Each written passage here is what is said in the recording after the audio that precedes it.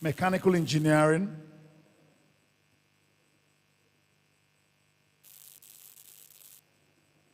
mechatronics engineering,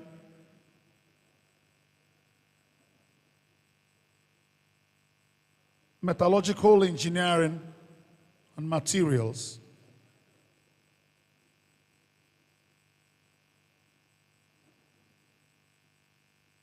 The head of chemical engineering is also here, talking about Dr. Mrs. Ebere Ejikeme. And then Dr. Obuka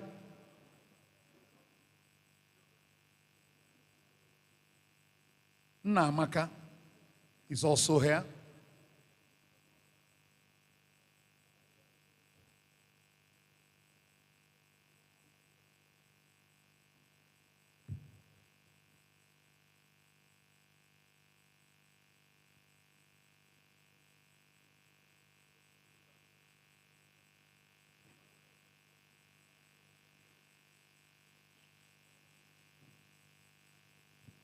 We have in our midst, ladies and gentlemen, Honorable Franklin Nkem,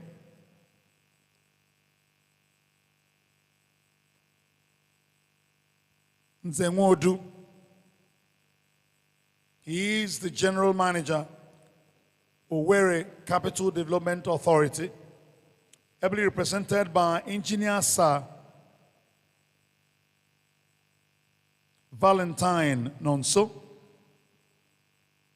the HOD Engineering, Owerri Capital Development Authority.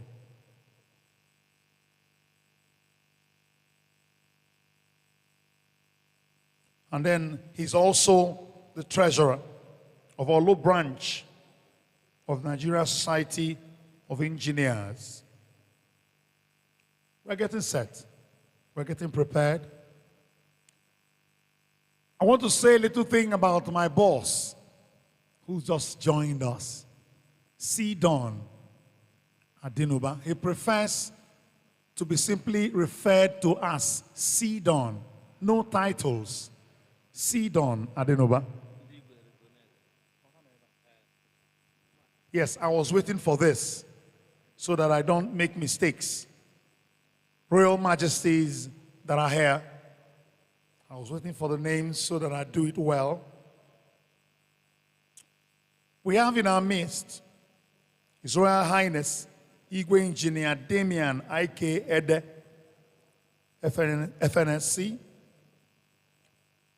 Aina Sigi Igwe no. We also, okay, he is Eze Akpaka. Amangpa Ugwigo Nkobana ma kpọtara ọfụma unu enyelu m aka. We also have His Royal Highness Igwe Engineer John Azubike Ibe Ohabuenyi the second of Ekulambo Mbo, because I say Igwe no. Rinne. I was saying something about my boss, C-Don Adinuba. You're a man that brought a lot of finesse, a lot of professionalism in your duties as the then Commissioner for Information, Anambra State. We've had them, we still have commissioners, but we know the distinctive touch you brought to that job. Some of us who were around you, who worked with you, were able to excel even up until now because of the legacies that you left. It might sound simple in the eyes of people, but we knew. Are we talking about your delivery in speeches? Are we talking about the understanding of information technology? Are we talking about the way to balance the dissemination of information, it was top-notch. I am not saying this because you're here. I say it everywhere. I am making a statement of fact. You led well, with a lot for us to take home. So thank you very much. And I know you're still in that business, empowering people and making them excel. Thank you, sir. Thank you.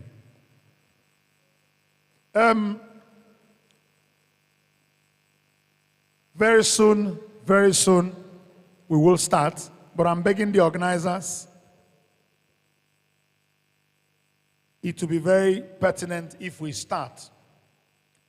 There are so many things we can be doing before some of the dignitaries join us.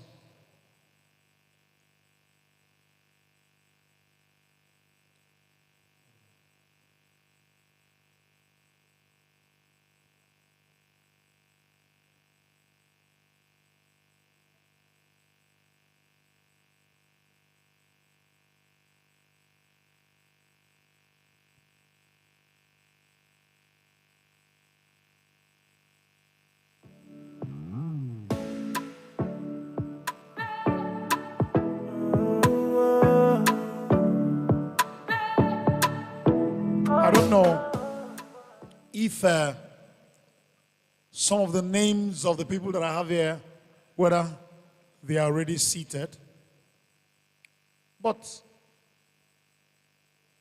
I will be making the introductions, and if they are here, they may wish to acknowledge that they are here with us. We want to make welcome Honorable Dr. Magnus Ede Fenate, member, Enugu State House of Assembly. Yes. And steering committee member. We also have in our midst Engineer Tech Peter Ekenachi, National Vice President,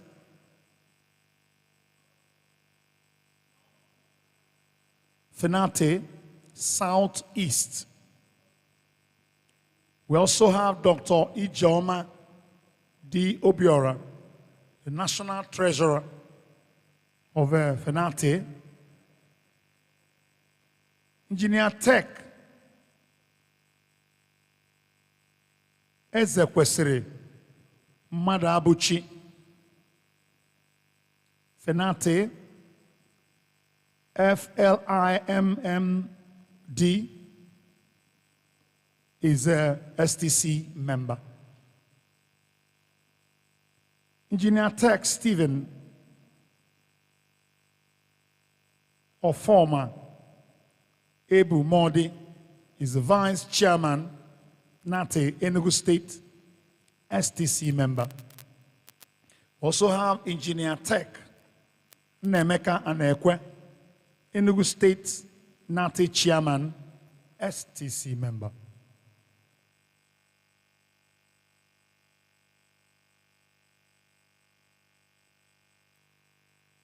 And then list of STC members. Once again, we have Engineer Enyinaya Eni,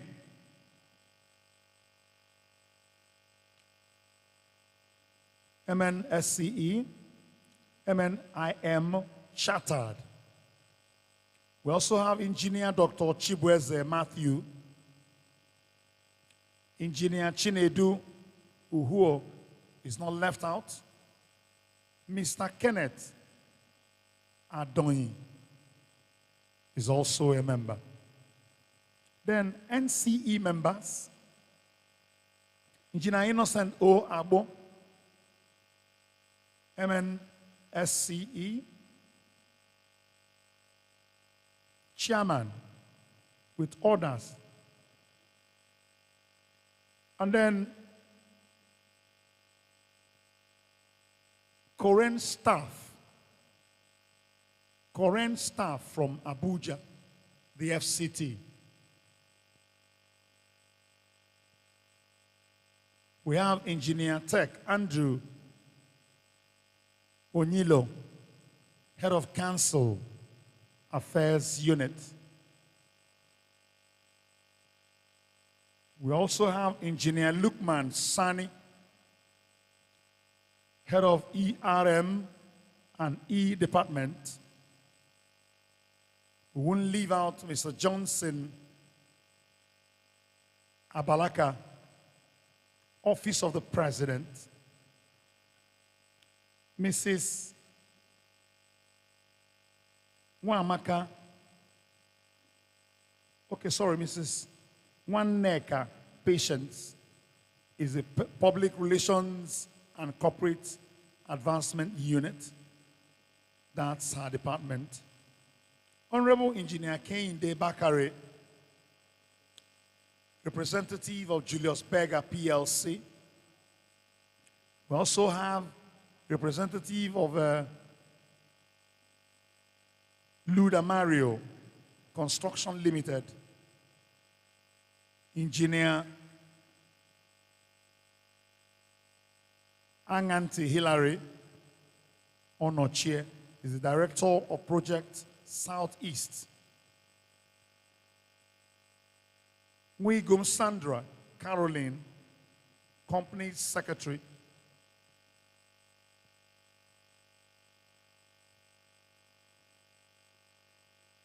We're also expecting in this great occasion the Speaker of the Enugu State House of Assembly, Right Honorable Engineer Callistus Uche Ugu. We're expecting him to join us. And also Honorable Engineer Anayo Onwebu, FNSC, member representing Anindri Ogu Ochi River Federal Constituency. He will also join. Engineer Paulinus Ike is the MD CEO, Potec Electrical Engineering Work Limited. We also have Honorable Engineer Sir Chris Obiora, who I've mentioned before, MNSE, Knight of St. John International, former chairman of Newi North local government area of Anambra State.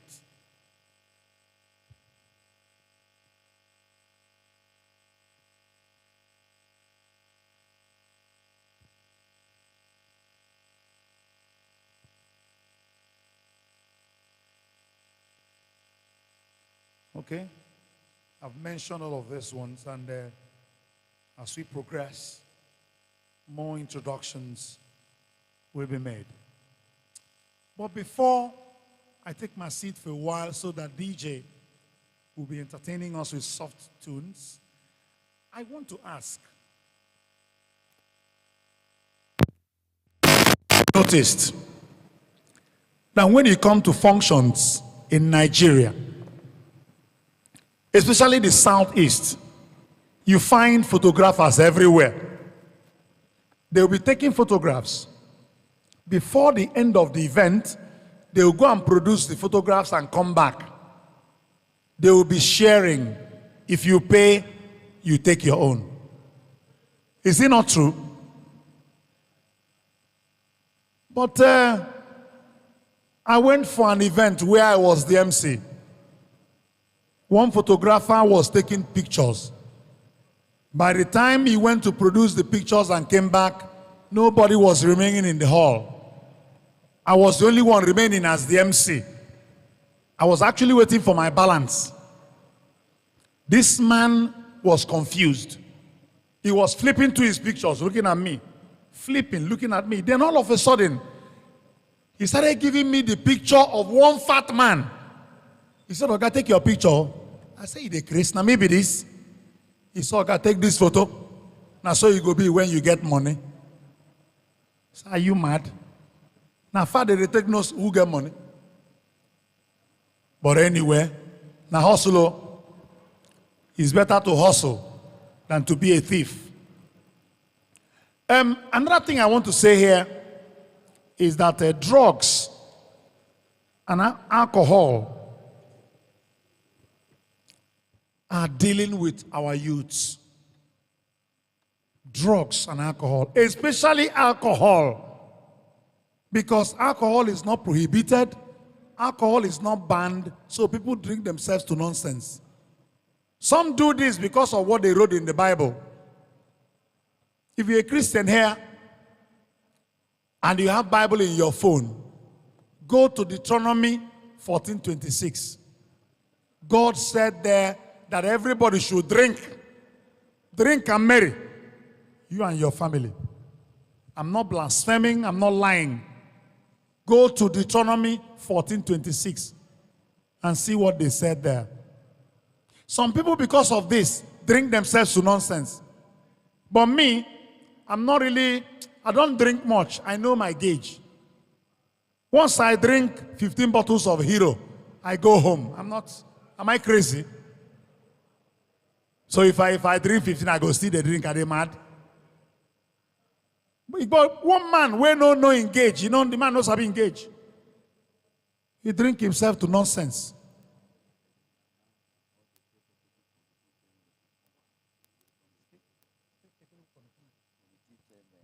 Okay, all the state technical committee chairmen should please step out to receive the president. Please, all the state technical committee chairmen, you are wanted not by EFCC or police, but for you to receive our indefatigable president. So please, God bless you as you do this. So you get one man where no sabi engage, the man they drink himself to nonsense. He drink finish, enter in motor, start to dey shout, holy, thief, parawo, ndiori, thief. People gather say, wetin dey thief for your motor? He said they don't thief in steering. They saw Ghana the back of motor today, now wetin dey worry you? The man drink finish, leave front where steering they dey. Go they put key for back. Now for back steering they dey. The same man drank and didn't know himself. He was in Oka drinking, Oka, Anambra State capital. Then after drinking, he wanted to go home. He started his vehicle. The man, they drive a Volvo. He entered his motor and started heading to Enugu. Running on the express. Then all of a sudden, the man felt pressed. He wanted to urinate. Now he parked his motor, start to the piece. As he dey piece, alcohol piece. He too dey tear. Now he dey piece. All of a sudden, he can hear conductors across the road. They shout, Abakba, Abakba. Now the man cross main road, enter motor, go in house. He hears that they call inside, he no go enter motor again. Alcohol is bad when you abuse it.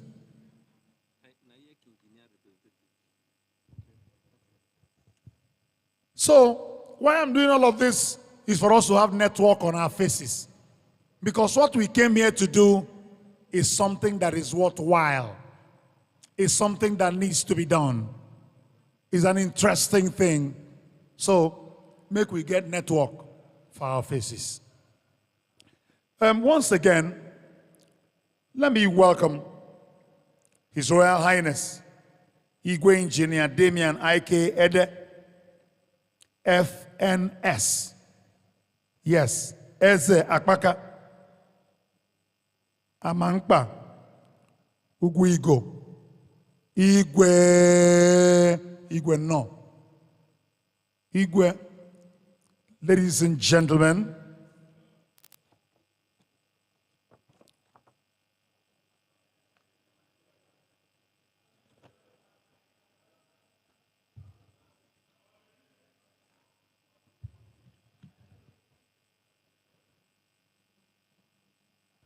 announcing the arrival and entrance of our indefatigable National President, Coren, Okay, President of Coren, Engineer Professor Sadiq Z. Abubakar, FNSE, FASABE, FAENG. Ladies and gentlemen, put your hands together for the President of Coren. Wow.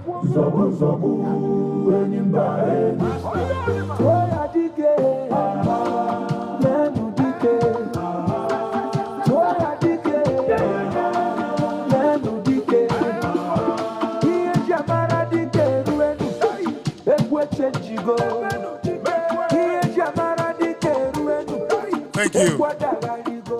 Thank you. Mr. President, you're welcome. Thank you so much. It is always a great pleasure to have a man of your stature, a man of your cadre, to lead this noble organization. We say thank you. Engineer Professor Sadiq Z. Abubakar, President, Coren. Welcome, sir. And I think the Vice President Coren is also here. Let me have the honor and privilege of welcoming to this great occasion Engineer Olu Ogunduile, FNSE. In Igbo parlance, we will say no. In Yoruba, we will say ekabo. In Hausa, we will say nagesheku. Welcome. Thank you so much for being here.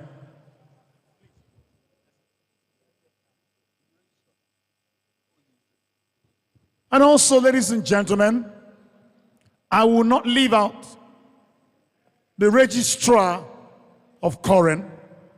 We have in our midst Engineer Professor O.A.U. Uche, FNSE. Please put your hands together for the registrar of this great organization. Sir, you're welcome. Thank you so much. Thank you for being here. And then I cited Prince Engineer AGKU Mbemena, FNSE, FICE, FNIPR, FAES, the Chairman, Southeast Regional Steering Committee, Coren. Ubanago, we welcome you. Thank you so much for being here, sir.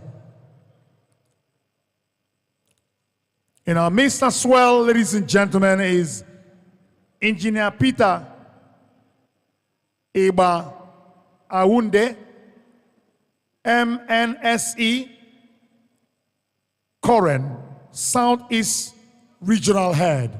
Please put your hands together for this great man as we welcome him. And then we also have, in this occasion, Honorable Engineer Sir Victor Meju Esquire. He is the Chairman, Coren Steering Committee, Anambra State, and the Chairman Organizing Committee for the Inauguration of Regional Steering Committee, Coren. Please put your hands together for Sir Vic. Where is he? He was there with me. Sir Vic, we welcome you. Say thank you. Thank you. We want to welcome officers of Coren Southeast Region that are here. Yes. Engineer Peter Eba Aounde, I've mentioned him before, is the regional head Enugu Coren. And then Adoi Kenneth Amen is Coren State Officer Ebonyi.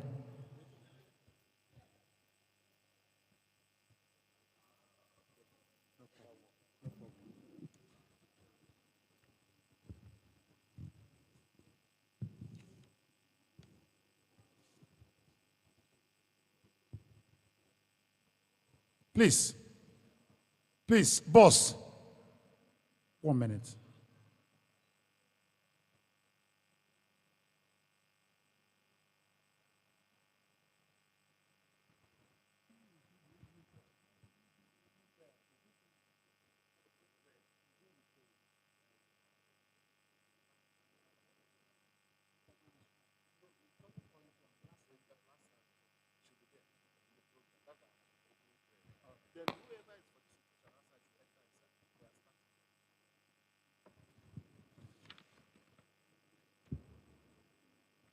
All right, ladies and gentlemen, a special announcement. If you're here for this event, please want to crave your indulgence. We want to beg you to please come inside and take a seat. If you're here for this event, no more loitering, no more standing outside. Please come and take a seat. We want to start. We want to start. So please come and take a seat so we can start this event in earnest.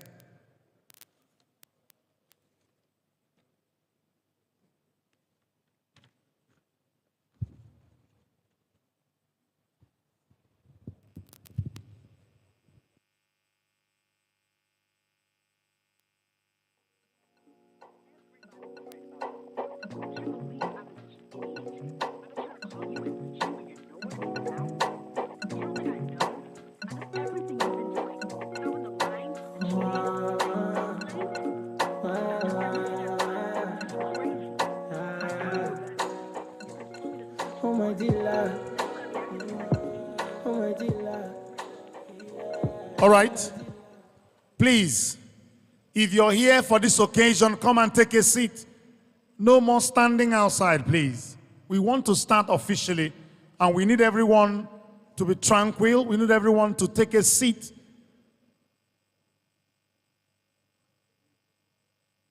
Engineers are known for orderliness. Engineers are known for precision. So please, come and take a seat so we can start. So ladies and gentlemen, on that note, to pledge our allegiance to the Federal Republic of Nigeria, let's rise for the national anthem.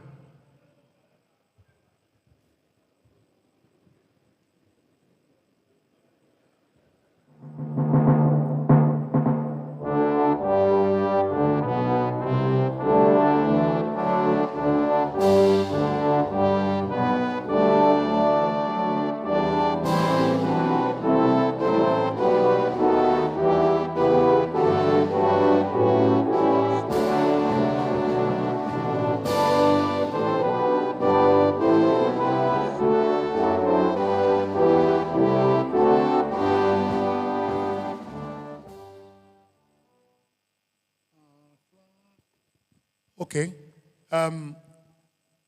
To pray, I want us to look at the page 1 on our program for prayers. Our prayer should be the national pledge. So ladies and gentlemen, 1, 2, 3, go. I pledge to Nigeria, my country, faithful, loyal, and honest, to serve Nigeria with all my strength, to defend her unity, and uphold her honor and glory. So help me God. Thank you. Please, you may now be seated.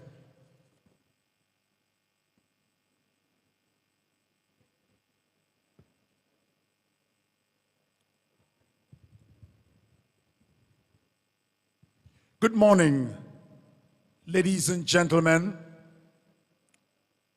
I want to specially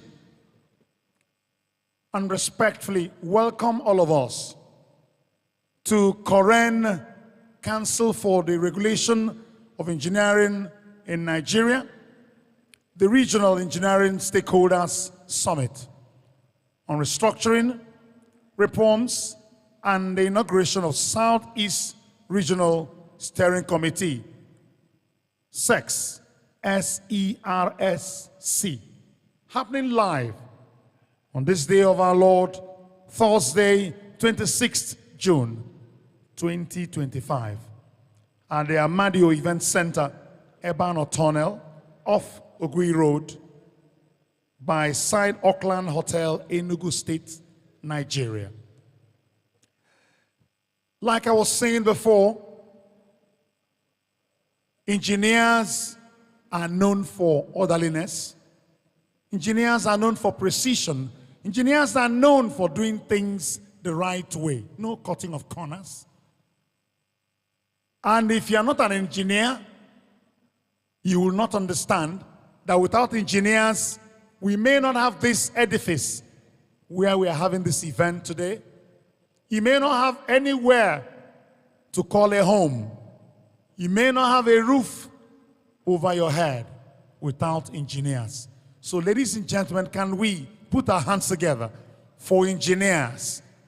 Put your hands together for engineers and engineering. Thank you very much. Thank you. We will start this event, but before we start, please permit me to introduce myself. My name is Sir Shedrack Chukwujeku Nnanna. And by the grace of God, the master of ceremony for this occasion. We will start this event, we'll keep it rolling by first bringing to speak to us, that is the keynote speech, which will be on restructuring, reforms in engineering for national development. But that will come second. First will be the welcome address by the chairman, Southeast Steering Committee, talking about Engineer Prince Ejike Mbemena, FNSE. Please put your hands together for this great man as he comes to give us the welcome address.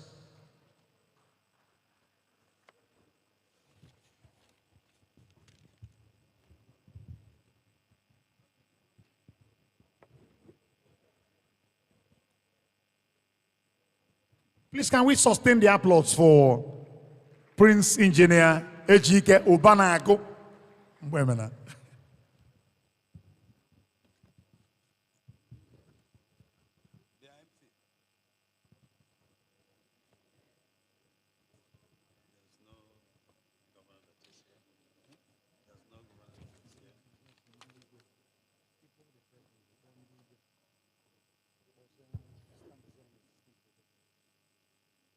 Hello. Hello.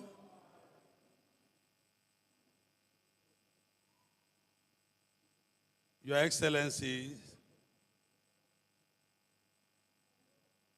the Governor of Enugu State, although I don't know whether there's any representation.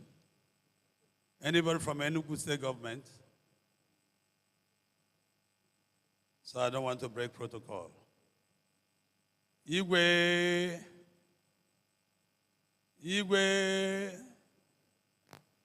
I am soon none, especially my boss, Engineer John Ibe. Welcome. The President, the President of the Council for Regulation of Engineering in Nigeria, Coren. We welcome you to Anambra State, and to Imo State, and to Abia State, and to Ebonyi State, and to Enugu State. We now welcoming you to Southeast. This is where all of us came out from. Welcome to Southeast. Mine is very simple.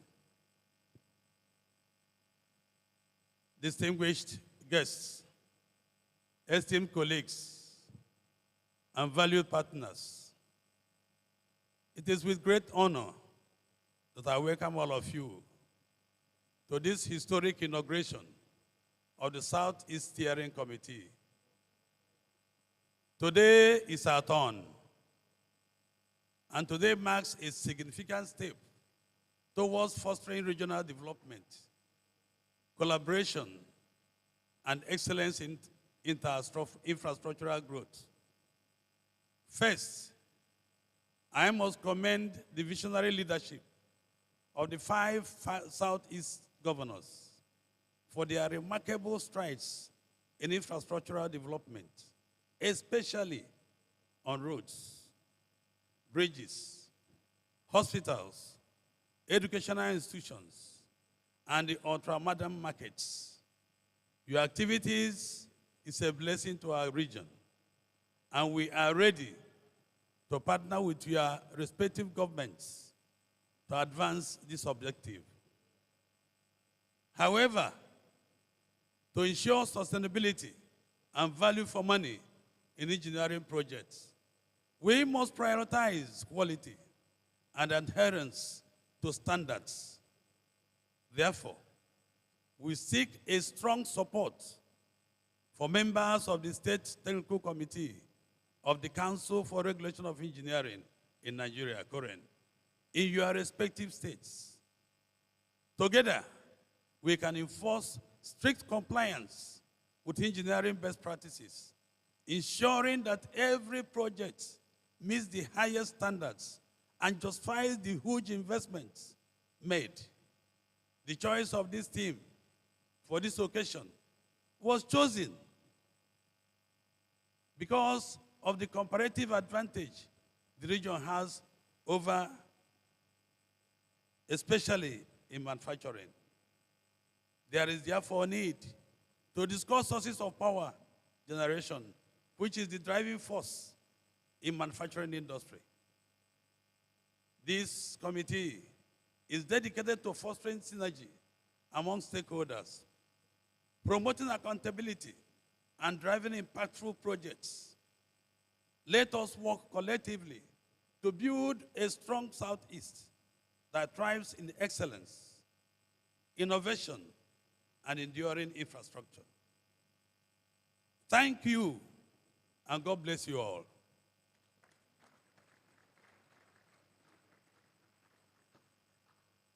Yes. Thank you very much. Put your hands together for him.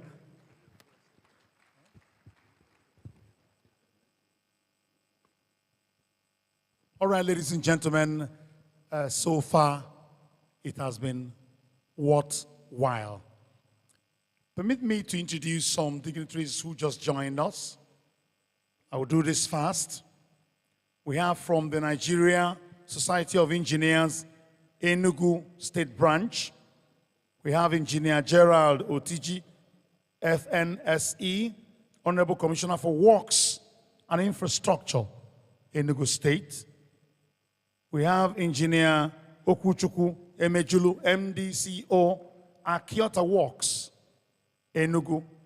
And then Engineer Dr. Prince Lawrence Eze, FNSE, Honorable Commissioner for Science, Technology, and Innovation in Enugu State. The man who has successfully hosted the first ever tech festival in West Africa. And then Engineer Dr. Louis Ngobodo, Acting MDCO, Scientific Equipment Development Institute, SEDI, Enugu. Then Engineer Dr. Peter Ubobe, FNSE, Director General, CEO Projects Development Institute, PRODA, Enugu. Engineer Dr. VM Chiuzie, FNSE, MDCO, M-Plan Group, Enugu. Then Engineer Sir Chris Okoye, FNSE, MDCO, Crown Crest Global Engineers Limited, Enugu. Engineer I.O. Dioke, FNSE, the MDCO, Dioke Consult. And then Engineer Professor T.O. Chima, Dean, Faculty of Engineering, Enugu State University, Science and Technology, ESUT, Enugu. Then it's Simonin, Managing Director, Eminite Limited, Enugu. His Royal Highness, Igwe Engineer Damian Ede, I've mentioned before. Welcome. And then from Nnamdi Azikiwe University, Oka, we have Engineer Professor Ugochukwu Okonkwo, who is the Dean, Faculty of Engineering, representing the Vice Chancellor of that great university. And then Engineer Dr. Kingsley Nnakwo is the Sub-Dean, Faculty of Engineering. And then a team of Nigerian University Engineering Students Association, Nnamdi Azikiwe University, Oka is also here, NUESA. Please, we thank all of you for coming, and we say, may God bless you as you are joining in this occasion. Then right now will be time to listen to that great university don, an engineer par excellence, the president of Coren, the man who makes it happen. Join me, ladies and gentlemen, for the keynote speech. I am talking about the man who will talk to us on restructuring and reforms in engineering for national development. Ladies and gentlemen, put your hands together for the president of Coren.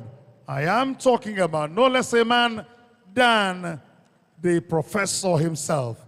Talking about, yes, Engineer Professor Sadiq Z. Abubakar, FNSE, FASABE, FAENG. Put your hands together for him.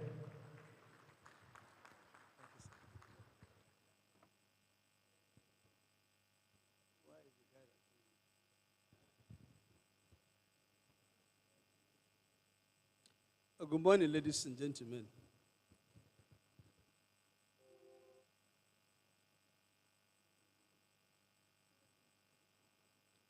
Igwe, I welcome you. Our mentor, our senior, combated as a traditional ruler. We pray for a very good reign for you, sir. He was our director in the Federal Ministry of Works. Igwe, you are also welcome back, sir. Ladies and gentlemen, the leadership of Coren that is seated here, the Vice President, my indefatigable registrar, the regional chairman, who is also a council member. I call him my elder, he's my senior. Coren staff that are here, I've seen members of the steering committee, two former vice presidents, my colleague, very good friend, Professor Nwoji. You're highly welcome. Former vice president of Coren, Engineer Igiri, BC without a university. You're welcome. The chairman of CODET, the Committee of Deans of Engineering in Nigeria, the immediate past chairman, Engineer Eze. You're welcome, sir. The state officers of Coren, fellows of our devout profession of engineers, the representative of Professor Naji, you're highly welcome. Members of NSC, members of NATE, members of NICET, members of NAEC, invited guests, ladies and gentlemen, good morning. I'm very delighted to join my colleagues in the Southeast in this very auspicious occasion for us to announce the new Coren. I will request that somebody should please present the keynote address that I'm to present. Those of you that have the program booklet, there is something that I prepared initially, which they call welcome address. But in the wisdom of the organizing committee, they upgraded my submission to what they call keynote address. And so I had to quickly, when I arrived yesterday, put up this presentation of which I'm going to share with you. I accepted that because I believe the audience need to be put on a very solid foundation on what we're about to begin in this country. So I will speak to the keynote presentation. And what we have here, please, you can take home and digest and ruminate.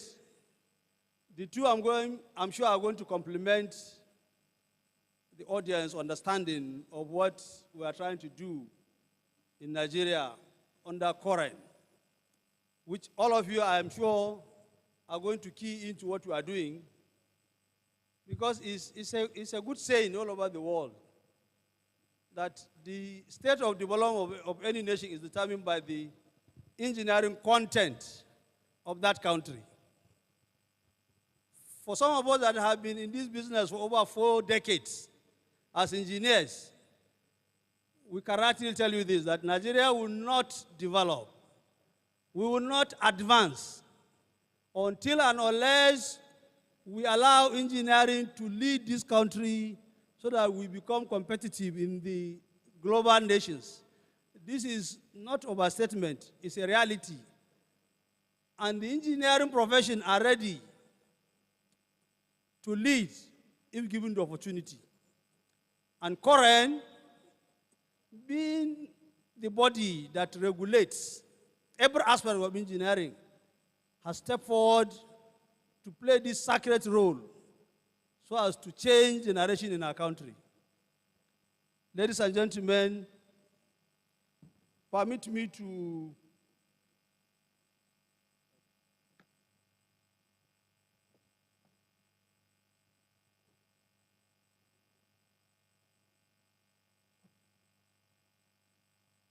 hello.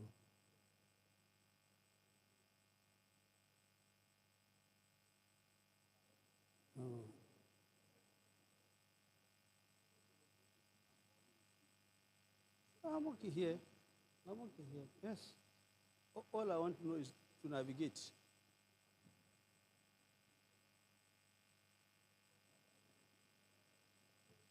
Can somebody come and guide me on the navigation on this?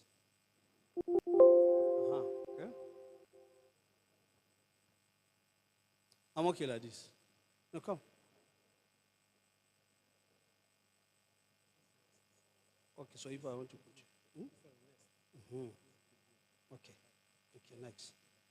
Thank you very much. Ladies and gentlemen, permit me to speak to some of these slides. We are coming to Southeast to inaugurate what we now term as regional steering committees.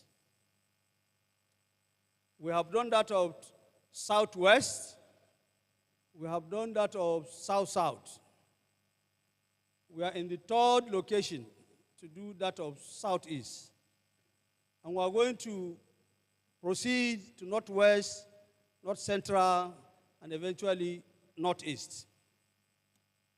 What we are trying to do is restructuring Coren, reforming Coren, for so many reasons. These slides highlighted some few aspects of what we are doing. The compelling needs, the rationale of what we are doing is all encapsulated in this presentation. Please take some time to give me your attention so that I will be able to make sure that you have some takeaways at this inauguration event that we're doing today.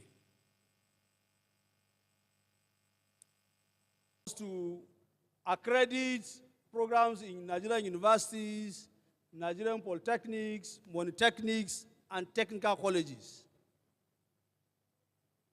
Regulate training of graduate engineers and pupil engineers for them to mature and become registered and chartered engineers. That's what we call mandatory professional development.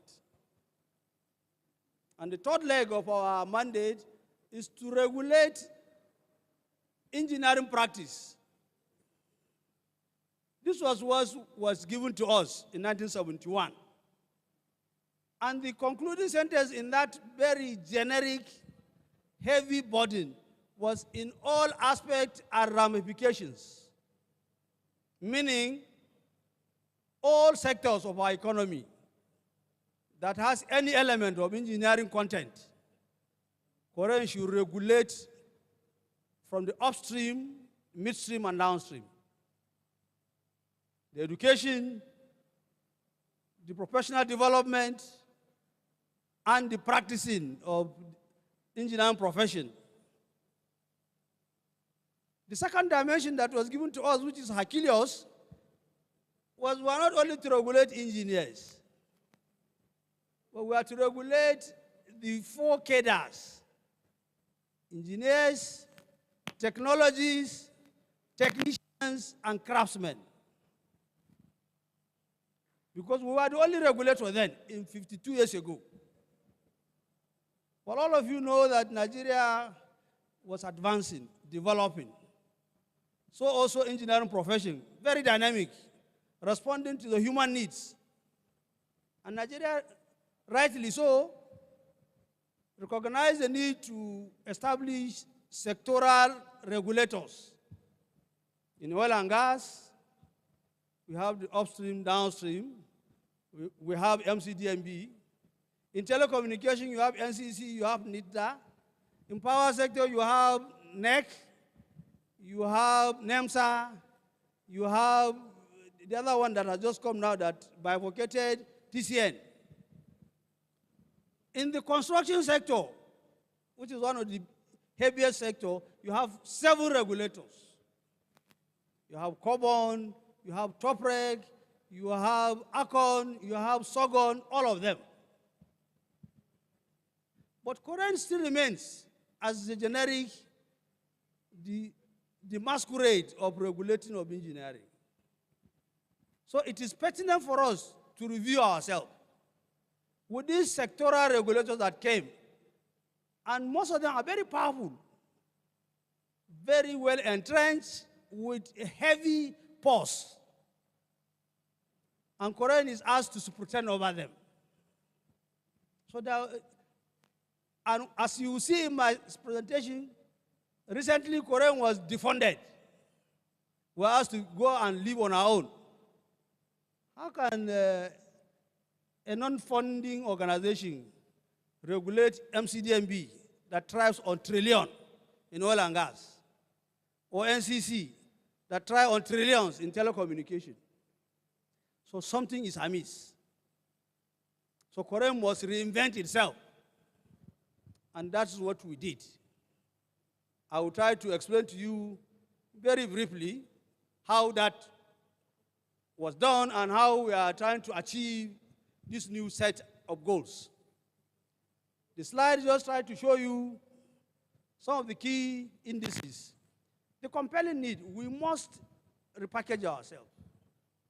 We must restructure and reform Coren if we are to be relevant. If we are to ensure the enforcement are taking place in the diverse sectors that we have. If we are to apply the sanctions in our investigation panel, in our tribunals, which are there in our law enshrined. These are some of the compelling needs, which I know some of my colleagues here can say more. And lastly, the most important compelling need is the last one. We were defunded January 2023. So we are on our own. It is in line with the best global practice that a regulator that's supposed to regulate the government should not be funded by the government. That we understand. So we need to rethink and repackage ourselves. How do we accomplish our mandate with self-financing, self-funding? How do we cover the 11 sectors without any funding and deepen the synergy between the sectoral sector regulators and us? How do we also align ourselves with the global benchmarking of joining the International Washington Accord, International Sydney Accord, International Dublin Accord, which will allow Nigerians to have mobility. Once you register with Coren, if you achieve those 3 milestones, you will go and practice anywhere in the world, as equal to any engineer in the world. These were our clear targets and clear challenges, which if we do, we are not only helping the engineers or the technologists, but we are helping our country. So it was a deep deep down assignment that we took upon ourselves.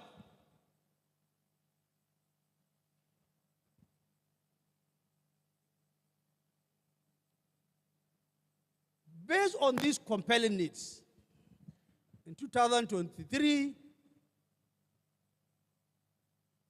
I led the process of repackaging Coren. We developed what we call the roadmap, a very strategic document that encapsulates a lot of what I said and even more. And we try to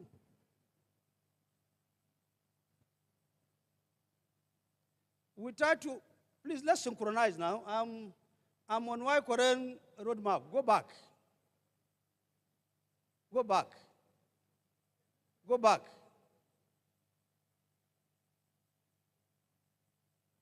Go back. I'm not here. Yes, I'm here. Please be looking at me when I so that the audience will follow.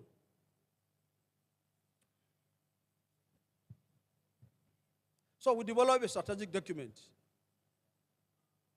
Can it work now? We develop a strategic document,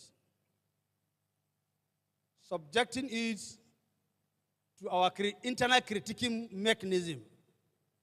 When we were confident of that, we went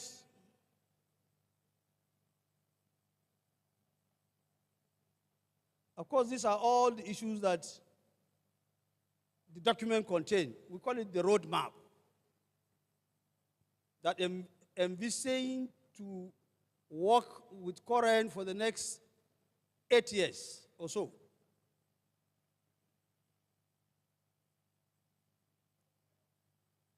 We now had to obtain consensus and approval. In 2023 assembly, we presented that roadmap to over 9,000 engineering practitioners. And we had the endorsement that we should go ahead to implement that. We came back to the council, engaged the council, and council gave us approval. And then we set up a committee for a retreat to cross the T's and dot the I's to develop the modality and strategy on how to implement it. Igwes, my colleagues, we had all laudable endorsement on that document. And we set ourselves to start the implementation.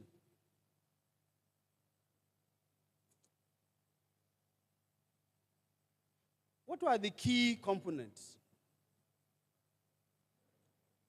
Very clear. Global best practices of regulation of engineering. Coren has been a member of the International Engineering Alliance. We allow ourselves, we open our doors as Nigeria, and we subjected ourselves for internal review mechanism. There is an accord called Washington Accord of 25 developed nations that form that elite group, our engineering. We opened our doors and they came since 2017, reviewing our educational process. How do we train our engineers? It took us our 7 years.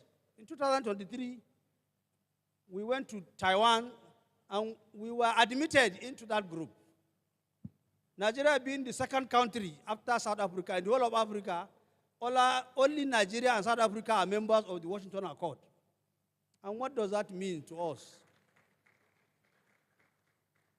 It means the developed world have recognized that there is what they call substantial equivalence of engineering education in Nigeria compared to Europe, to Americas, to Asia. That our graduates from university system in engineering when graduating and they are registered by Coren following all the procedures, they can go to any part of this country, world and practice as equals, as engineers. That is the implication of Nigeria joining the Washington Accord. So that's what we mean by conforming with the global best practice as a regulator. The other two legs are there. Sydney Accord for the technician and technologies. We are pursuing that agenda also. And the third one is Dublin Accord for the craftsmen and artisans. We are also pursuing that agenda. We don't want our youngsters, rightly qualified as engineers or engineering practitioners, to go to the developed climes and start to have miniature jobs. It's appalling that our people will go. Often, those of us that read outside the country, you will beat those Europeans in the class. You will have 4-point-something GPA. They will have 2-point-something. When you graduate, you cannot go to that country and work. It's your junior that you are training that will be a master even in your country when they come. That is appalling. Coren is trying to change that narration, not only in Nigeria, but globally. Any engineer that is registered with Coren now will go to Canada, will go to US, will go to UK, anywhere, and work as with his shoulder high as engineer.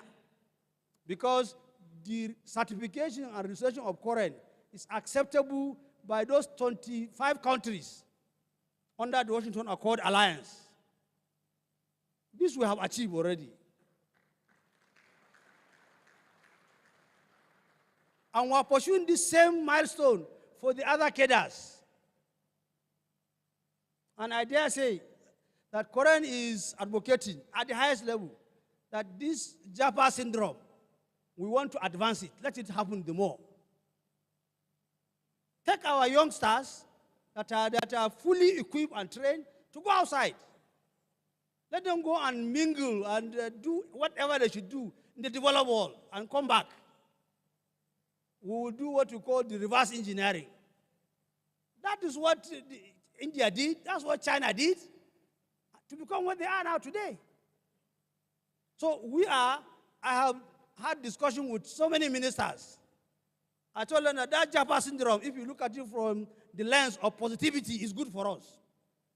But if and only we have people that are registered, that will go there and mingle as equals in the developed world. Not to go and be doing cleaner job. A certified engineer will go and be doing cleaner job in these other climes. That is very appalling and disgraceful to us. Coren is ready to change that narration anywhere. We were not responsive. Coren is over-centralized. We have a structure that in every state we have Coren office. But our operations are very centralized. So we have decentralized Coren to be able to be responsive and have more impact at the grassroots. This today you will hear from my colleagues. We want to be more efficient. Of course, more prudent because we are defunded. We don't have the luxury to be wasteful with funds now. We want to be more accountable to our registrants. We want somebody like Professor Nwoji, who is one of our veterans in the accreditation. I want Professor Nwoji to go to any university and challenge their accreditation system. I want somebody like Engineer Egiri, who is in the field, to go and represent the industry. Those are the issues we want to see as accountability to our constituency. Of course, lastly, we want to have sustainability and financial independence so that when my minister, it's already happening, I wish he's here, when my Minister of Works, David Omahi, who is somebody we have worked together at different times, now he is looking for me because he doesn't pay my bills. And I'm ready to tell him what you are doing is not correct. I will blow the whistle. As a regulator, that's what we are expected to do. So in the other side of the coin, this defunding also has its own advantages. And the international group were celebrating us when we are defunded because they know that is what they require for us to rise up as engineers in Nigeria. For 52 years, we have been funding, they have been funding us, even though very marginally. But from last year to now, we have not been funded, and our activities have multiplied. Our presence have multiplied. Our effectiveness have multiplied. And they're asking what is happening, President. I said, no, don't worry. You know, Nigerians have this resilience. We will rise up. It's good that you have defunded us. We are rising up.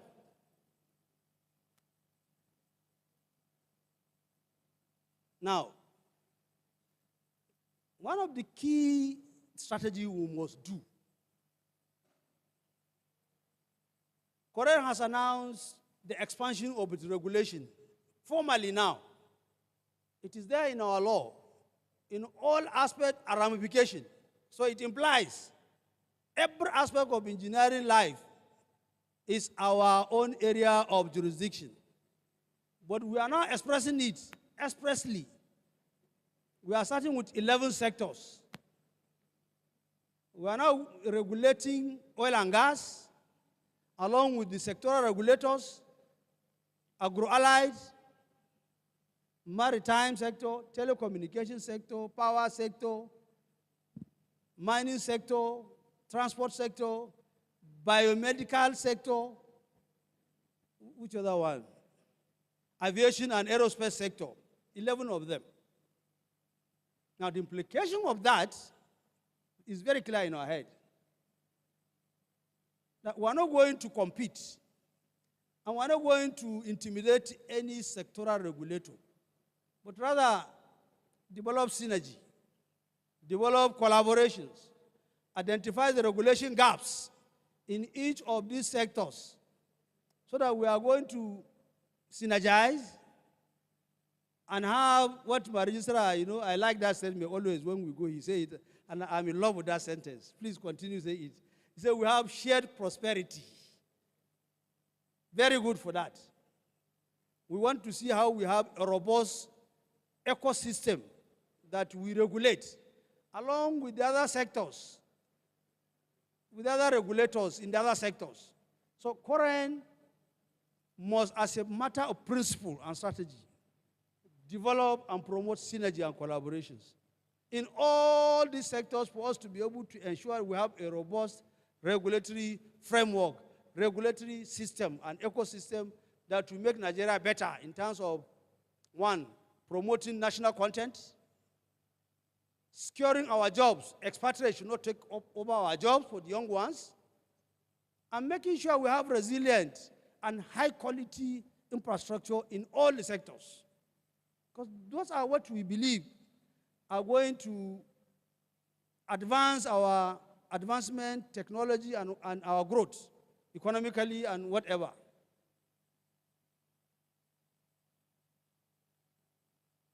Of course, we are to entrench teamwork within the engineering family. You remember I told you, Coren has oversight of engineers, technologies, technicians, craftsmen. Now, 2 years ago, the National Skill Council, under the chairmanship of the Vice President of Nigeria, has added to us the last cadre, that is the artisans.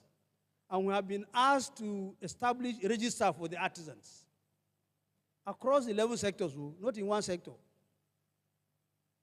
We were discussing at that National Skill Council, of which Coren is a member, that down the road, our children, we hope they will regulate a vulcanizer. When you go to the roadside, you see a vulcanizer, you ask him, let's know you are lancing. Let's see you are lancing. Are you lancing? Is it up to date? Do you have the right tools to do vulcanizing job? That is the implication of adding that register of artisans. And all of us that study in the other class, we know what is happening. If your house has a short circuit in any of these developed countries, you know what to do. You just get a wire and put it in the circuit breaker, and the thing will. If you do that, they will subcharge you. Even if you are the chief engineer of Nigeria, when you go outside the country, you must have the licensing of artisans or a technician to come and do that job. And you call somebody by phone, they will come. He will show his license and everything, and he will tell, in 5 minutes, you put to that wire. And he will ask you, my coming is $10. The work is another $20. My going back, so total is $40. This we know. That is the image we are seeing that should happen in our country. But of course, we need to develop all the framework and the discipline so that the youngsters will inherit this thing we are doing. Within the system, we must have teamwork. When you people hear engineers are calling, or Coren rather, is calling this terminology quackery. Quackery, of course, there is impersonation. If you are not an engineer, you are working as an engineer, you are a quack. But technically, you are also a quack. If you are a civil engineer and you are doing oil and gas work, you are a quack.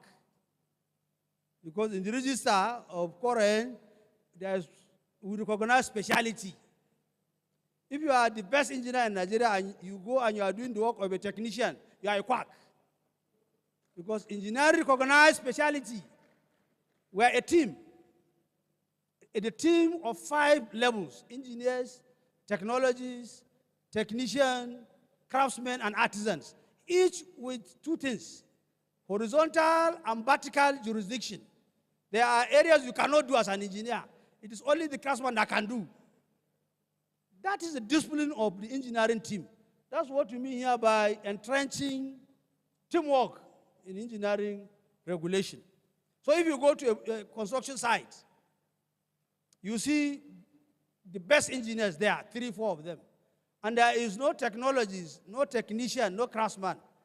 That site should be closed. Because the engineering team is not complete. Because an engineer cannot do the work of a craftsman. That's what we mean by this. But it is new in our head, but that's the way to go. We must define the boundaries of jurisdiction. For engineers, if you go to a construction site, for instance, you must see an engineer, you must see a builder, you must see a town planner, you must see an architect. Each one with their jurisdiction. If anybody does the work of the other, they are playing quackery. This is what we mean here. So Coren has a big responsibility. This is not known even to us. We overlook it, we dismiss it. But until and unless we do this, we will not be competitive enough with the global best practice.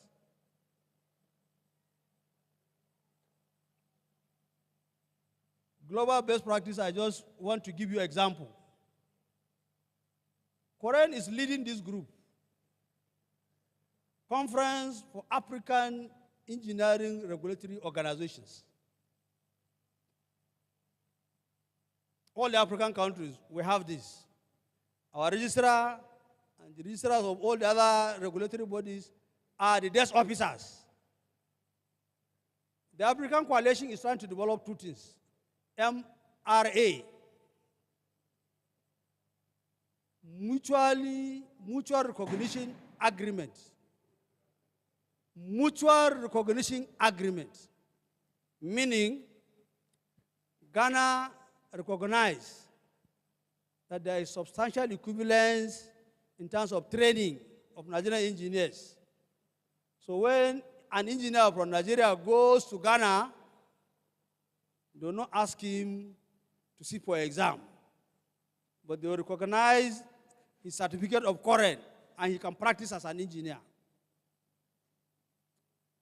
If a Nigerian goes to Kenya or South Africa or Egypt, it's the same, MRA, We are trying to finalize that.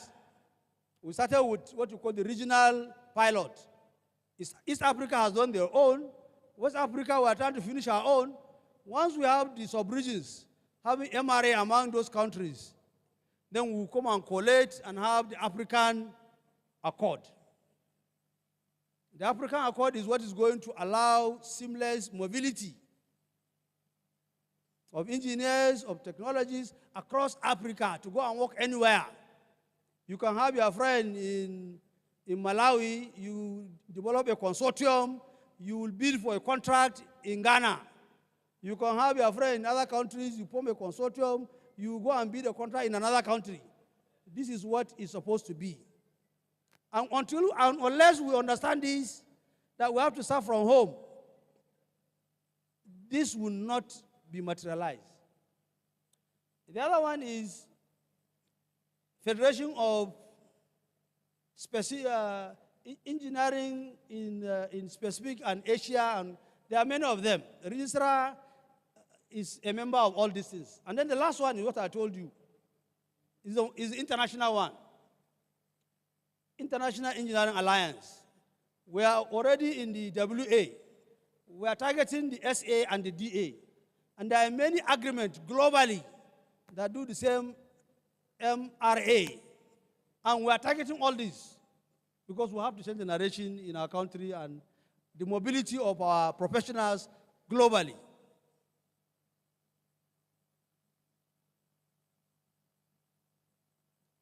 Now, the new Coren will have an outlook like this. I will not spend much time here because the other presentations are going to dwell on the modality of this. But this is the new checklist of the new Coren in Nigeria. We have the Engineering Accreditation Committee. We have the mandatory continuous professional development to be undertaken by the professional associations, NSE, NATE, and Co. They are the ones that will do that. We have IPEC. The chairman of IPEC is here. Engineering Professional Examination Committee. Examination will be taken centrally for engineers, for technologies, for technicians. We are going to have a platform that this will be done seamlessly. If you don't do that exam, you cannot be able to renew your lancing with Coren. So all the 5 cadres, details will come. Item 4 is what we are doing today. Regional steering committees. We are establishing the new layer. We don't have, gurus like you, Umoji, sitting down. Each one civil engineer, one electrical, one metallurgical, one this, and you say you go and develop code. Which one are you going to develop? You must break it down. Each oil and gas will have their own committee. Construction will have their own committee. Telecommunication, their own committee. Then you will see us developing, turning out code and standard that are domestic to our own peculiarities as Nigeria. This we know very well. It's what's happening everywhere in the world. So our own has to change. And we have changed it. The ERM. This is the heart of Coren. Engineering, regulation, monitoring, and enforcement that are supposed to take place at the state level. This is why you have STCs, you have the chief inspector, you have the inspectorates. Now we are going to have inspectorate in the 11 sectors in each of the states, depending on the economic viability of those sectors in your state. A lot of details will come, but not to turn my keynote address to a lecture. The STCs are there. We now have whistleblowers. We now have intelligence and surveillance task force that will reinforce the STCs, that will reinforce the regional steering committees. We have developed criteria on how to do that, on how to appoint the whistleblowers in Enugu State, for instance. Because you must have whistleblowers now to go and be looking at what's happening. You cannot sit down in your comfort zone and say you are regulating. You are monitoring. What are you monitoring? We didn't get it right, but now we are aligning ourselves with the best global practice, and we are getting it right now. We have what we call engineering investigation panel at the regions. The investigation panel that we used to have at headquarters has been cascaded down to region. We are not going to wait for 3 months. We want the people to be very responsive. Every 2 weeks or so, at the regional level, if there is any area that you think there is infraction, go and investigate. So we have stepped down on that one also. It's not at the headquarters. And then we have the tribunal. It's the only thing that we retain. When you have culpables who are supposed to be tried by the tribunal, send them. The chairman of the investigation panel at the regional level will join, go to headquarters, and we try those people at the tribunal. We have added one very important aspect, and that is engineering investigation, forensic, and engineering infrastructural failures investigation. Meaning, all the building collapse we have been witnessing, when we go to investigate, one of our critical challenges was we do not have the structure and the framework and the process to do forensic investigation. So it is very difficult to identify the culpable, the culpability, who is doing what. We have developed curriculums, we have developed modules, and we will soon begin to train people who will be certified engineering, infrastructure, forensic, and failures investigators. I have already signed in. I want to also be certified because I want to drop my car or president and go there and also be a student. I will take the elementary, intermediate, and an advanced course of this new aspect. We have already had established a collaboration with the Chartered Institute of Forensic Investigation, with the National Institute on Road and this NIBRI, because they have all the facilities for forensic investigation. And with Coren, we are going to mount this training. So I'm announcing to my colleagues and senior and even the younger colleagues, my students, this one will fetch you money. It will give you a good job. If you are a certified forensic and engineering failures investigator, you go anywhere in the world. Go and work anywhere in the world as an investigator, forensic investigator, and failures of engineering infrastructure. This is something we have added. I'm announcing that for all of us to take note. We sat down and developed a very robust pathway on how we will be financially independent. These are things that most of us know. We added some, and we are removing, look at that last one, the engineering, infrastructure, failure, and forensic investigation. It will fetch us money. Because I know many people like me would like to be certified investigators in this, that we can go to anywhere in this globe and perform that function. This is something that we have sat down carefully. And if we follow this religiously, Coren doesn't need to go back to government and start asking for handout. We don't need that.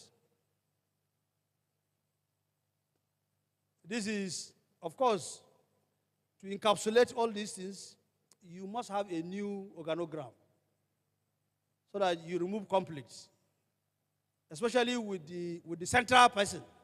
The central person who is the registrar, you need to immune him and let him know, the flow of authority and what have you. You also need to protect him from the council. You need to protect him from the regional steering committee. There is a more detailed organogram at the regional level, but I didn't put it here. I allow any of them that are going to present, maybe they will share that with us. Yeah, there are quite some opportunities and some challenges. that we envisage. And these are some of them. We don't have regional offices. We don't have some state offices. Now we are already having, we have a regional office in Enugu here for Southeast. There is one in Lagos. There is one in Port Harcourt. There is one in Kano. There is the Abuja one. And there is one in Gombe. These are the new regional offices we established that are going to oversee the state offices. We still have some few states that doesn't have functional offices. We have sat down with the Minister of Housing and Urban Development. Before the end of this year, I assure you, all our states will have offices at the Federal Secretariat. That one they have agreed they will give us. So, Southeast, if you have any state that doesn't have functional office, please talk to the registrar, let us see. Because we were already in talk with the minister and the PAMSEC of Federal Ministry of Housing. They will give us offices, at least temporary. And we are going, and to add to this, we have selected 6 states in the country. So I don't forget.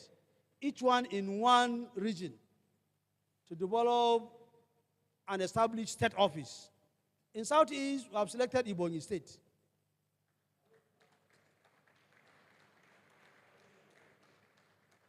We have an approved design and model for our state offices. They are going to be standard, the same. We have selected Kaduna in Northwest. We have selected Osun in Southwest. In North Central, Niger. In South-South, Yenagua. And in Northeast, Bauchi. We have already given out the design, and we are going to tenaciously make sure that we establish these offices with our own funding. And we are ready to do that. We just commissioned 4 new offices. We commissioned that of Jos, that of Asaba, which other one? That of Ibadan. We are about to commission that of Meduguri. Our offices that are edifice, very good complex with everything in those places.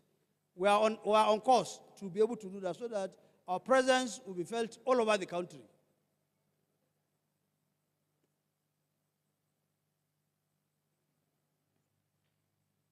The human capital.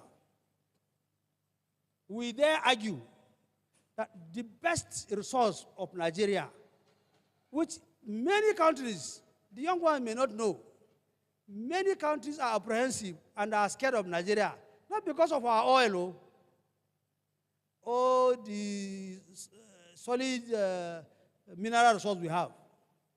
The most important resource we have is the human capital.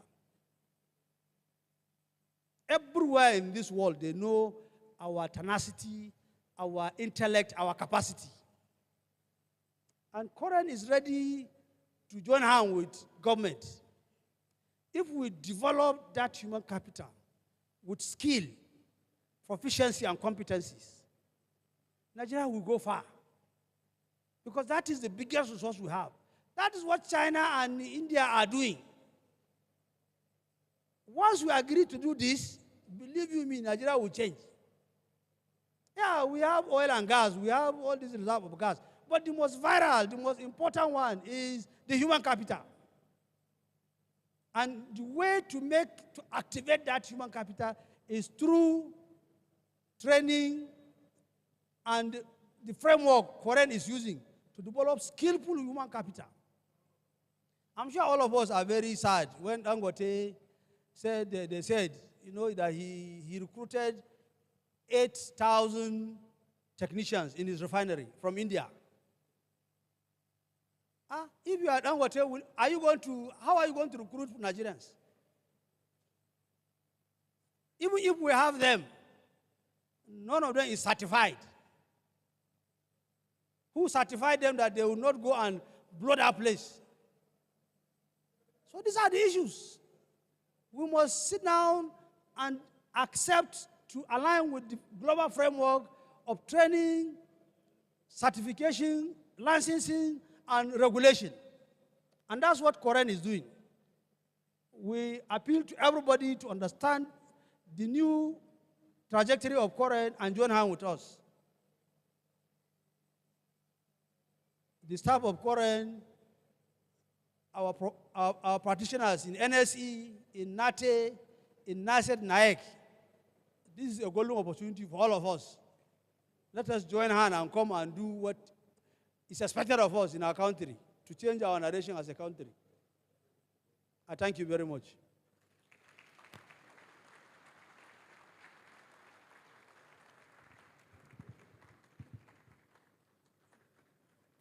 I'm sorry I have taken a little more time. I'm sure you understand why I refuse to read the one in the manual. Because that one is ceremonial. Me, I'm a professional person. If you give me option, I'll always go for my profession than to go political.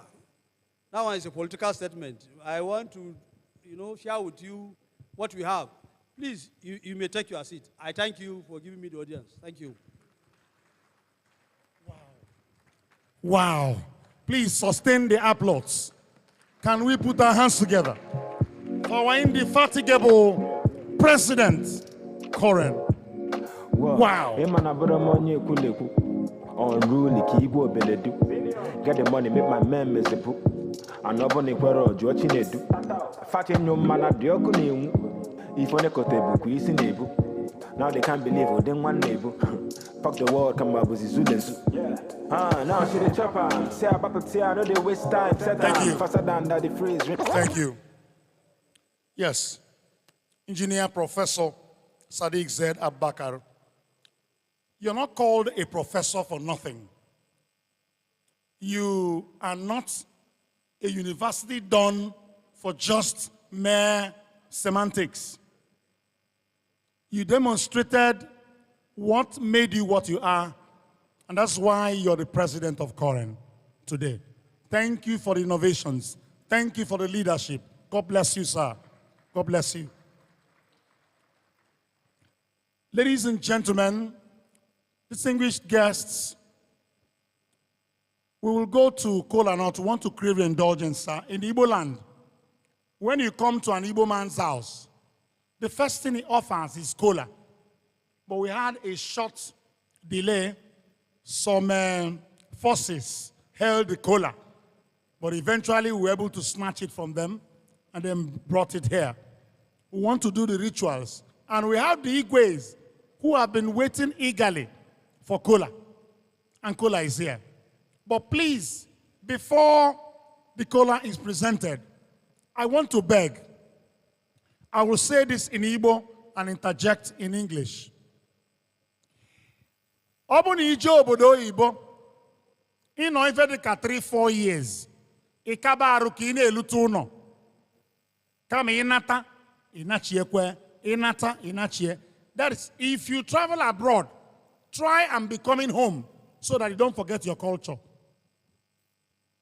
A particular Igbo man traveled to America, and his father was the Igwe of his community. He traveled and stayed for 40 years. He never came back for one day. Onatanro. Olutase mbosi onata. Obu no nwele ife na ebe na befa.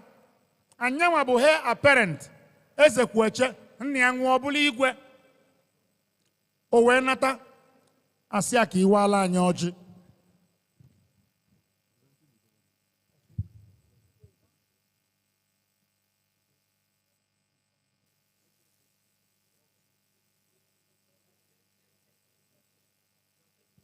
Ladies and gentlemen, it will be my singular honor and privilege to introduce and welcome to this great occasion the Executive Governor of Enugu State, His Excellency Dr. Peter Mba, ably represented here today, ladies and gentlemen, by Engineer Gerald C. Otiyi, FNSE, FNICE, Honorable Commissioner, Ministry of Works and Infrastructure, Enugu State. Ladies and gentlemen, put your hands together for this amiable leader. for this man of valor, man of immense character. Welcome, Your Excellency. Welcome.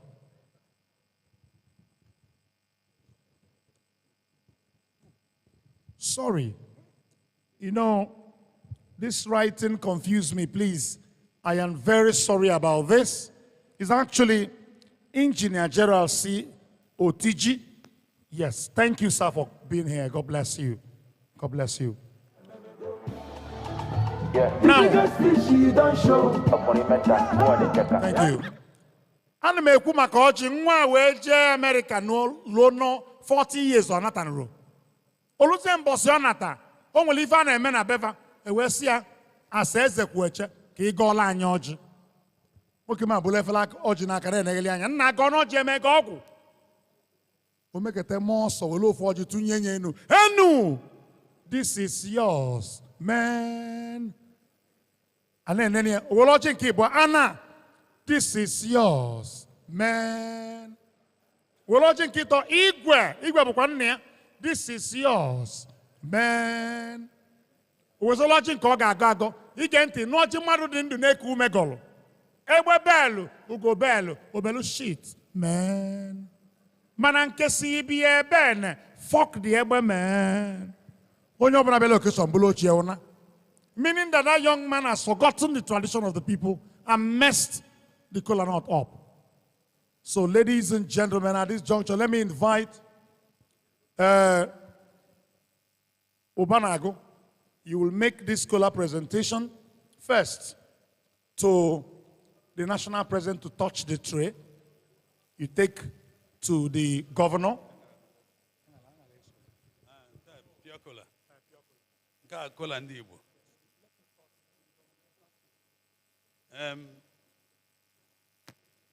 Your Excellency, we're there for your house. Yeah, we're there for your house. To us, you are our own Excellency. Well, touch him. Your call not don't come. Bill, I say, I'm engineer. Well, good. Nay, VP. One name. Your Excellency, this kola nut is from Enugu State, specifically from your village. We send somebody to go to your village and buy this. So this kola nut is from you. Please do the needful. Kola nut ana kuna so yibo.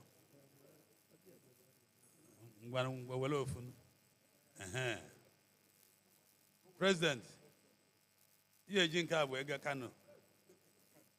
You know na kana gwani si ani Igbo webia.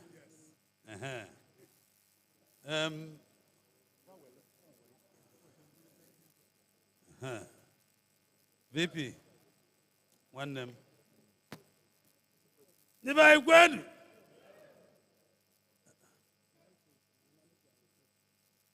Okay. Igwe, iye nwendidi. Onye na aka nni bogam bayano n'ọlụ Igbo. In short, he was my minister, de facto minister for works. Mbonye no aka nni. Ka mbuje godiri oji. Makana ubi ibegu. Almost a kunsi awaji. Jina John Ibe FNSC. Igwe. Nai. I'll come with the stool because I was saying name. Batten Nudge. Are you Batten Nudge? Batten Nudge Senior. On the Ochavana Toji. On your Nioji. Ndochana Toji. But we'll lodge not the Konya by a cable. One then, kid. Take one. Take the. I know. Where are you from? Kogi? Oh, no. No. I think before you go, you married from my place. Eh? So you are marrying my sister now. Thank you.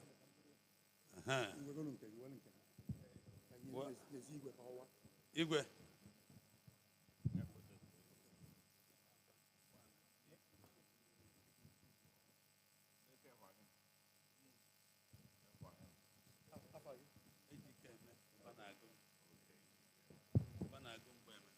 Okay, well.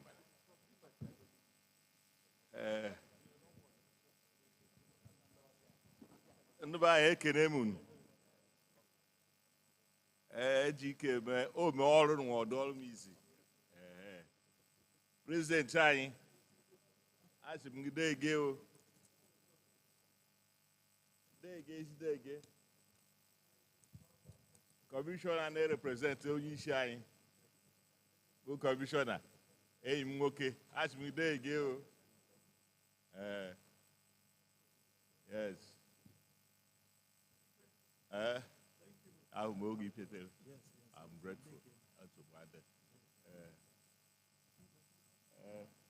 Igwe n'onwe onye bụ ogbo m bụ igwe ekelesi m ike onye reprezentị echeribe ekele buni kelechi n'ike ọ jiri nwaasị m gọọ ọ bikos na abụ m onye ọdịnala mgbe na-aga ọ bụ injinia gụ ndị ji bụrụ injinia bụrụ felo weta ọ bụ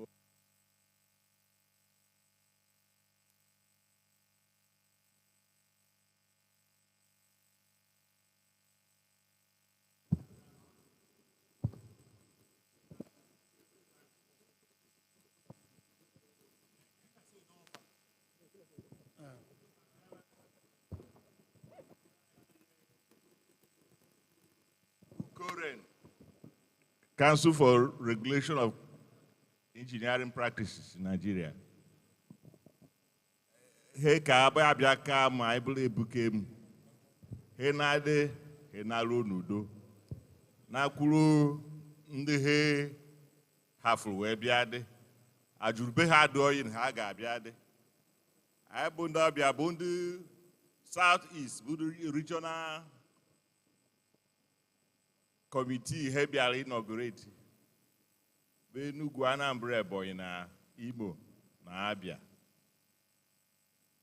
Ọ ga-adịrị anyị oyi. A sị na ihe na-akọ n'uke na-adọka n'ukan. Enu anyị na-aga agbaga egwu Abuja agba Lagos. He anyị na ọ ga-adị anyị nso. Si na headquarters ga-adị na Ebonyi. Ya bụ Colas building.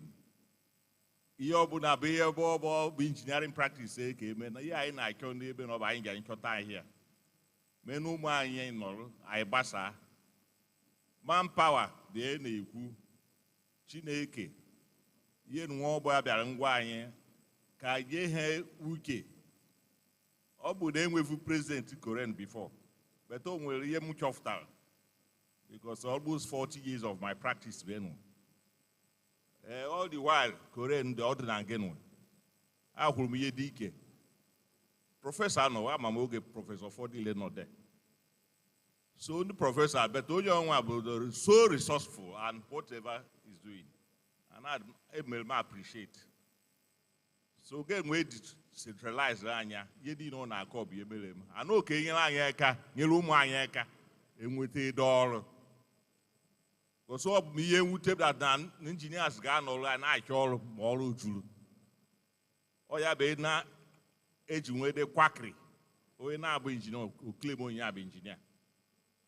So but they made again wage me o God doy.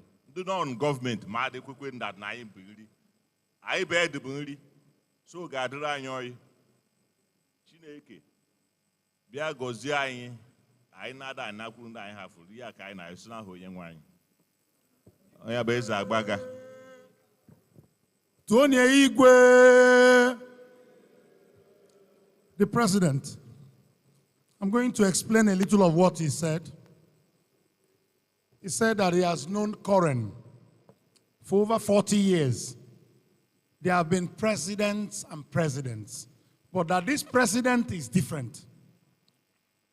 You know, that this president has led resourcefully that he has been in the practice for a very long time before he became Igwe. But now, Coren is actually waxing stronger and stronger under your leadership. That's what he said. Well done, sir. Now, before I go on the next item on the program, may I quickly recognize Engineer Akue Tony, MD/CEO of Tochanzi Engineering Limited.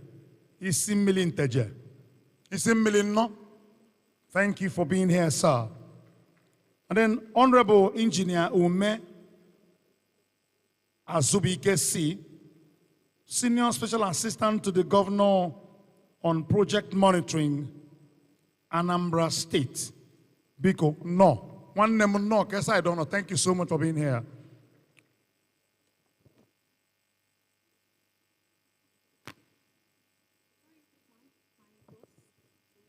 All right, ladies and gentlemen, once again, let me introduce Chief Doctor, Ambassador, and Mrs. Increase Anne Anyangunawara Mba, one of Isu, MD/CEO of Increase Estate Limited. Please, a round of applause for this great personality.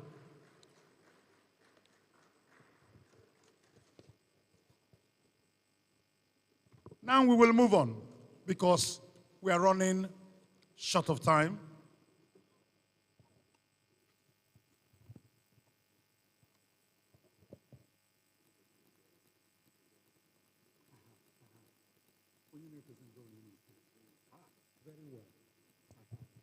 So, ladies and gentlemen, it will be time for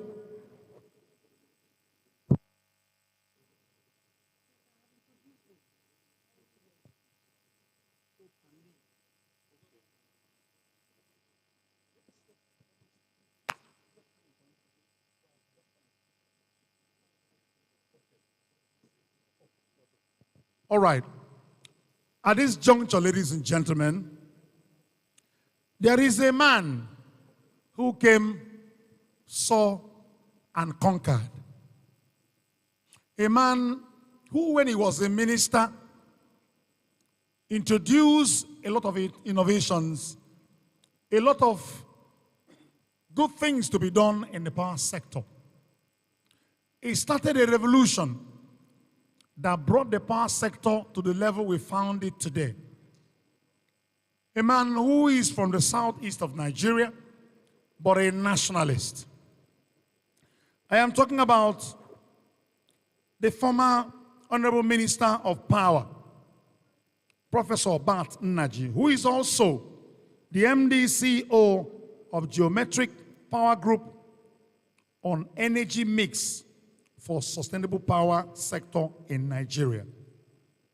Ladies and gentlemen, he is ably represented here today by a man of letters, a man who has prowess in speaking to people, a man who is a bulldozer as far as information technology is concerned. I'm talking about the former Commissioner for Information, Anambra State. Ladies and gentlemen, for the second keynote speech, let me invite C. Don Adenuba. Put your hands together for him, ladies and gentlemen.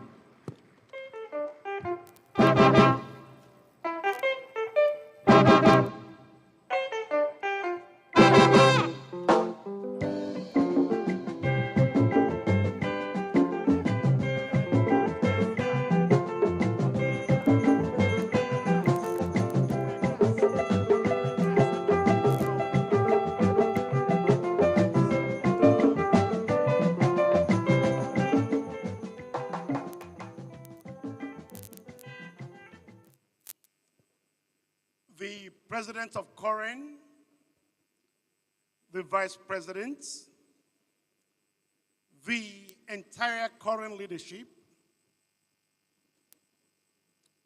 ladies and gentlemen, all protocols observed.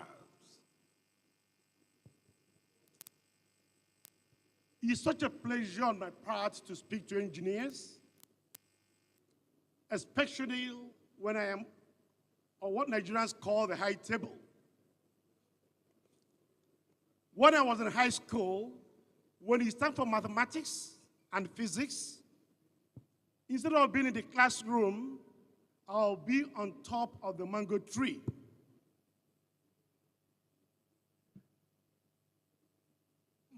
Mathematics and physics did not make students popular. So I prefer the arts. So I was mostly near gear schools, because I realized that the ability to speak comfortably and confidently made me popular with the gear school, made me popular with the students in gear schools. So that's how I avoided mathematics and physics. But in higher institutions, I had to pay a big price. I was confronted with calculus when I was doing postgraduate studies. It was tough for me, but not tough to engineering graduates who joined me in management schools.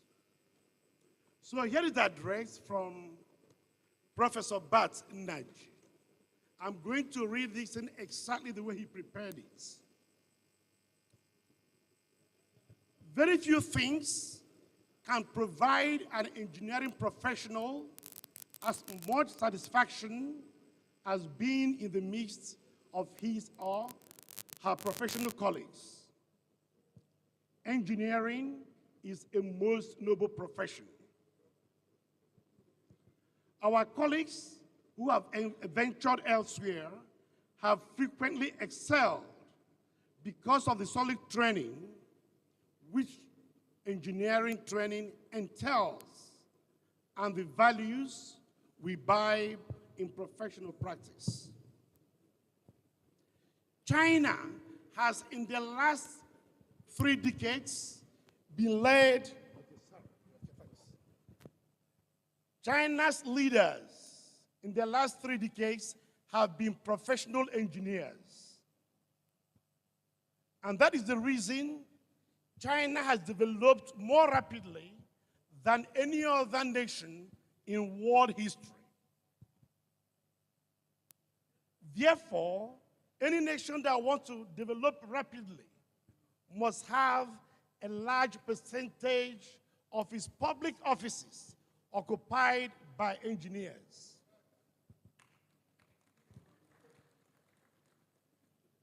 The current president of China, President Xi, is a chemical engineer. And over 70% of people in the legislature and in the civil service in China are engineers. This is an important lesson to Nigeria and other countries of the world in a hurry to develop rapidly. I thank the organizers of this summit for not only inviting me, but asking me to speak on energy mix for a sustainable power sector in Nigeria.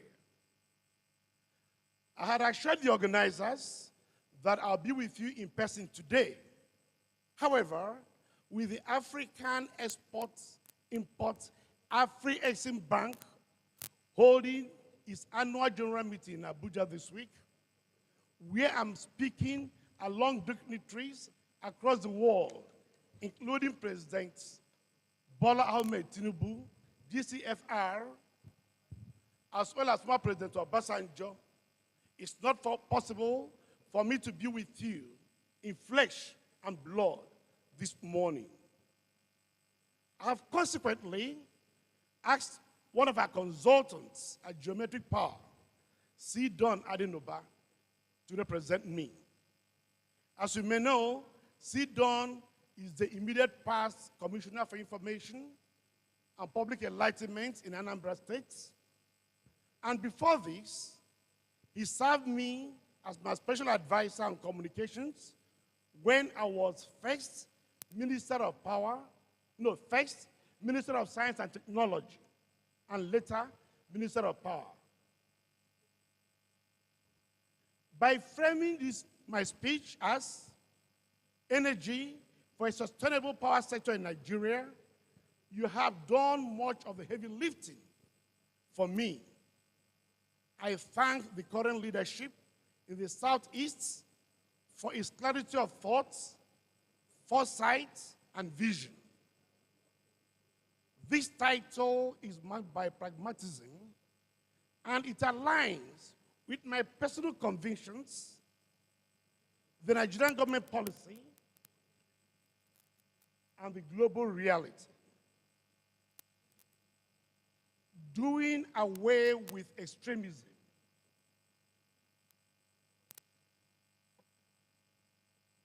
The global conversation on energy security and a safer world has unfortunately been defined by extremism. On the one hand, you have the libertarians supported by the Republican Party in the United States. And on the other hand, you have the environmental activists. The libertarians and the Republicans are led by President Donald J. Trump. And these people do not want any kind of rules or even regulations, any kind of safeguards or guardrails in the use of power or any kind of energy. They are known by this expression, drill, baby, drill. They deny there is something called global warming. They deny there is something called climate change. They are in denial because they are extremists. They want more coal-fired plants in the United States and elsewhere. Even though there is a superabundance that coal plants are the greatest source of ozone layer depletion. Climate change is real. The forest fires in California increase in intensity and scope every year. Just on May 29th this year, a severe flood in Mokwa, Niger State, took 200 lives, confirmed within the first 1 week, with 700 persons unaccounted for. The flood destroyed 283 houses,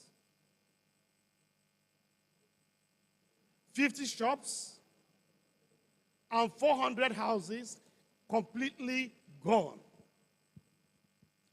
Last year, there was a huge flood in Borno State, almost like the type of flood you have in the Bible involving Noah and his family and the people of Nineveh. We now turn to the other extremists. The Greenpeace movements and many other environmentalists take an extreme position. They call for an immediate end to all fossil fuels, including natural gas. At the United Nations Parties of Conference 28 in Dubai, held in November and December 2023, they were extremely active, and they were demanding an immediate end to the use of coal plants, gas-fired plants, and crude oil plants. They were not realistic because the world is not yet ready for only one form of energy. There will be nothing called energy security if the world woke up one morning to be told of a ban on fossil fuels. Renewable energy has a long way to go before it can become dominant. Like all extremists, the Greenpeace movement and many other environmentalists are anything but realistic. In fact, critics consider them hypocritical and self-serving. In the wake of the Russian invasion of Ukraine in February 2022, which made Western nations impose sanctions on Russia, despite the fact that Western nations relied heavily on Russian energy. Countries like Germany, the UK, France, and Germany in particular, because Germany is the leading campaigner for renewable energy. Yet, when they ran into crisis, they went back to the use of coal-fired plants. That shows self-interest. And when they did so, Greenpeace issued a statement describing the action as understandable. That's their word, showing patriotism on their part. Yet, the same nations are forcing us to abandon the use of gas, which is far cleaner than coal. We come back to that. The American libertarians want coal plants back, but they are not realistic either. This is because it is far cheaper to use gas plants than coal plants in the United States. 15, 20 years ago, coal plants accounted for 50% of America's power. But today, it has come down from 50% to 19%. And there is more and more decommissioning of coal plants going on. Why is this so? It's not because they love environmental protection. It's because it's cheaper to use gas rather than coal in the United States. And America is in dire need of power. With the emergence and rise of generative AI, artificial intelligence, there is a huge demand for power all over America. Currently, data centers use 4 gigawatts. 4 gigawatts. A gigawatt is 1,000 megawatts. So the data centers are using 4. But 2 days ago, Deloitte, the global consulting firm, published a report showing by the year 2035 that the demand by data centers which power AI, generative AI, will increase from 4 gigawatts to 1, 2, 3 gigawatts. Currently, the entire power consumption of California, the biggest and the richest state in America, and the home of AI and technology generally, what they consume is 120 gigawatts. But by 2035, data centers alone will take more than that, 123 gigawatts. So all over the world, especially in the US, there is an insatiable appetite for power.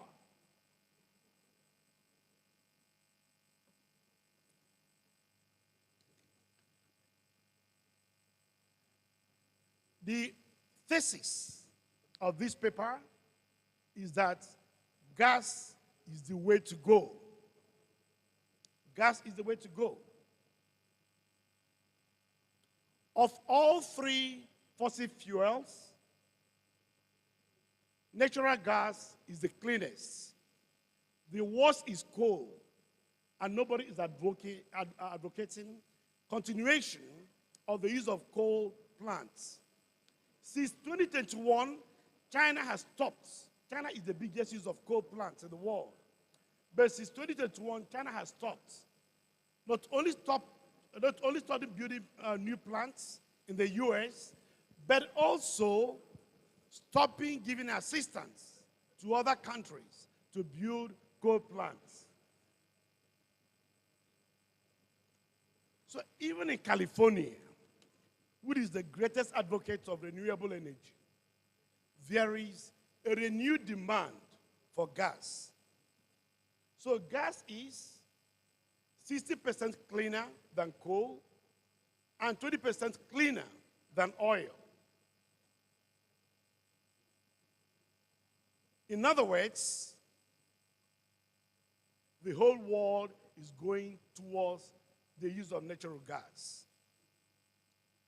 Shell last year announced its plans to become the biggest producer, 1, producer, 2, marketer, 3, trader of gas worldwide.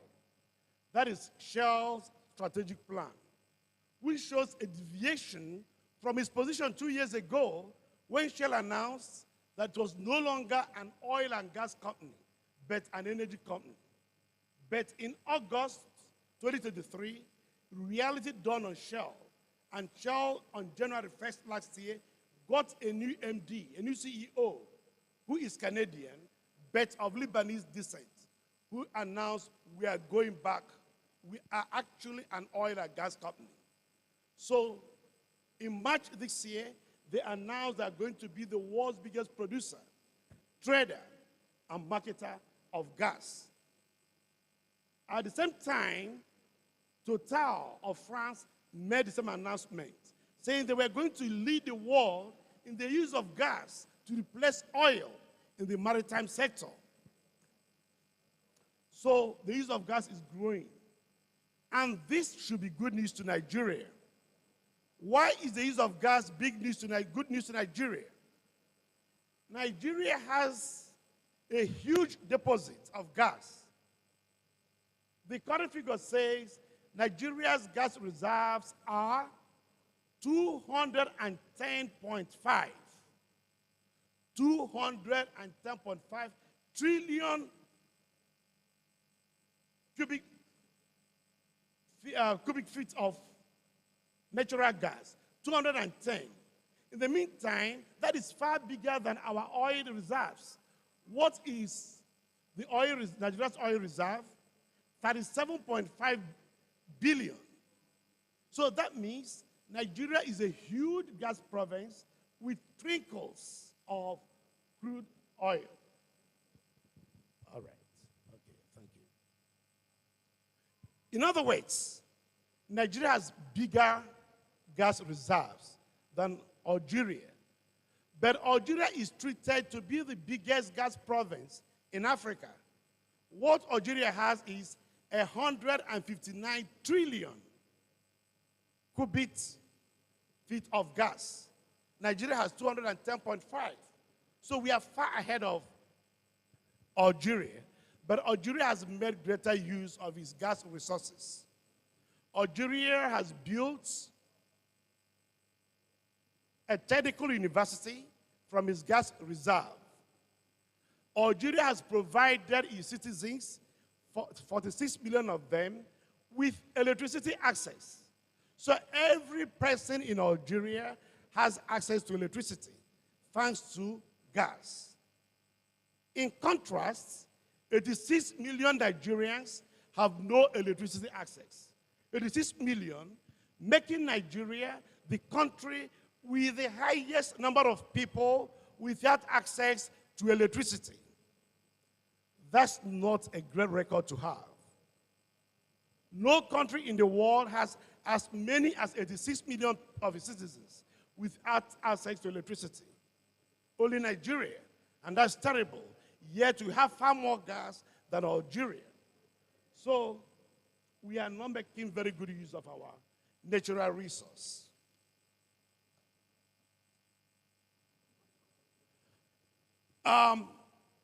One major constraint, I mean, it is a huge irony that the power industry in Nigeria doesn't have sufficient gas supply. This is terrible.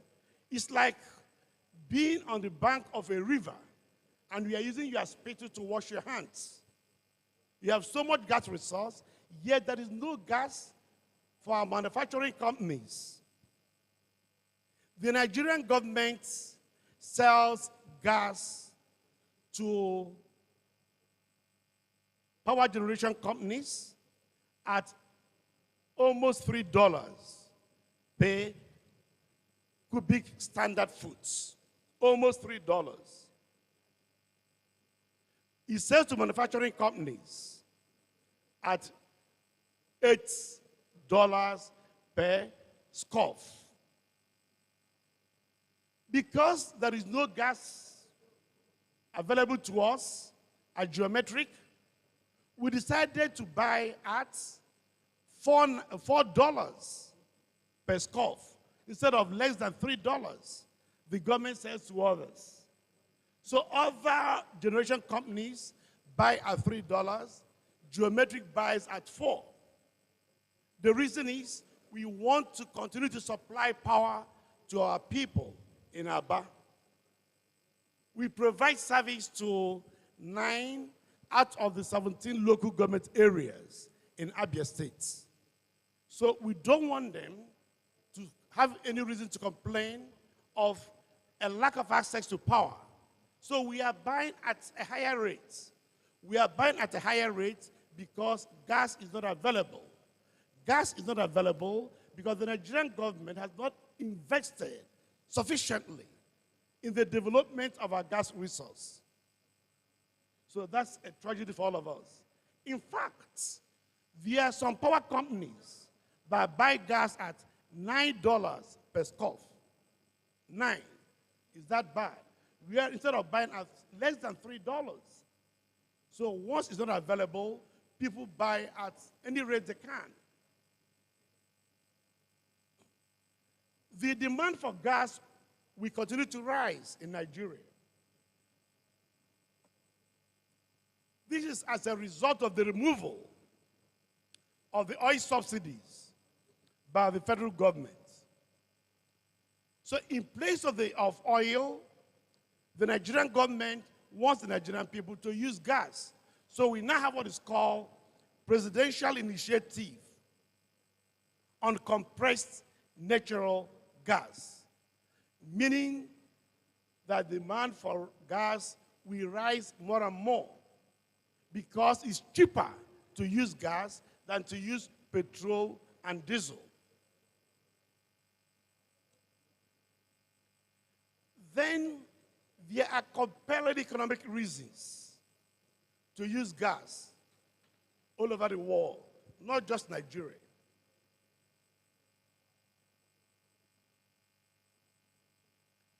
I've already mentioned how it is more competitive, economically speaking, in the US to use gas in their power plants than to use coal. As a result, 50% of Americans do no longer use coal power. Unlike in the past, that declined from 50% to 19%. There is another reason why the United States, Nigeria, and most other countries in the world will continue to use gas, whether it's a fossil fuel or not. Gas turbines are more efficient than renewable technologies. Gas plants produce double of what renewables can produce. The combined cycle of steam gas produces first from a gas turbine and second from a steam turbine. So a gas turbine gives you double of power than solar or wind of the same capacity. In Nigeria, it costs about $1.5 million to produce 1 megawatt from gas. $1.5 million to produce 1 megawatts of gas from gas. And that's very cheap compared with the alternative sources. I will come to that. In sub-Saharan Africa, it costs an average of $0.07 to generate 1 kilowatts of conventional electricity, but $0.115 to generate 1 kilowatt from renewables. So it's cheaper to generate from gas than from solar energy. And the same Western people who used fossil fuels to develop their economies are asking you to abandon their own and embrace technologies that are too advanced for you and too expensive. You don't even have the human resources to produce electricity on an industrial scale from renewables. Then we come to the argument of what they call off-grid electricity. In the last few years, there has been a campaign led by the World Bank and other international organizations for the building of off-grid plants in places without electricity. As I've said, 86 million Nigerians have no access to electricity. How do we solve this problem? They are telling us, build off-grid plants. What do they mean by off-grid plants? They mean a plant that is no more than 10 megawatts. You produce and you utilize, you distribute in a given area. And what will be the sources? Because national grid is not dependable, the transmission network is old, poorly maintained, fragile, and it collapses easily. Most times, once you put up to 5,000 megawatts on the national grid, we have a nationwide collapse. Not partial, but total, because they are poorly maintained. The distribution companies are not doing very well. They are not credit-worthy, so you cannot have guarantee of power supply. We are now being told that the solution is to have off-grid. Off-grid principally from two sources, namely solar and hydro. There are a lot of abandoned dams throughout Nigeria. So they could be a very veritable source of renewable technology. Also, Nigeria has plenty of sunshine for most of the year. So we can actually have solar power. That is the argument. Well, let's examine these arguments critically, coming from the World Bank and the rest. There are too many weaknesses with this, but apparently there seems to be a conspiracy of silence. People do not talk about the weaknesses of what they are telling us. So let's look at them. I'll be very brief. According to a 2024 study by engineers at the Rivers State University of Technology, there are about 67 off-grid plants in the country. 67 of them collectively producing 52 megawatts. 67 off-grid plants in Nigeria collectively producing 52 megawatts. That is less than 1% of the national requirements. Okay? Wow. Well, I'm told I have just 2 minutes. We have seen off-grid plants used by universities, the Federal University in Ebonyi, the Federal University in Sokoto, the Buhari water plant in Abuja, and the Ariaria market, all of them built by REA, Rural Electrification Agency. The federal government of Nigeria takes the off-grid solution so seriously that 3 months ago, Nigeria received $52 million from the American government, being Nigeria's money stolen and kept in the US. The American government returned $52 million to Nigeria. Out of this $52 million, the federal government gave the Ministry of Power $50 million, specifically to provide towns and communities that do not have access to electricity, but may have, but are currently underserved. $2 million went to the Federal Ministry of Justice for $50 million to the Ministry of Power for rural electrification. That shows seriousness. But there are problems, and we are coming to that.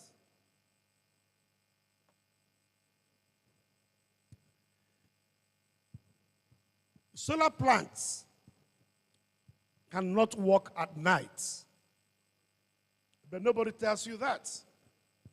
Solar plants cannot work effectively during the rainy season, as we have in Nigeria. Secondly, the initial cost, the upfront cost, is about 4 times the cost of building a gas plant. So, if you think it's an alternative, you now ask yourself, let's go to those communities that are using solar plants off-grid. How are they doing it? The average costs, by the way, these are villages, they don't have money. How much are they buying electricity generated from off-grid solar plants? Can you believe it? 450 naira. Quote me. 450 naira per kilowatt hour. People in cities like Enugu, Abuja, Port, and the rest, people of Bad A are paying 209 naira per kilowatt hour. And we say it's too expensive. And yet, people in underserved communities are paying 450 naira. That is more than double. And these are poor people.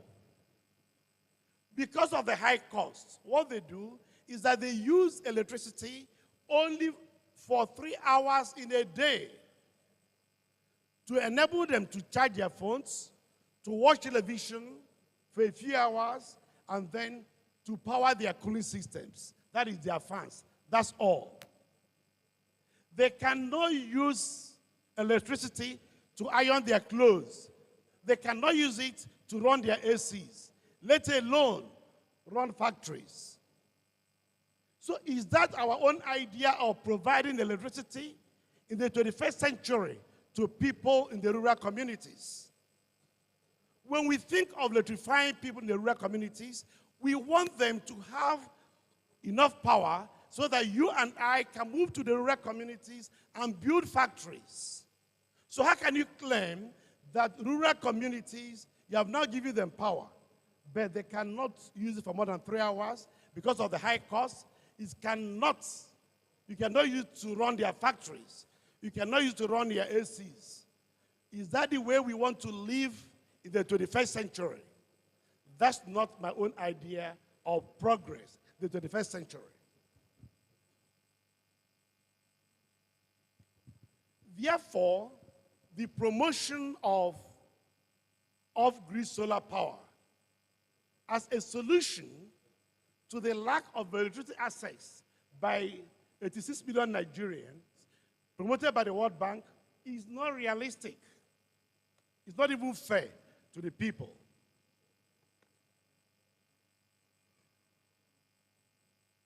Now, let's talk about the costs again. There was a report published in November last year by a highly regarded institute in Berlin, Germany. it identified 660 communities in Nigeria that should be given, that should benefit from off-grid solar power. 660. What is the costs? The costs which they publish on page 7 of this report, I want to quote them. The total annualized cost of such a system, including the grid infrastructure, is estimated to be about, these American dollars, 65,000 US dollars. Just for one structure, not even a full house, 65,000. The upfront investments needed to electrify all communities is $385 million. $385 million. Convert this to Naira. And at the end of the day, these people will have access to power for only 3 hours because of the high costs.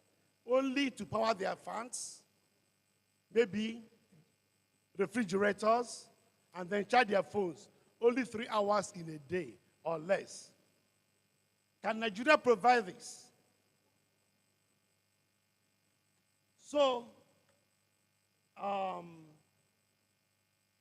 the summary is, we cannot abandon gas as a veritable source of power in Nigeria.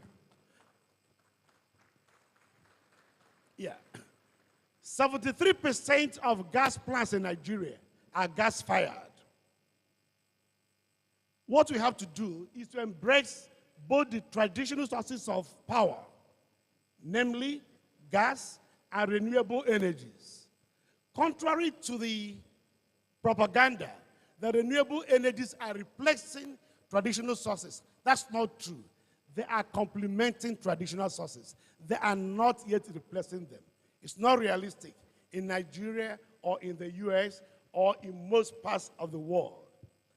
Therefore, I thank you for choosing this topic, because this topic is born by wisdom and pragmatism. In other words, renewable energies and traditional sources must go hand in hand. Thank you. Wow. Put your hands together for, yes, Professor Bart Nnaji, former Minister of Power, but ably represented by this great man, Sidon Adinuba Okemmiri Nebuogwe, former Commissioner for Information, Anambra State. Thank you, sir. Now we will move on, and we'll be faster this time because the time is fast spent.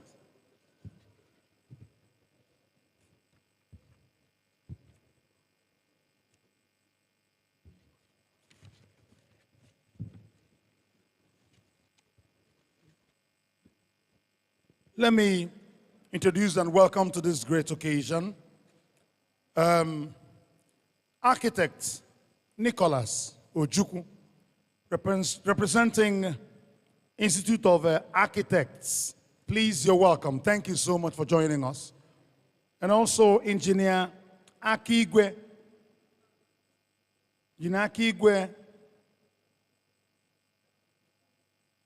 is a structural engineer, former head of, this is incomplete. Thank you, Engineer Akigwe, for being here. And also Engineer Chinwemba Adeji Ejemba, MDCO of Dium Engineering. Thank you, ma, for being here. And also, in our midst is Engineer Dr. Martins Ugochukwu. Yes, DFILM MD, MNSE, MNWE, State Irrigation Engineer, representing Nigeria Society of Engineers, Oka branch. Welcome. Welcome. The next item now, Mr. President, will be the inauguration. Because, you know, when Mr. Governor speaks, nobody talks again. So we want to exhaust the little talk we have here before we invite Mr. Governor to speak to us. So please want to crave your indulgence, sir. Let's have the inauguration done. Then we'll invite His Excellency, ably represented by the Commissioner for Works. But to do this, the organizers will have to come up and direct how this goes.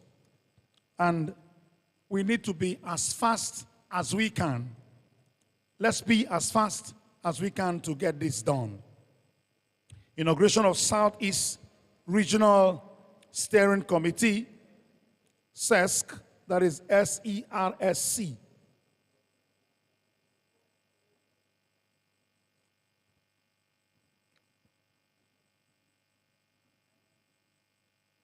While we are doing that, we are preparing. Let me ask a question. Somebody from Nigeria, what do you call the person? A Nigerian. What of somebody from Ghana? Ghanaian. What of somebody from America? Okay, what of somebody from Jericho? No, somebody from Jericho is a Jerican. What of somebody from Moscow? Somebody from Moscow is mosquito. Do you know the worst? Somebody from Poland. What do you call the person? Can you imagine? Just can you imagine somebody's name? Where are you? Who are you? I'm a Polish. How can I be a Polish?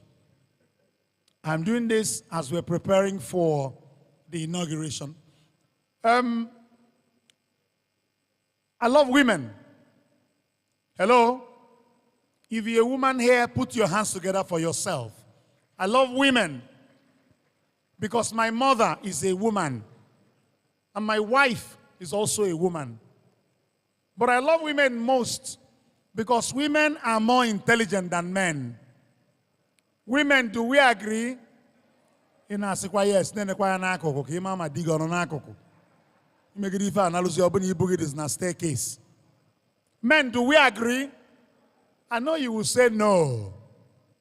But I'm saying this because when you see a man driving and the wife is seated on the passenger side of the vehicle, the woman will not be looking straight. She'll be looking at the man to see if the man will look at another woman. Hello? And men, when we want to look, we look like mumu, they will catch us. One was driving and looking, driving and looking. The wife now caught him. Do you know what he started saying? Now, wow, Peter Mbana look all on a state here. Say, Onyori, come on, Onyori. But when women, they want to look at another man, they involve the men. She will simply say, honey, then stupidly you will join her. She will see everything she wants to see. Put your hands together for women.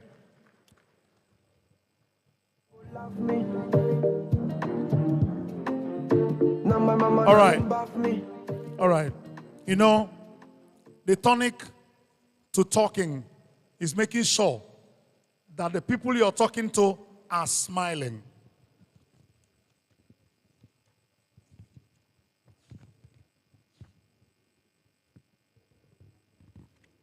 If they are not smiling, you're not making headway.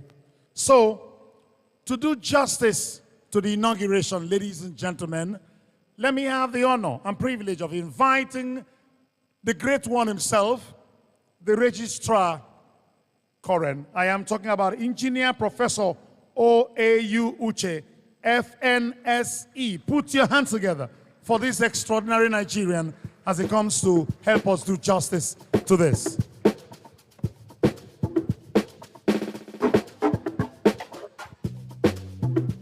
Yeah. Good boy.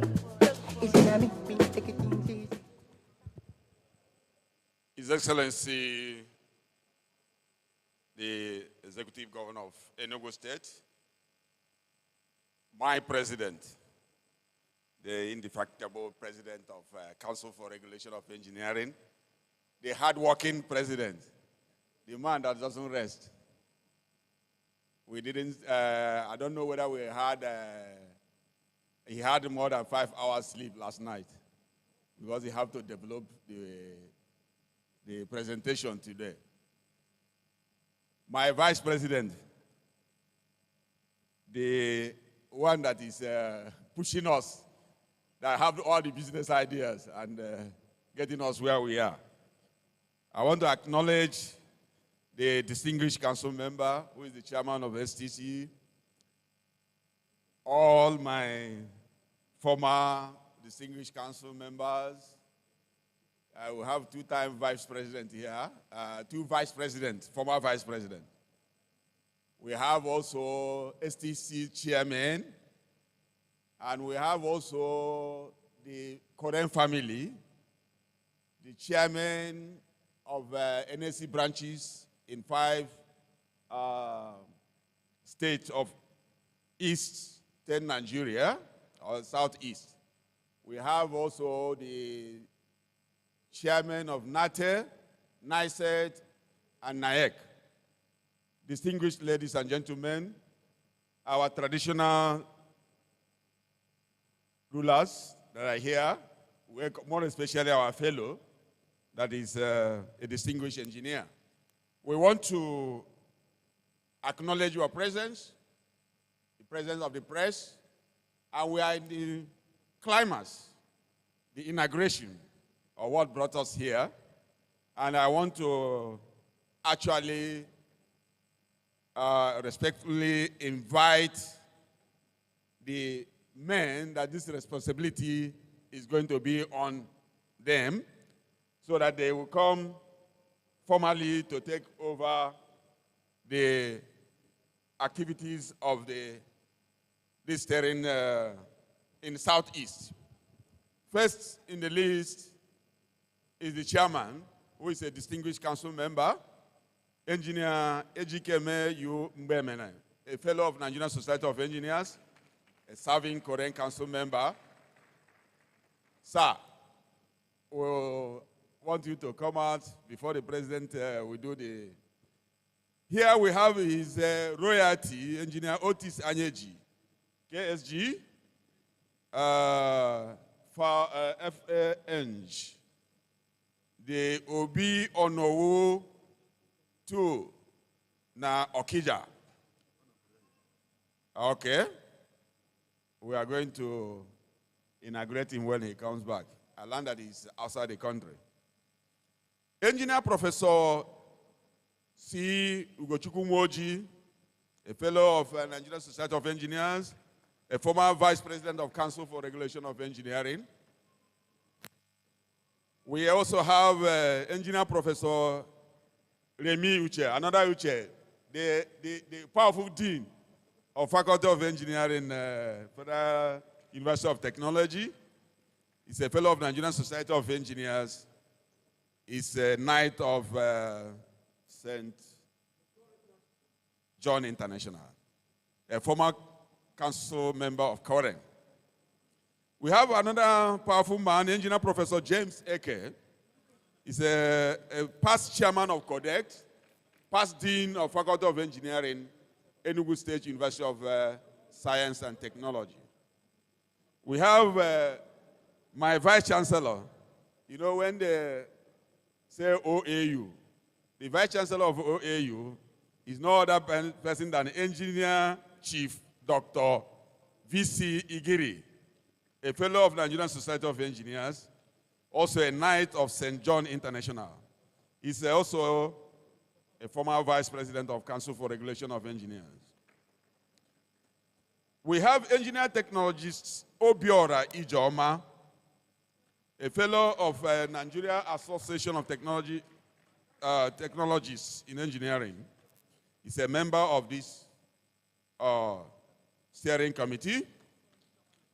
Sir Engineer B. Ndidi Ede, a fellow of Nigerian Society of Engineers, chairman of Enugu State Technical Committee, a past permanent secretary who I always refer as under 20.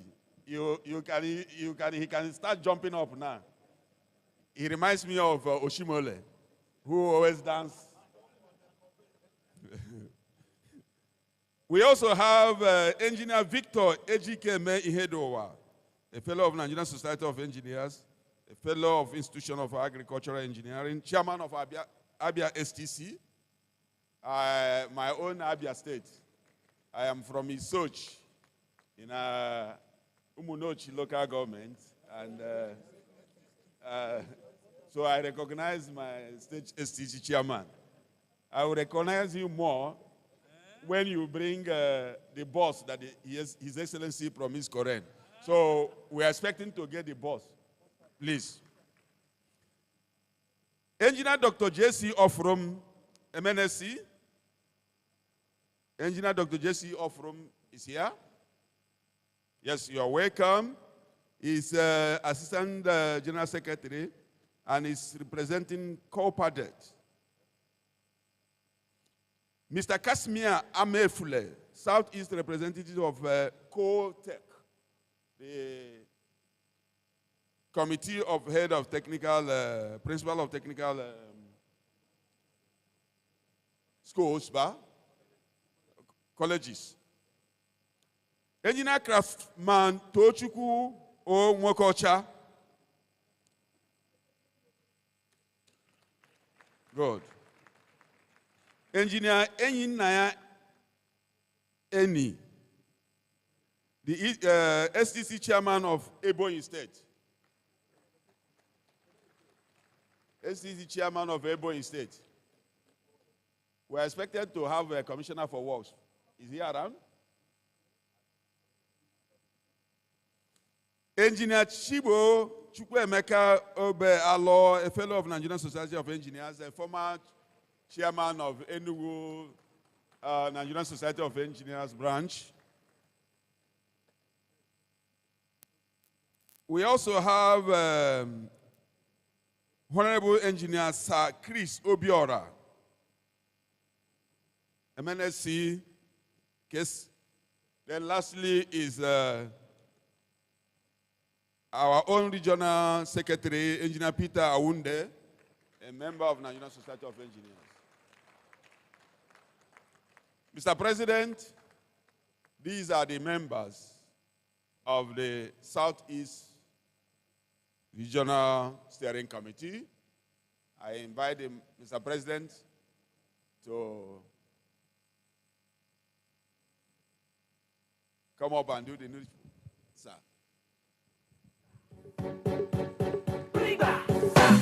Baba God, now your hand working. Now your hand working. I say it's no easy. Oh, to the sing and the dance and the people they rejoice. Oh, my brother, my sister, love you today.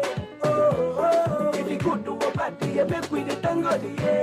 Baba God, now your hand working. Don't be lying.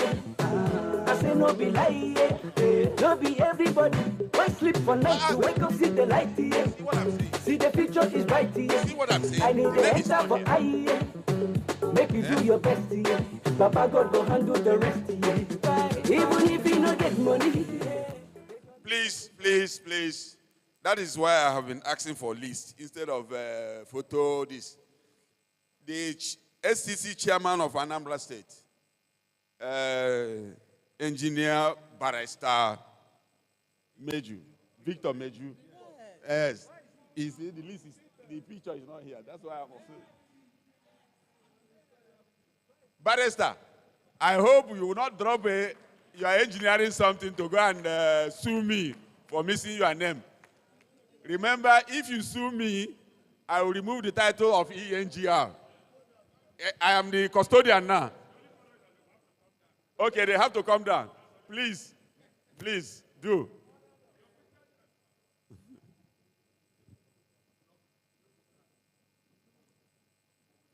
After the inauguration, Mr. President will present the gazette, the roadmap, which will serve as a working tool.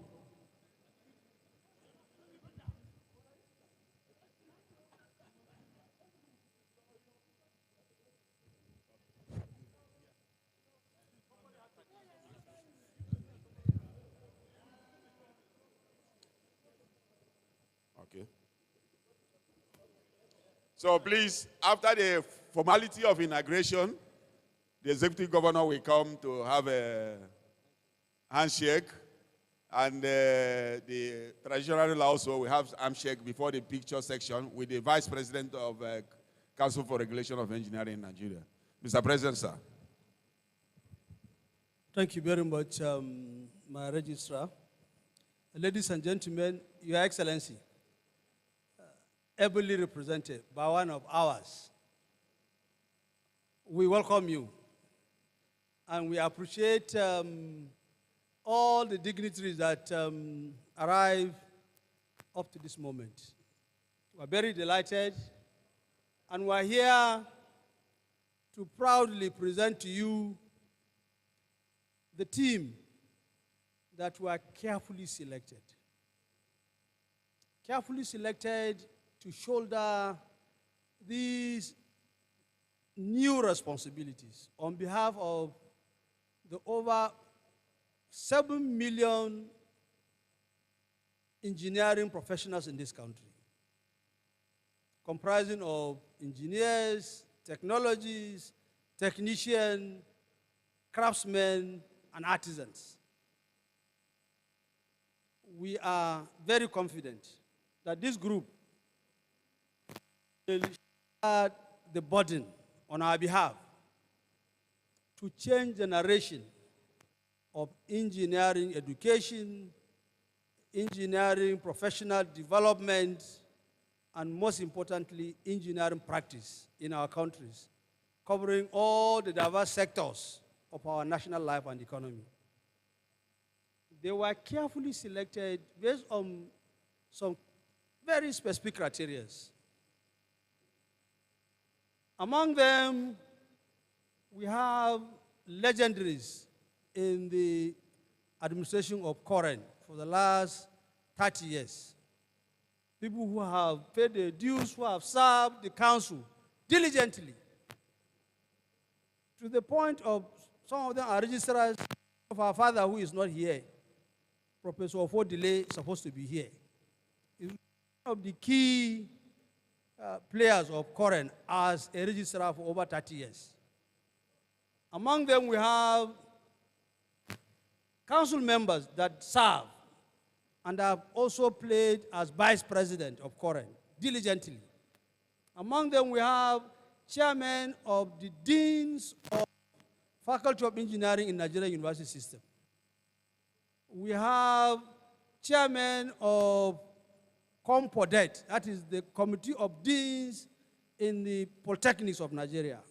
And we have COTEC, the Committee of Head of Technical Colleges in Nigeria. We have permanent secretaries. We have captain from the industry, carefully selected. The vice chairman of this committee is no one but our revered engineer Otis Anyeji, the royalty. He's out of the country. He's supposed to have, I'm sure all of you know, he will have added the glamour here. You know, he was one-time vice president of Coren. He was one-time president of NSC. So many things that we have. Now, why we did this is to be able to have two things. That carefully donating the powers of council, we should do it with utmost care and responsibility. These indefatigable, incorruptible personalities, we believe you would deliver on our behalf. We believe you are going to oversight the growth of Coren and engineering professionalism and engineering practice in the Southeast. They have about some generic responsibilities, which I will just mention, 3 of them. You can join me on page 23 if you care to. This steering committee have this mandate as follows. Engineering, regulation, and monitoring and enforcement. The heartbeat of Coren is the ERM. To go out there and inspect and monitor how engineering is practiced in this country, following the code and standard, the ethical standard, everything.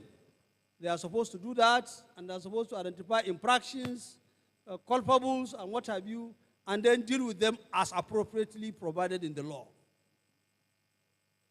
They are going to also have technical and administrative oversight, supporting the state offices in this region, and supporting the implementation and execution of current policies. They are supposed to have a robust stakeholder engagement and advocacy programs to strengthen or establish new partnerships and collaborations with diverse partners, both in the public and the private sectors, including the industry, as well as donors and funding organizations, and et cetera, and et cetera. Your Excellency, my Royal Highnesses, distinguished fellows of our professional bodies, invited guests, my Vice President, of course, and my Registrar, I hereby present to you these able men and women. For today, if you have any issue about Coren, please know that you don't need to locate us in Abuja. You don't need to. Abuja has come down to Enugu.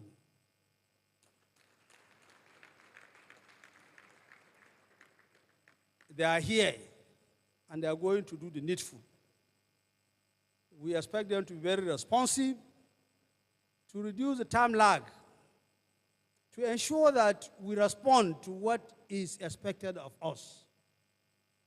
There is only one issue that we kept in Abuja, and that is the tribunal that will try culpable registrants that misbehave. That tribunal is headed by an assessor, and the assessor is of the rank of a son. The last assessor is in our law.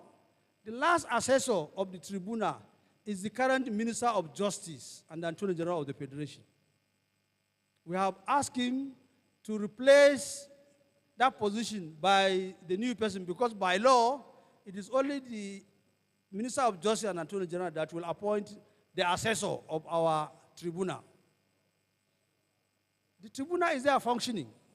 That is the only item we stay action. But anybody that the investigation panel that has been scaled down to Enugu now for Southeast, any case that we have that we want to try in the tribunal, the chairman of the regional investigation panel will accompany the case to Abuja to go and adjudicate and do what is rightful. I'm saying this because I want this audience to understand the new things that is about to begin to happen in our country under Coren for the engineering profession to grow. So by having said this, by the powers conferred on me by the council and by the law of this country, I hereby inaugurate the Southeast Regional Steering Committee. I wish them a very, very eventful, successful, and hitch-free assignment. May I invite His Excellency to come and lead us to have a handshake with this new sub-council of Coren that is now located at Southeast for the, in Enugu for the Southeast region. I wish you all the best, ladies and gentlemen. Royal Fathers, please, can you, Igwe, who is mind you, when we say Igwe, we are saying it because that's what we are supposed to do. But he's our fellow, he's our mentor. They are, yes, thank you, Risa. For them to be able to deliver on this assignment, we have 3 sets of some very critical tools for them to use. We have here what you call regulations that are gazetted, 12 of them. We have our act that was reviewed in 2018. And we have the road map, that small Bible that is going to guide them to ensure that we religiously follow the strategic plan that we are designed and developed for Coren to grow and save our country from the crisis we are in engineering arena. So with this, I would like to invite His Excellency. Maybe you should say something, sir, on behalf of the governor. Yes. Okay, after the handshake. Yeah.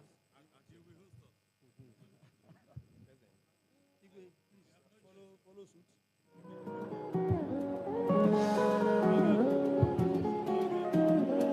Autenticado.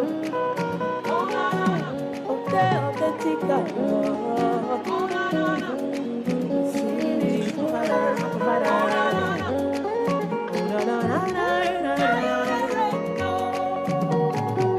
I serve a living God, oh, even the devils know, say not true, oh. I serve a living God, oh, everybody know, say not you there. I serve a living God, oh, even the devil knows, say not true, oh. I serve a living God, oh, everybody knows, say not you there. I serve a living God, oh, I serve a living God, oh, even the devil knows, say not true, oh. Not true, not true, oh. I serve a living God, oh, everybody knows, say not you there. I serve a living God, oh, I serve a living God, oh, even the devil knows, say not true, oh. Not true, not true, not true, oh. I serve a living God, oh, everybody say now you there. Jehovah, now you there. Oh, now you there. Jehovah, now you there. From the east to the west, left and over and up and over. Now you there. Oh, now you there. Oh, now you there.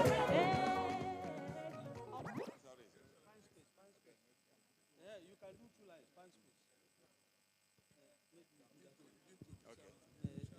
Do that one. Okay. We want to present what we have actually announced, Mr. President have announced, which is to say we are presenting the instrument of power. And that is the act establishing Coren and some of the gazettes, subsidiary laws, legislation that have been made by the council, as well as roadmap. I call it Roadmap 2023, that we are following religiously. To the chairman of the SCC, we present this on behalf of the council of Coren. Yes. Thank you.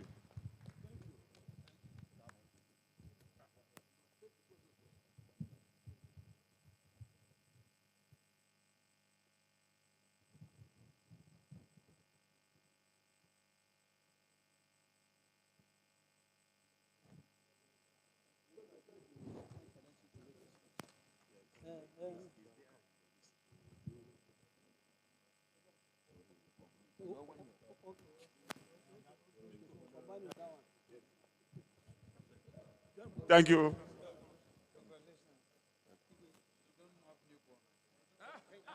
Powerful.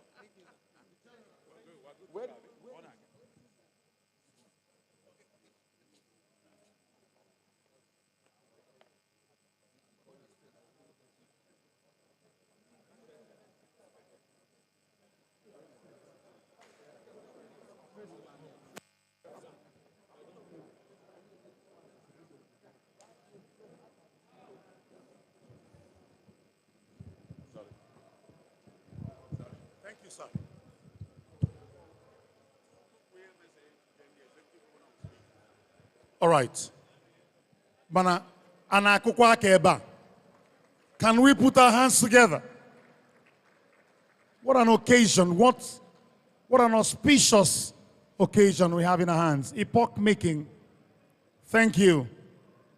Thank you. Let me recognize in this occasion Reverend Father Engineer Francis Ago, MNSE, FNIEE, Director of Projects and Investment, Catholic Diocese of Enugu. Father, you're welcome. Put your hands together for Padre. Padre, wave at us for us to tap from this blessing. Thank you, sir. Thank you. Goodwill messages now. Just one or two before we listen to the Executive Governor of Enugu State.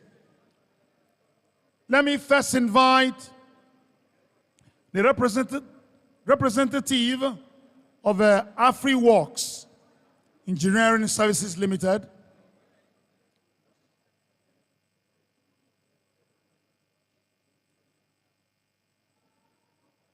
Engineer Victor Onwasoma. I hope he's here to talk to us. Representative of AfriWorks Engineering Services Limited. Can we put our hands together for him as he comes forward to talk to us?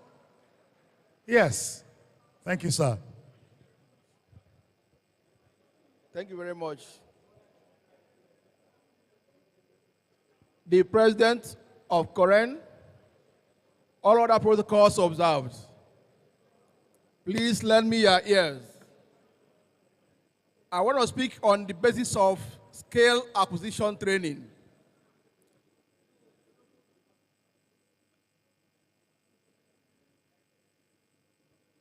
We know that the engineering has two sections of it, indeed. For you to be an engineer, you must have the theoretical aspects and the practical aspects. And the practical aspect has to do with the skills. In line with the plans and objectives of our new current president, AfriWorks has for some time now been on skill acquisition for youths in Nigeria. Mr. President, I want to let you know that in line with your vision, we've been doing our best to see how we can hand over skills to our younger ones. In line with that, AfriWorks has set up a training center in Port Harcourt. Our aim is to establish that across Nigeria. And I am the MD of AfriWorks. My vision and my intention is to see that every youth in Nigeria has a technical skill. Indeed, let me tell you sincerely, there's an adage that says, show me your friend, I will tell you who you are. The difference between Nigeria and China or developed nation is that if you go to those places, engineering is far and above in terms of performance. They are well developed, they are well skilled. Unlike in Nigeria, where we are having challenges with our skills. No nation can be developed without the background of engineering. No nation. So I, in line with your vision, 3 years ago, set up a training center where we are also partnering with NSC Port Harcourt branch currently. They saw what I put down, machines, different kinds of machines and equipment for training of youths and engineers as well. This has been a worry to me. How do we help our younger ones? It has been a burden to me, and I've been working on it. And I will continue to do that, and I wish I have ways of partnering with Coren to do the same thing. Actually, from what I have gotten, the information I have gotten, our training center is now in partnership with Coren in terms of training engineers and youths.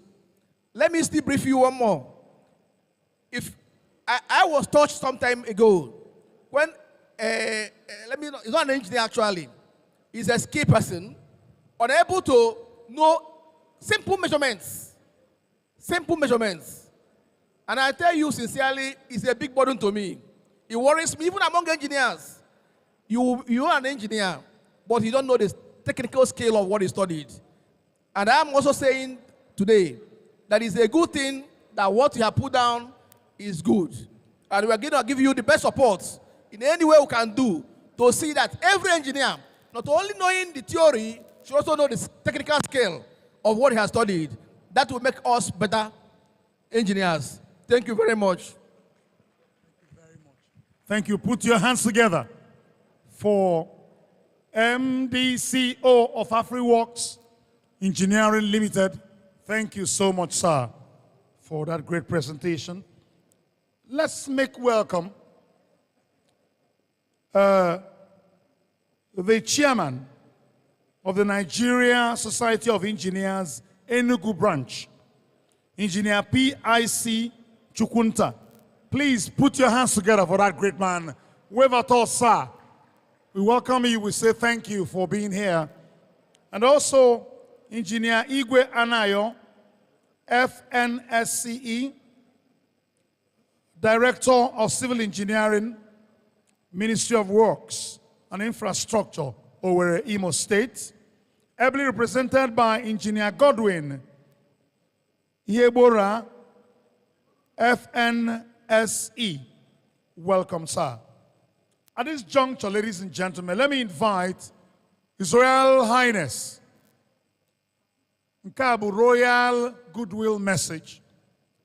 Let's invite His Royal Highness Igwe Engineer John Asubike Ibe Ohabuenyi II of Ebulambo Mbo. Put your hands together as we receive royal message from His Royal Highness.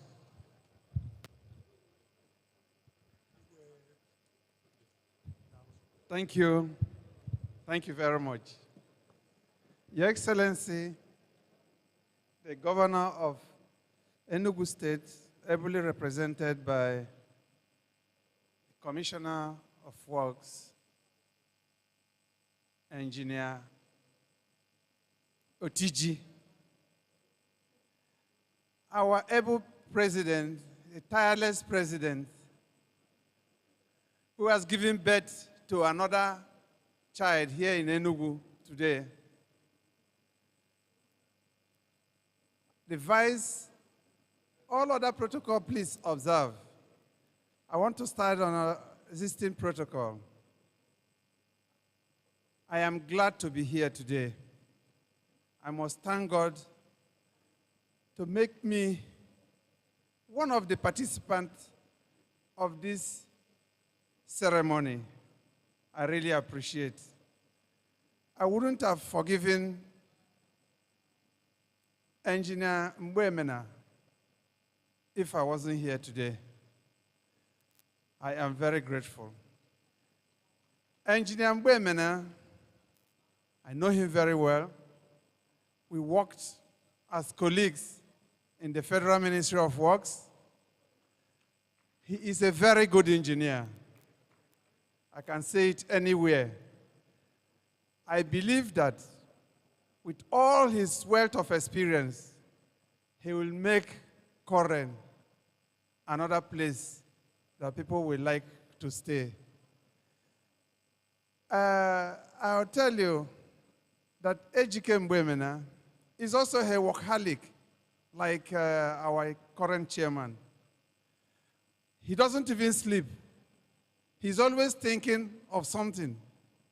He sends memo to the minister when we were there at midnight. You can't believe that. Just like the president said, all the members were carefully selected. Most of them, I don't know. But the ones I know, like our professor here, who is in charge of all the nights in Nigeria, Night of St. John's in Nigeria, I must tell you that you have some credible people. So I want to urge you to continue the good work you've been doing before, and God will be with you. We'll continue to pray for you, and we won't get collapsed building anymore. Thank you very much. Thank you. Thank you. Please, that applause was not enough for His Royal Highness. Thank you. Igwe. Thank you. I want to recognize and welcome to this great occasion the chairman of the Nigeria Society of Engineers Onitsha branch, Engineer Collins Oputa. Please put your hands together for that great man. Now let me invite the representative of Amosil West African Limited, led by Akukwe Priscilla. Yes, Chinwendo, to come and talk to us, please, just for some few minutes as we round off the goodwill messages. Put your hands together for this young, vibrant lady as she comes forward. This is the first lady to speak here. Welcome. Thank you. Good afternoon, Mr. President, the esteemed Vice President, Honorable Registrar, all other protocols duly observed.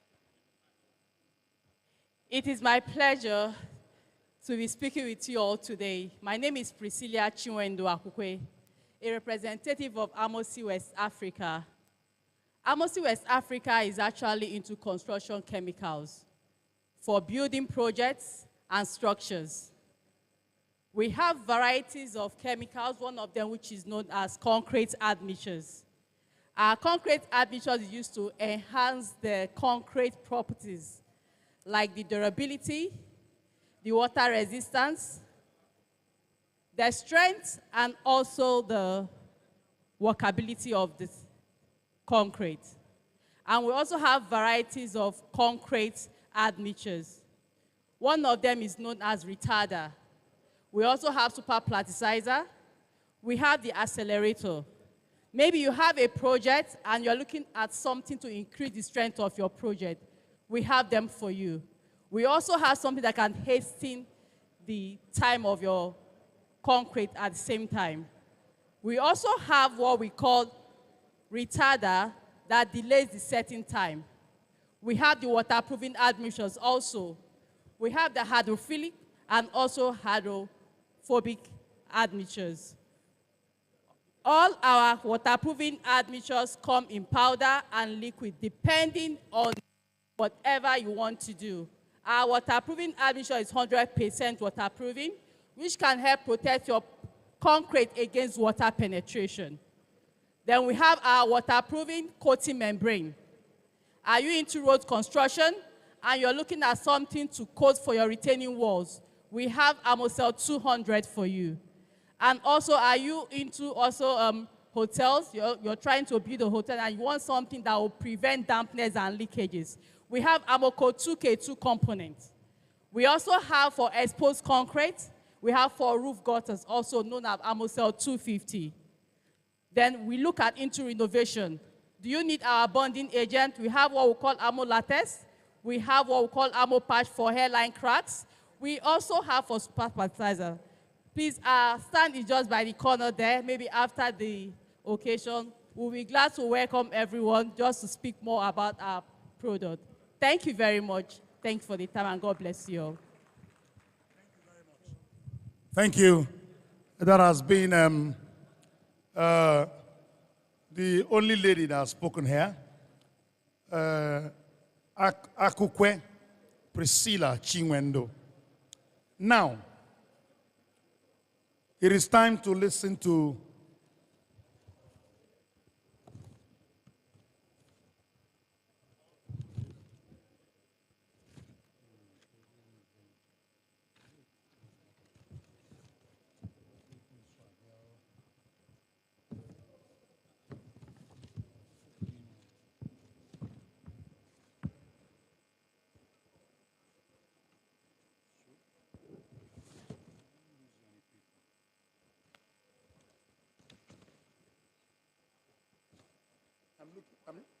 I'm looking for the name of the representative of the governor.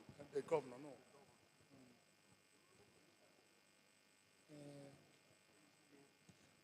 Utiji. Okay. All right, ladies and gentlemen, without further ado,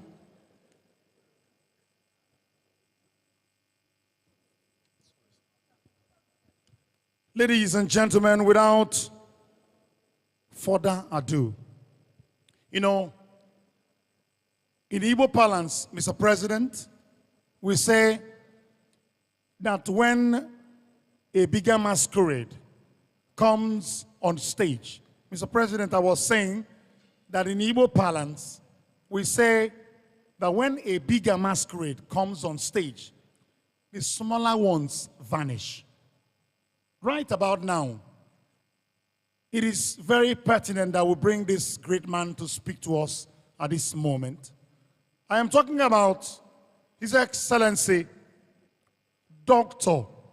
Peter Ndubisi Mba, the Executive Governor of Enugu State, who is working wonders in this state.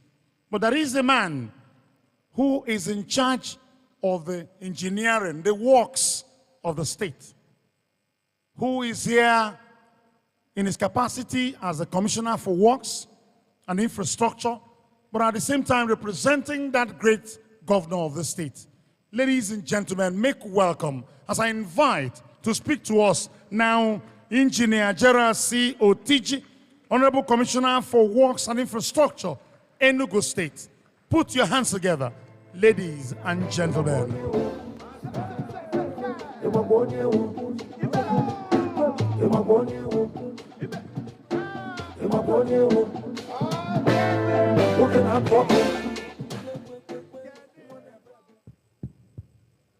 Thank you. Thank you.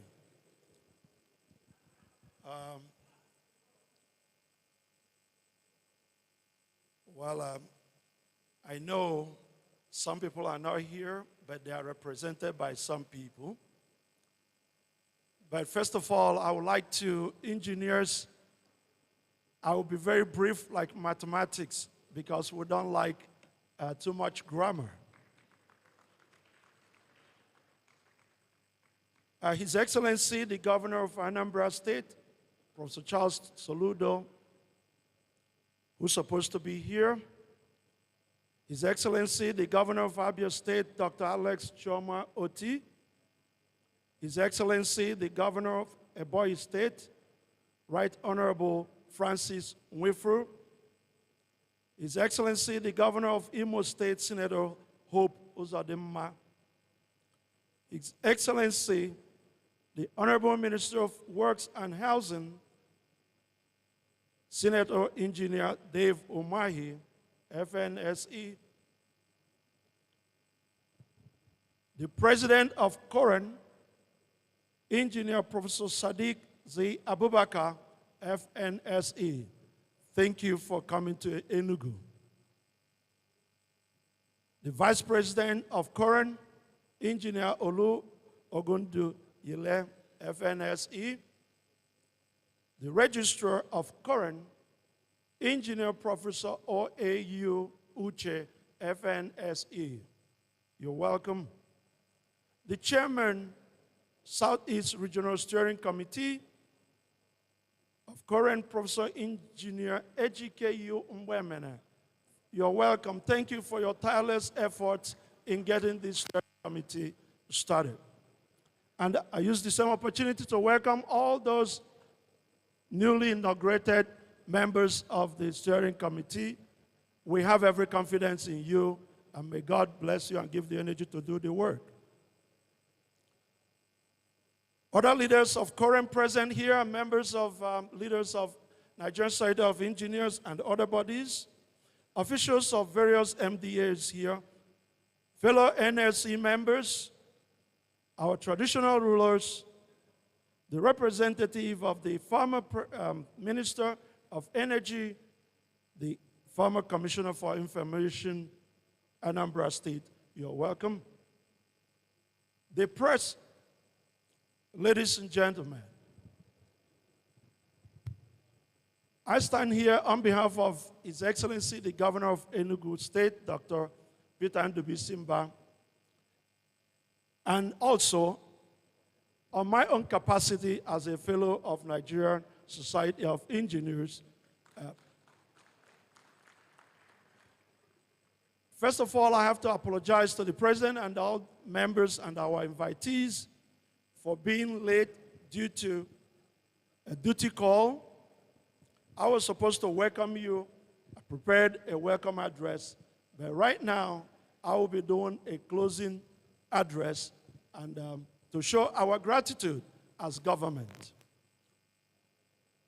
Mr. President, thank you for choosing Enugu State as one of the places that you divulge the power down to its southeast. The journey of 1,000 miles starts with a pace. What we've just done today, only the future can tell how this seed, the wisdom of the management of Coren, started with, and the steering committee, seeing the caliber of people that were inaugurated. I have every confidence that the Southeast Engineering Council of Religious Engineers of Nigeria are in good hands. We need you, and we need the steering committee, especially in this administration. Mr. President, let me bring you up to speed what is happening in this city where you are. A few days ago, it was 2 years, His Excellency Dr. Peter Ndubuisi was inaugurated as the governor of Enugu State. But I can tell you, sir, the infrastructural projects going on in the state are unprecedented.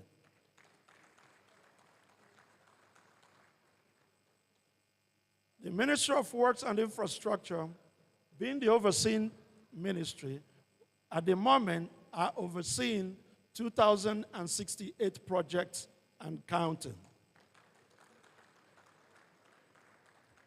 It's a pity that His Excellency himself wasn't here because he was on his way going to Abuja for duty call, and then that was why I came late.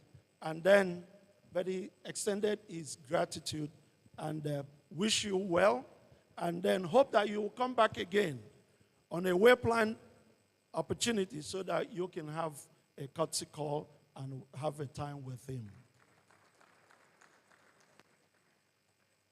He also asked that you convey to council members that we are looking forward to welcoming you so that Enugu State can host the Nigerian Society of Engineers, the Coren, whatever you are doing.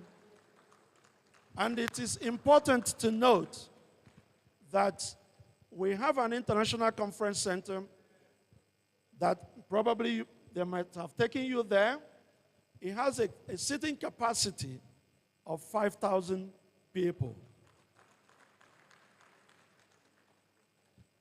It's not by coincidence that Nigerian Bar Association have chosen Enugu State to be their venue for their annual general conference, which is happening in August here in Enugu. And already we have accommodation requests of about 11,600 people. Your Excellency, the President, that's on the government. But on my part, as a fellow engineer, we have a lot of work to do.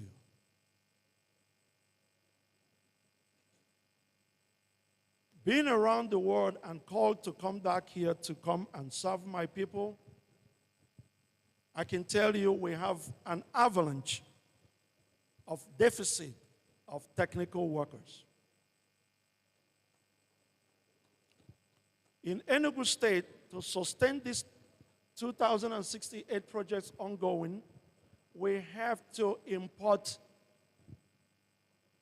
professionals, meat technicians, and artisans from other parts of the country and even our neighboring West African countries. Whereas we have more than 60% of the population of the country are youths. I would plead that Coren should try to establish, as you're establishing the steering committee, to establish technical schools that will be managed by Coren.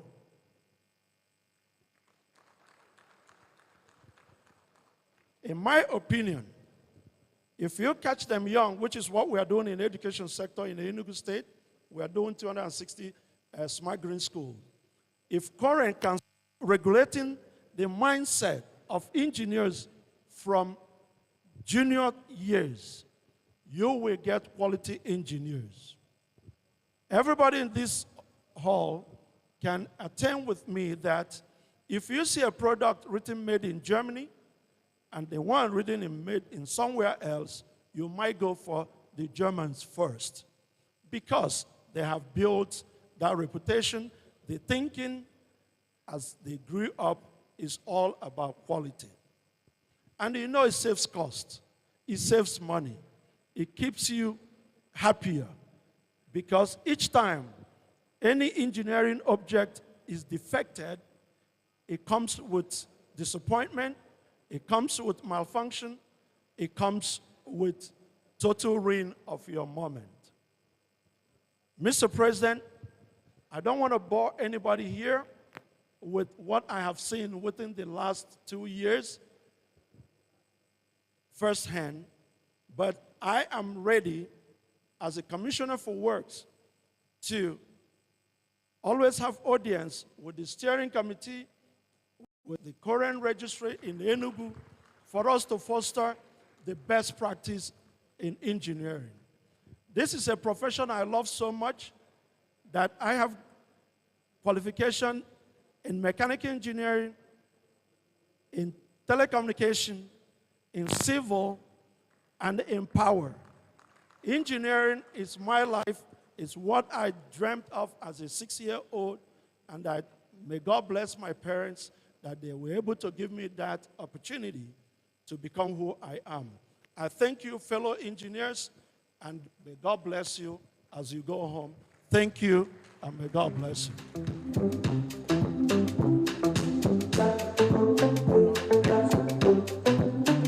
Wow.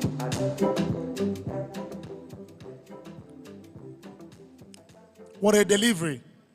What a delivery. Can we put our hands together once more for His Excellency, the Executive Governor of Enugu State, Dr. Peter Ndubisi Mba, ably represented by a member of the Nigeria Society of Engineers, Honorable Commissioner for Works and Infrastructure, Enugu State. Yes, Engineer Gerald Otiji. Thank you so much, sir. Thank you. That was wonderful.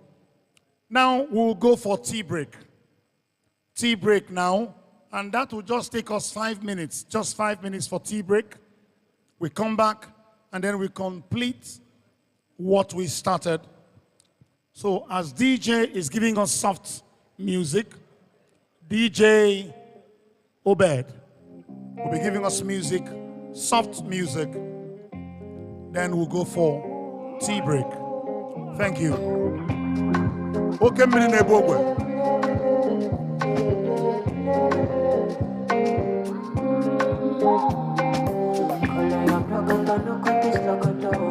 body they throw me like a bolo, body they rise in my tono. I say color your procoto, no good is locoto. Jelly they bossy my pololo, Jamaica salute your komodo.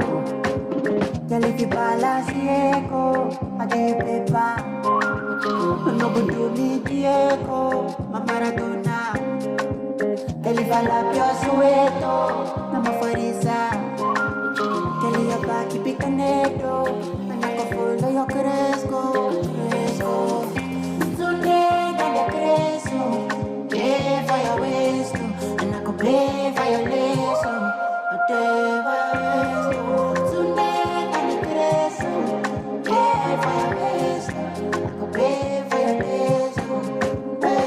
Look into the bedroom. Be there when I pull up, pull up, pull up. No, I'm messed up. Be there when I pull up. Leave me there. She wanna leave me there.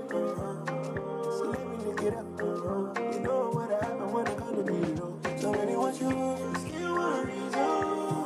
I'm all for you, so I chill. We all know what you need, you. Tell me your love, don't waste my time. I want to get lost with you. I want to reach ecstasy. I want to have sex. I want to have sex. It's my stuff. I need you and nobody. Ask God if you got my help. And we can know you can meet me out here. She wanna fall like yeah. I need you and nobody else. Ask God if you got my help. And we can know you can meet me out here. Girl, if you balance Diego, what do you prepare? No good do me Diego, my Maradona, girl, if I love your sueto, mama for girl, your back, keep it connected, follow your cresco. Tell me where you there, oh yeah. Say look, any kilometer for your waist. Oh, gotta shika, get shika, say me so go shika. What is the use of my money? I'm smoking, not I gonna need it. She want it for me, God, I am. You know me, I be with you. She say, baby, I got me, oh, your thing need to touch my belly, oh. Yeah, j'aime l'amour fast me. Oh, baby, come and salve for me. Hallelujah, hallelujah. As I see, hallelujah. Girl, if you balance.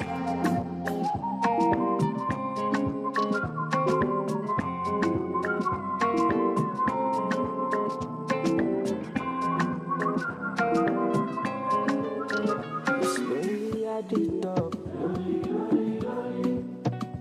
Money on my mind. Care what they yarning about me in particular. Come. Out here on the road chasing my dream because I know what I'm chasing for me. Oh la la la, the mango my love. But I got the edition my love. If you want to see let you come alone, if you find anybody na money I want. But they hear what the people they love. Want to get a shakeleti love. It's a love and I wanna get another one. I go take and do it in I love. Waiting you love, oh. I be waiting I love, oh. Waiting I love, I go do it without my heart, oh. Go be vodka, Mr. Money Ginger. But when I know the ways that Mr. Money Ginger. Just carry on, there be no time. Bad boy day, me I day fine. And at the same time, me I day high. But to the top, stand out, calm down, you go day fine. Like fine wine, no decline. Sing about it, extraordinary things. Show me love, I go show you more.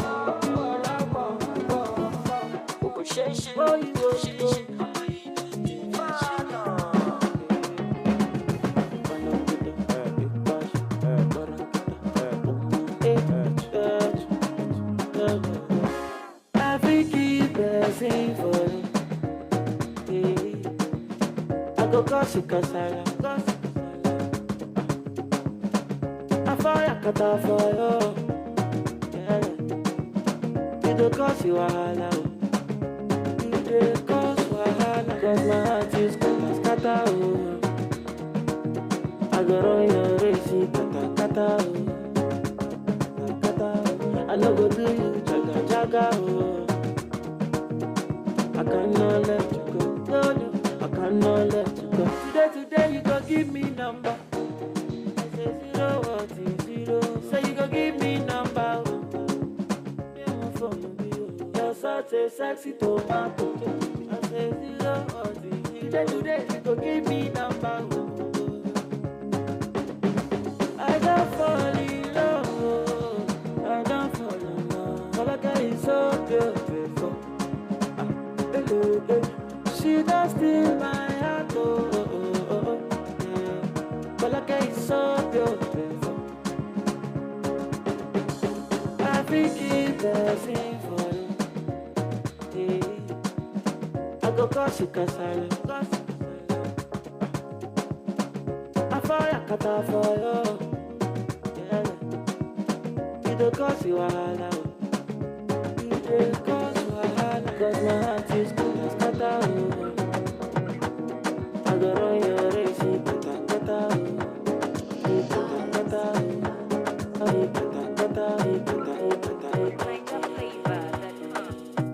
Another banger. Baby, calm down, calm down. Yo, this your body, it puts in my heart for lockdown, oh lockdown. Yo, you sweet life, phantom, phantom. If I tell you, say I love you, you know they for me, young girl, oh young girl. No, tell me, no, no, no, no, oh, oh, oh, oh, oh, oh, oh, oh, oh, oh, oh, oh, oh, oh. Baby, gon' give me your lo, lo, lo, lo, lo, lo, lo, lo, oh, oh, oh, oh, oh. You got me like.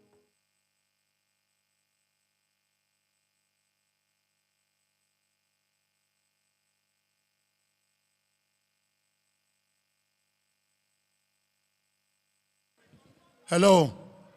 Hello. I just want to announce to us that there is food for all of us. Enough to go around. So please do not go. Don't go yet. We have food for everyone here. Food and drinks. So please relax. We have some few things to conclude before we dismiss.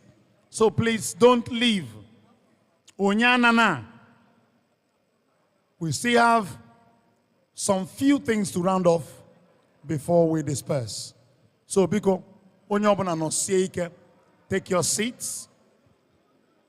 Where is the official photographer?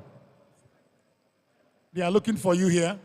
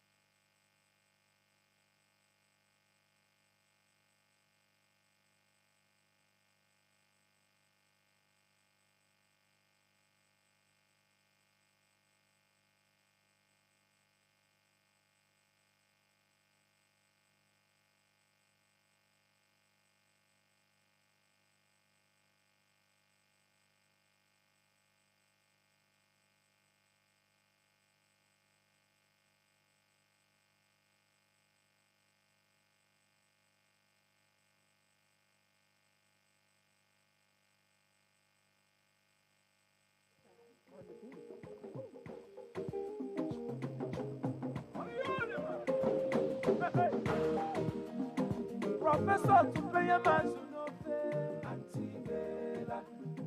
Professor.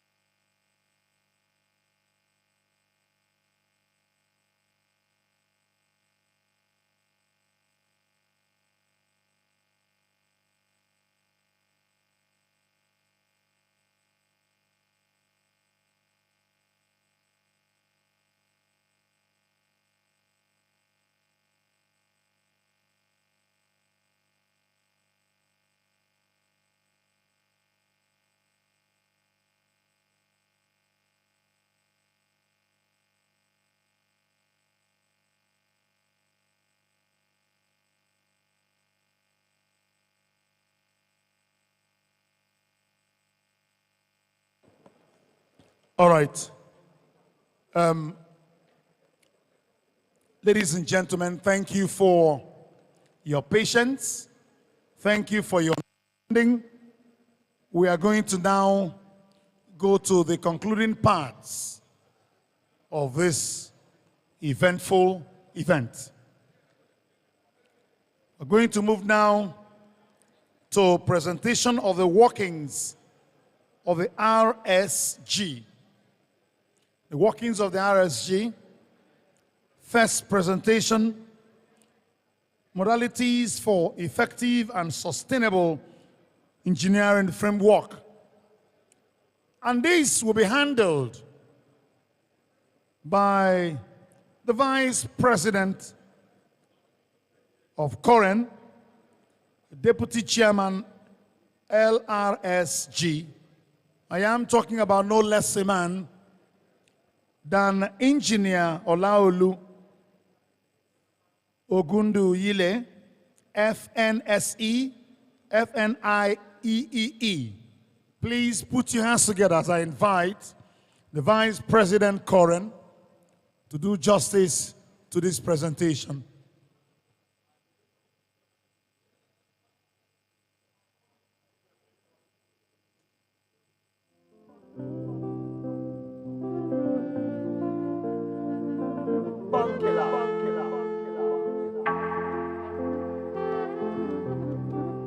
More music on trendybeats.com.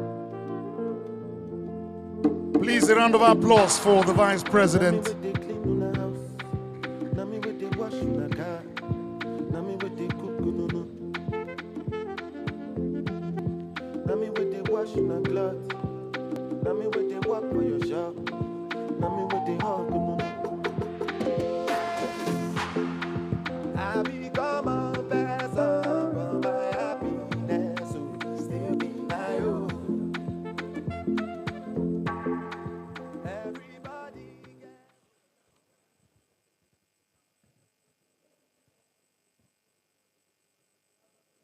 Good afternoon,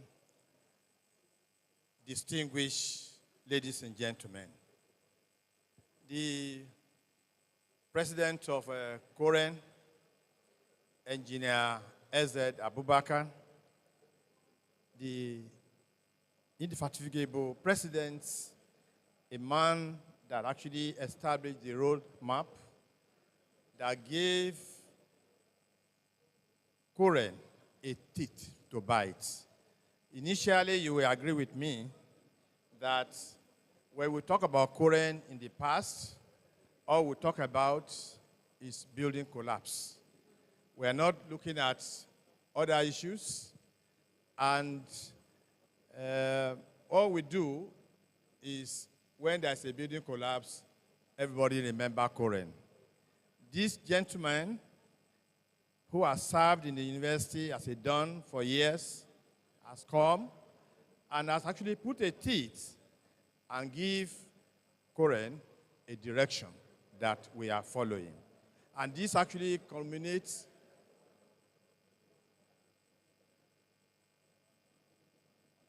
I can't hear. Before I should die.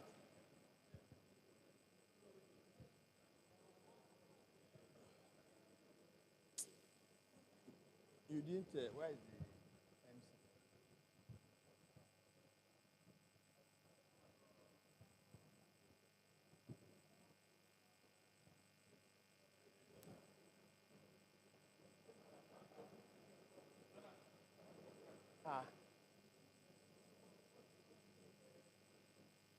Oh, wait, Andrew, what's the issue?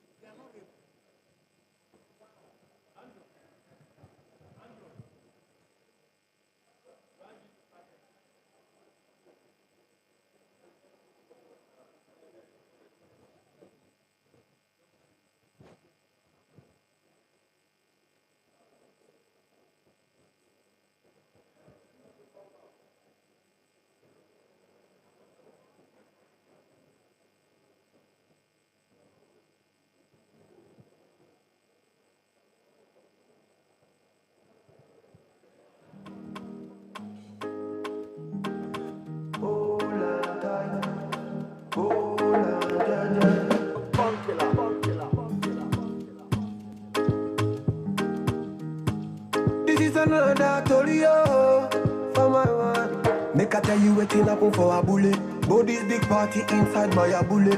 I went there with my best friend Kule. Kule they there with his girlfriend Shile. Ghetto girls them they like Takasufi. So many pretty girls they inside my mule. I just the one that say which can party everything yamba, everything there. Oh shit, I get many girls with them they come from away. AJ boys and they like to throw away. Almost see go babe. We just having fun. We won't carry on. Crazy girls like make the stallion. But my girlfriend they turn me on. That's why I hold on tight. Hold on, Jaja. Hold on tight. Hold on, Jaja. That's why I hold on tight. Hold on, Jaja. Hold on tight. Hold on, Jaja.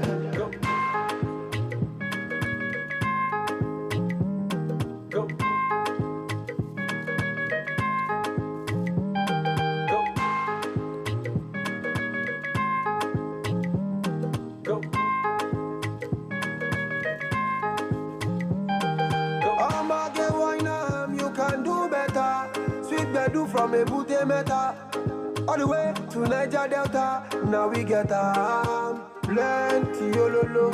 Girl them not for go logo. I just want sharply take one photo before the baba them tell us to go. Oh shit, I get many girls with them they come from away. AJ boys and they like to throw away. Almost see go babe. We just having fun. We won't carry on. Crazy girls like make the stallion. But my girlfriend they turn me on. That's why I hold on tight. Hold on, Jaja. Hold on tight. Hold on, Jaja. That's why I hold on tight. Hold on, Jaja. Hold on tight.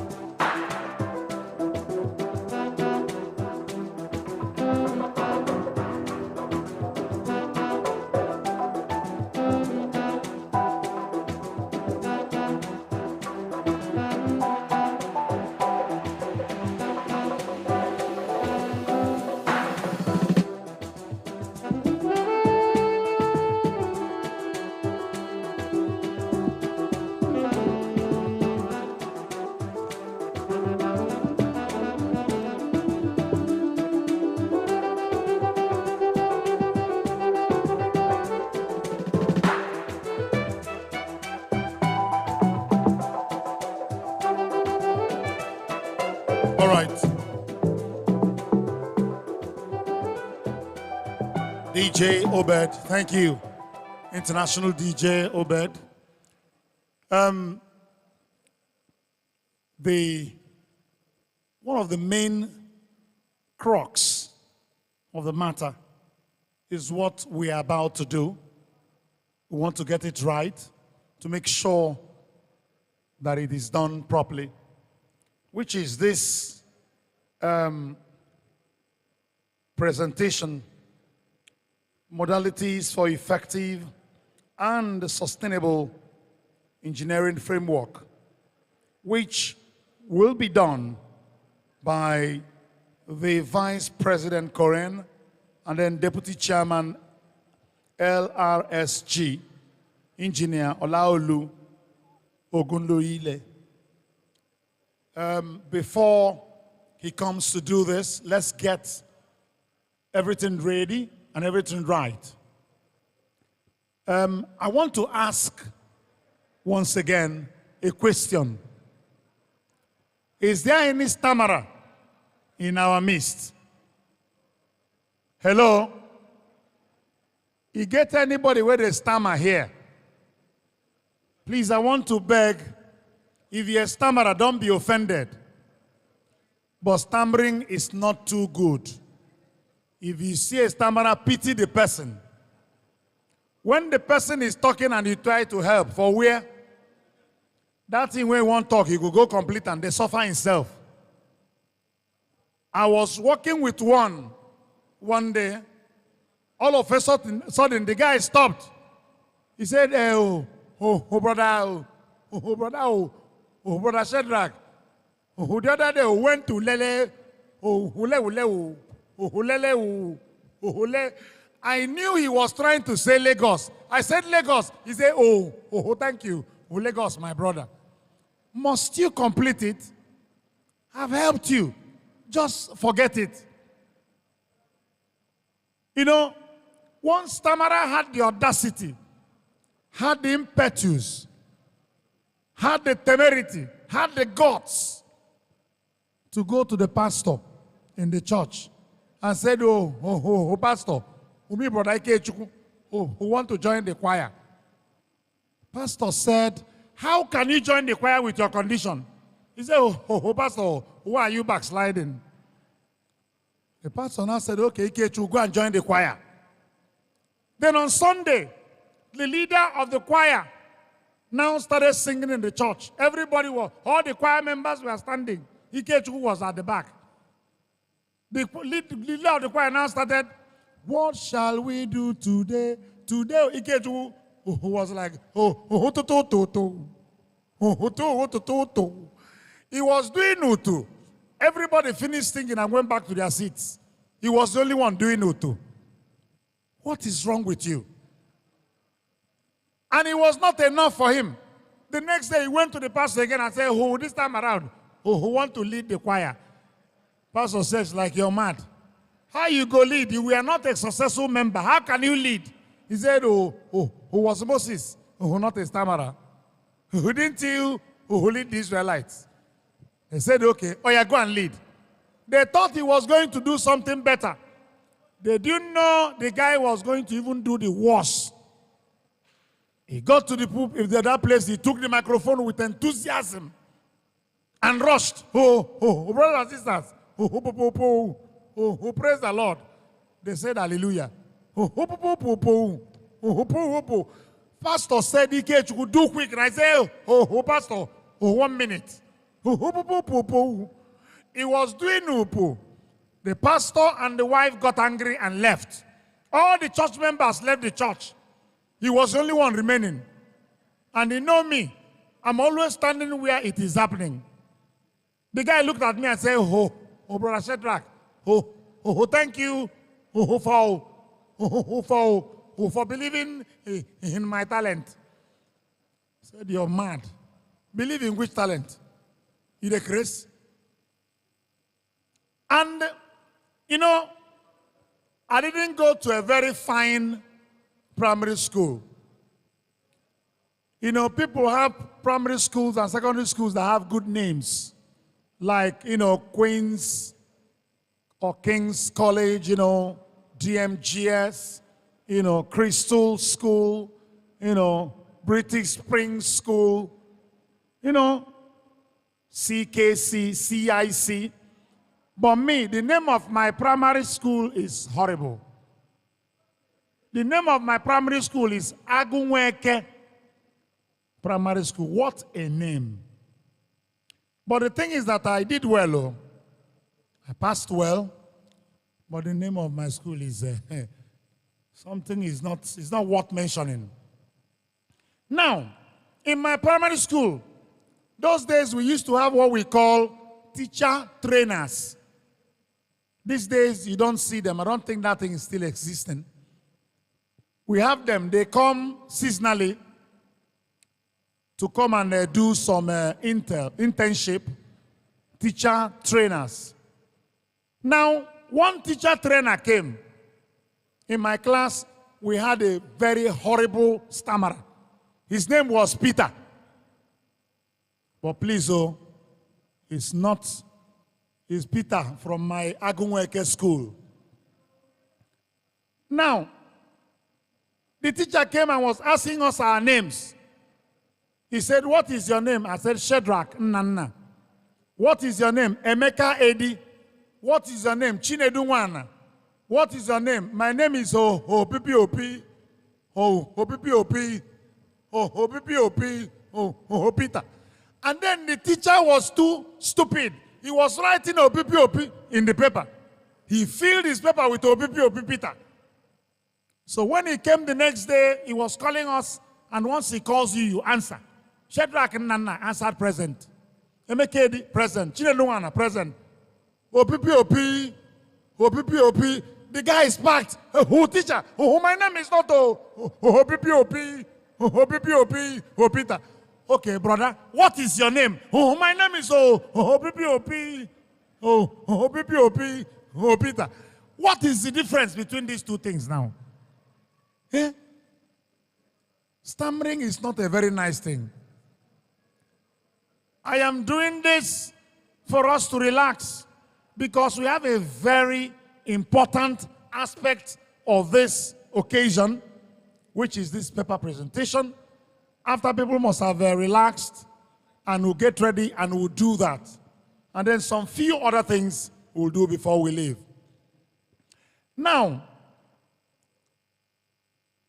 I had the opportunity of visiting a Catholic church. Is there any Roman Catholic Church member here? Hello? If you're a Roman Catholic Church member, put your hands together for yourself. I love the Catholic Church. But I am not a Catholic. But my wife is. I love Catholic Church members because your faith is very strong. It's so difficult for you to convince a Catholic to leave the church for another church. For what? What he's looking for from God, he sees in the church. So why leave the church? But what I love most in the Catholic Church is Latin.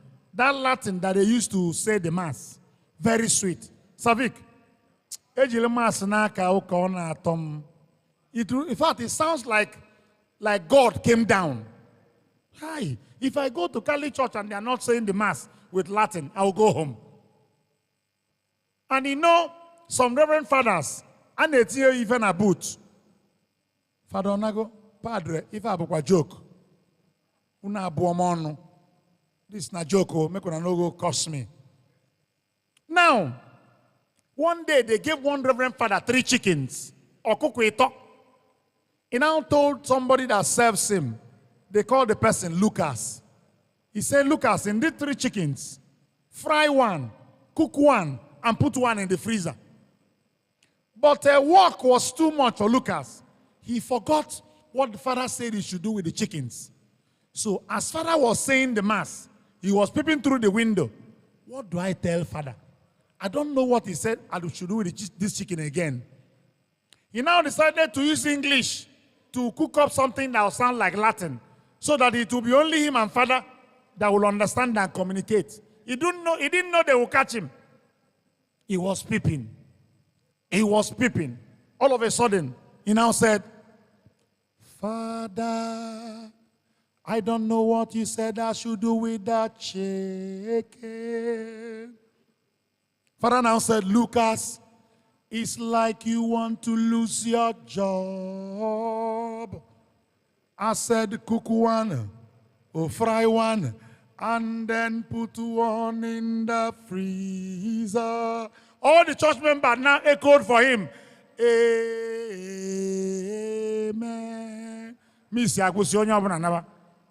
Put your hands together for the Catholic Church. Na joko. This is not a joke. I love to enjoy myself. I don't know about you. I love women. Hi. I love women. But I'm married to just one woman, and that's the only woman I know. Not interested in all these people. Only one woman I am married, and only am I know. I am a very, very faithful husband. Honestly, I know they look outside. Once I see this one where they talk for social media, I know they like, I know they hear her. I don't listen to that nonsense. Idiots. But there is something I do not understand about women. Why is it that women, they form a lot? If you see a woman stand, she will not stand with her hand straight like this. They always stand like this. I don't know if it's because of the handbags they carry or their nature. You know, women form a lot.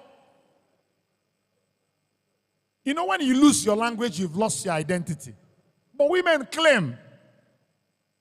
Some Yoruba girls, I remember those days in Ife, Obafemi Awolowo University, OAU.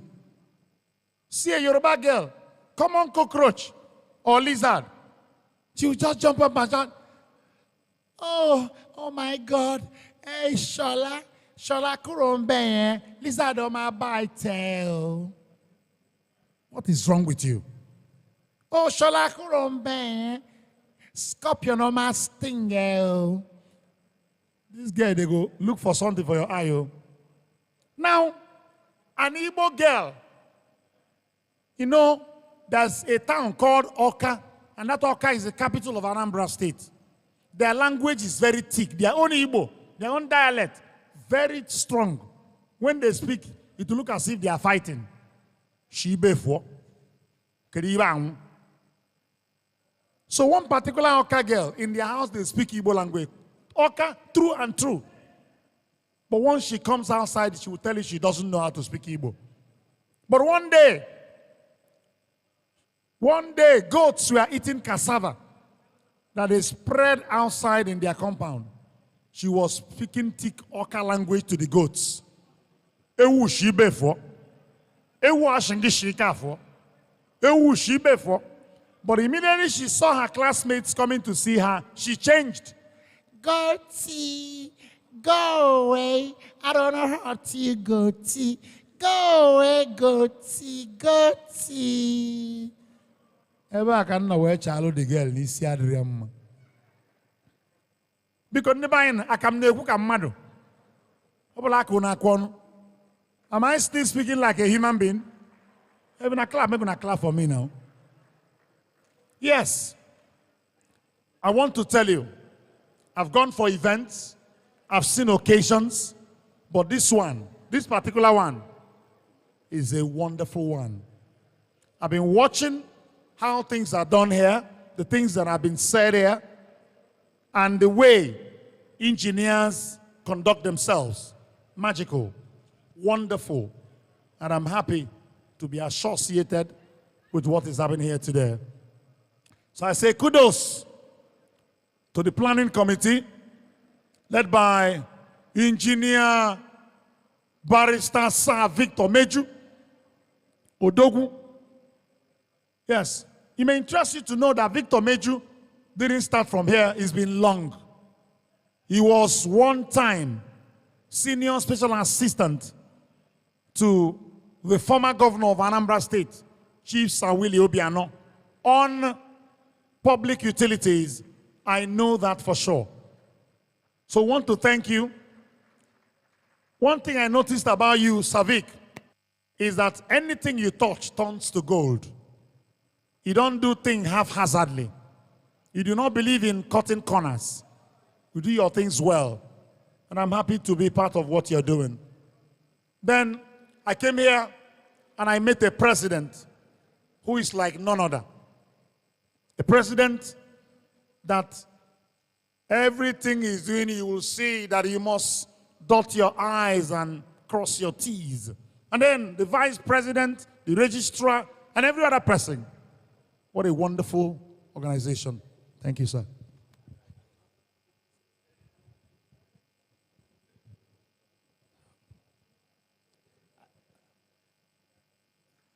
Distinguished engineers, can we please have our seats and settle down? These aspects that we're about going into is very, very important, and it's an aspect that has to do with the modalities. How do we run? This is the technical section.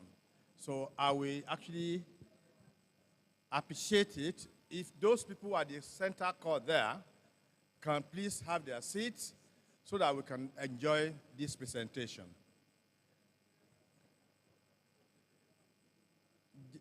Can we please ourselves a round of applause, please? Can we give ourselves a round of applause for having stayed since the beginning of this section, the morning, and we are in the afternoon, and we are still very strong as engineers. A round of applause to you over there. Can you please clap for yourself? Why are you clapping for yourself is because of resilience. Because you are ready, you are determined to make good of your time to serve this country better.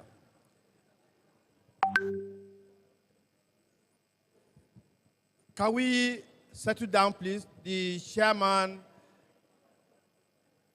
Southeast Steering Committee. I need your attention here, please. The chairman, Southeast Steering Committee. I need your attention so that we can keep going. We are not here to give lectures to play. This is a lecture, a presentation that has to do with the way you go about your duty. Chairman, please, I need your attention so that we can keep going.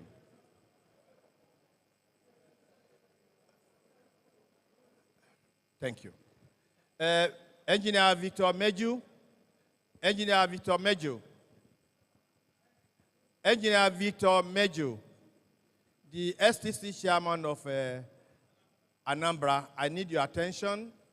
This is not the time for food.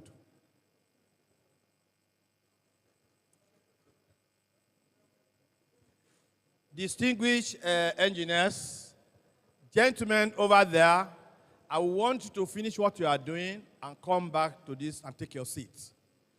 This is a serious assignment that we have to accomplish.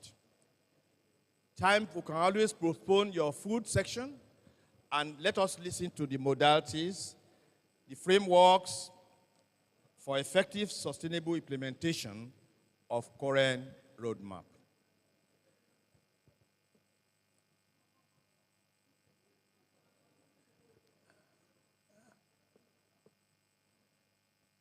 Thank you, Victor. Have your seat. Thank you.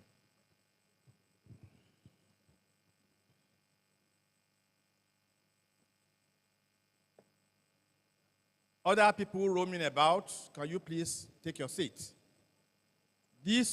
And at this point in time, I'm inviting the president of Coren, Engineer Professor Ezed Abubakar, to come and have his seat. He's my president. I'm holding the mic at this time. I'm asking him to come and sit.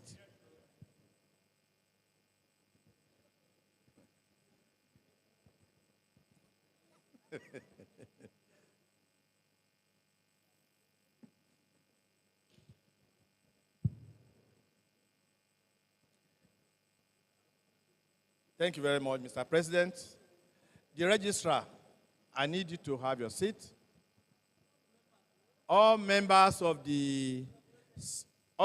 integrated, can I see your hand? Can you signify that you are part of this Southeast Regional Steering Committee? If you are, can I see you? Please be upstanding.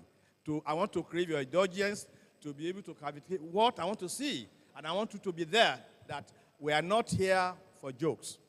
Can you be upstanding, please? Southeast Regional Steering Committee members. Thank you very much. A round of applause for these gentlemen.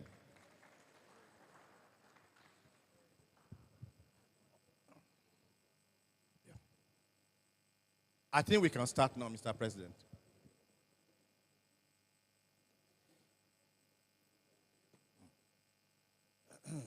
Mr. President, the digital president, the mastermind of the Coren roadmap, in whom I'm well pleased, and I'm following up with him tenaciously, because you need to follow a man that knows the road, so that you don't miss the road. A round of applause for Mr. President.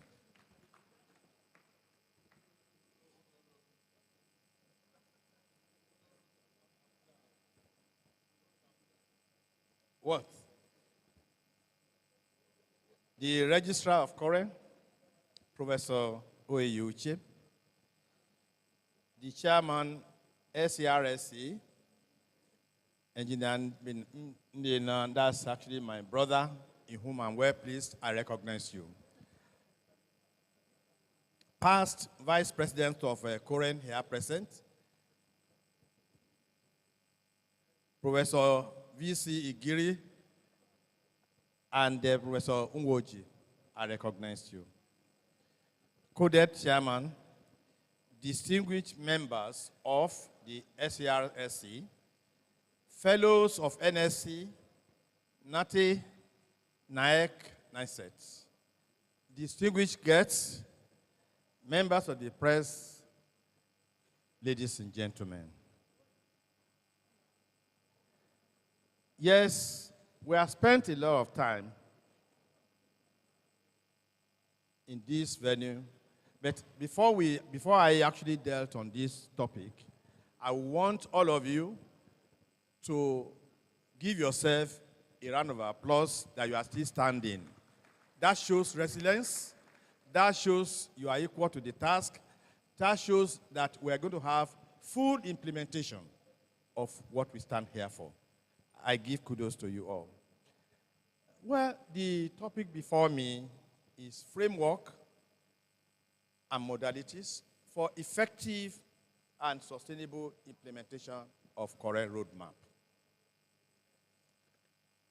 I will dwell with this topic with the following subtopics. That is, the introduction, best practices for regulators, decentralization of a Coren structure, expansion of Coren regulatory functions, as detailed below, just to save time.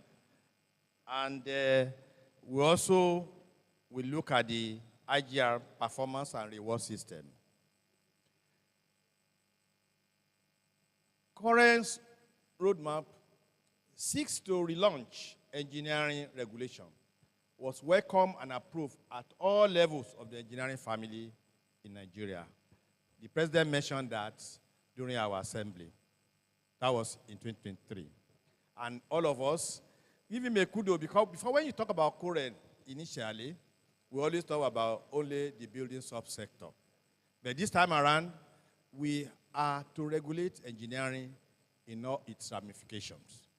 You will agree with me that it's not only the building structure or the roads that actually we are regulating.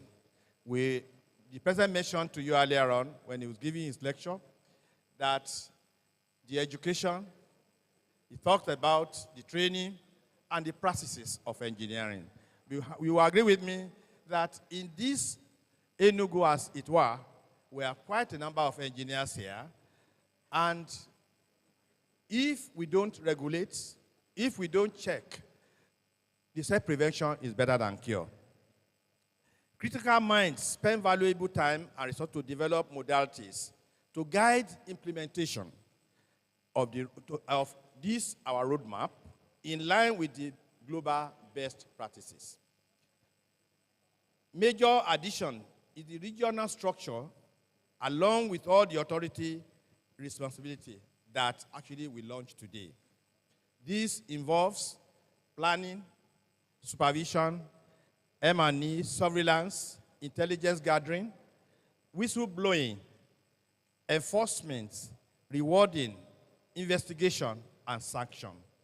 It is therefore very essential that modality on who to achieve this in collaboration with all key partners on a sustainable manner is agreed upon.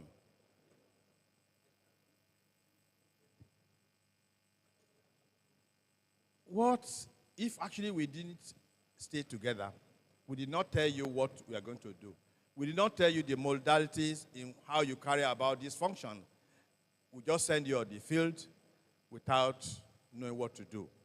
But when a soldier goes to actually wage a war, they must have done what we call training. They must have done what we call the practice, and be able, when they go to the field, they launch. They'll be able to know when to lay ambush and when to be able to capture. So, but we also look at, once this one is done, we'll look at what are the best practices for regulators. Core regulatory functions to the grassroots where the engineering practice is taking place. That's why we are sending you to. The president mentioned earlier, instead of us to actually start, there's something happening in Enugu, somebody will come all the way from Abuja. That would be a thing of the past. Now you are at the grassroots level, you are at the regional level, that anything that happens in this sub-region, you have the state technical committee, you have the ARM team in all the 11 sectors, you move around, and if you listen to the lecture that the president gave initially this morning, he told you the powers. We need to take note when we are in this particular section. Otherwise, if we don't take note, we will sleep. And when we are sleeping, we won't get what we are doing. Establish key functions at the regional level that will perform these functions was also obvious. Mobilize members of engineering practitioners in association and EIS who can perform these tasks that reside in the states. But put in place a framework that will encourage the registered engineering practitioner to participate in regulatory tasks is very, very vital. It means you need to work as a team, you need to train yourself, and get equipped for this onerous task. Establish a friendly mode of engagement that rewards the participants, ensures sustainability in the heart of the new Coren. You find out when the Commissioner of Works came in here, where you need to work as a team so that you can get benefits, you can get the backing of the government to be able to do this. Even though at the forefront, we are actually going on alliances so that for Coren to go on ERM functions, you know, in the south, that is River State there, they are into the oil and gas, majorly. They are into power, because we have the distribution power there. The federal ministry of works are there. Some of the states can operate, or regions, in about 7. Some may not be able to. For instance, people in Lagos now, we don't have oil and gas, we have the maritime, and these are the things we need to choose some of our members that actually participate in this particular subsector. And like the governor representative said earlier on, he says that when we want to approach the government, we must come as a unit. So that if 3 letters come, they get confused. He said if only 1 letter comes, they will be able to sit with us and be able to say, okay, we can go this way, we can go that way, and that is the way we are going to support you. But if 3 letters come, it means we are working individually. To work as a team is very essential. And I will really want us, as a member of the Southeast Regional Steering Committee, to work together and come out well. And I know you can do it. I've seen people here, I've seen people who even mentioned to the president, yeah, they are already establishing a school in Port Harcourt, that they want to train other members. Those people can contribute to the movement of this place, and they can make it better. We need to work together as a team and pull ourselves together to get what is desired of us. If we work together, I can tell you, yes, we are not being funded by government. In Southeast, they are doing road. The commissioner mentioned 2,000 road construction are being done. How many engineers are there? How many technologists are there? How many technicians are there? How many craftsmen are there? Have you taken the number? We are talking about inverted pyramid. But this is the only way you will know when you are actually you are participating with the government, you are actively involved, and you go there. There are benefits that will accrue. Some people are not registered, you'll be able to catch them.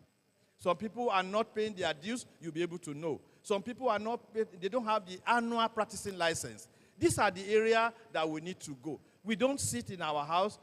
Well, even the president mentioned, even when we mentioned in Abuja, that if you are able to do it, whatever that's going to accrue, 25% goes to some quarters, 15% goes to the STC, 10% goes to the regional steering committee. It means that you are only working for yourself. This is a man, I think I need to, at this point, give a round of applause to the president for creating this avenue, for taking the people that are retired, they are no more tired. They can have something to do, and this will give them long life and longevity. These are the things we need to do to change the cursor of this nation. We also talk about deployment of technology to ensure transparency and accountability in managed engagements and remuneration. That is, when we go there, we don't collect cash. There must be a way. I think we said we are going to deploy some POS so that, pardon me? Yes, POS are the one that will be deployed. See, nobody will cheat you. You don't cheat yourself. You go together as a team, and you are able to, this payment comes, there are records, there are additions. These are the numbers of what to get. The STC get back to the regional steering committee. We know this is the amount of money that we have recovered. And we send to Abuja. These are the list of the people. These are the people that participate in it. This is for the STC. This is for the regional. And all of us are back. In this country, engineers, they don't have to be employed. We will not shortchange ourselves by allowing the expatriates to take over our job. There are a lot where I visited one expatriate farm in Lagos, and out of 40 engineers who are actually foreigners, only 2 were registered. When I told them, they introduced the man to me. They said, that man is the GM of the company. I said, are you registered, sir? He said, no. I said, can you please compile the names of all the practitioners in this your company that have not registered with Coren? These are the things, but we can only do it when we actually work together. We're having one goal, one purpose, and one destiny. This is the way to go, and coming down to the state should allow us to have confidence, because we had a discussion when we were doing the South-South regional steering committee. They told us that 50% of what we need in Coren, they can generate. I'm sure by the time I finish this lecture, I know that the chairman of the Southeast Regional Steering Committee has the power, has the connection, and he would show the way to his people, and then we'll hear the news in Abuja. I can tell you also that Engineer Victor Meju, we've been hearing about his STC in Anambra. This is a practical example, and even the governor gave him accolades that, yes, this is the guy, and he gave him power, and he recognized him. This could happen. This can only happen if only we are putting in our best. If we don't allow things to just fall apart, and we are saying, yes, I'm just a member of the committee, I wasn't called into it. Attend the meetings. All meetings may not be physical. It can be virtual. And when you do this, a lot will happen. And Coren and all the engineers in this country will have a place. Government will recognize us when we know that we are doing our job and we are doing it effectively. The purpose also of the roadmap is to decentralize current structure. We saw decentralization of current structure. We have 7 regions, which when the president was discussing, he had mentioned it. He said South-South region, Port Harcourt. The Northwest is Kano. Southeast is Enugu, where we are today, which is being inaugurated. And we are making history. Gentlemen, I want you to give me your attention. Leave Victor Meju so that maybe we can listen to this lecture. He's going to be a player in this. And if we don't listen, we'll just be wasting our time. I know you have also worked, but they said the end justified the means. Ladies and gentlemen, the regions are there. I do not want to bore you with it. It's actually on the board. And we have the state offices. That is STC, State Technical Committees, which operate in every state. And these STC chairmen are part of the regional steering committee. We can work together. We can change things. We can change the modality of this nation. We can change the cursor of engineering collapse or building collapse or whatever it is. We are the one that can do it. Nobody else will do it for us. We are the one that can make a change to allow the governor to know that they are having a backing. Somebody mentioned this morning, I believe it's the doctor or the former commissioner, that in China, the president is an engineer. 70% of the cabinet, they are all engineers. Today, this podium is from China. This screen is from China.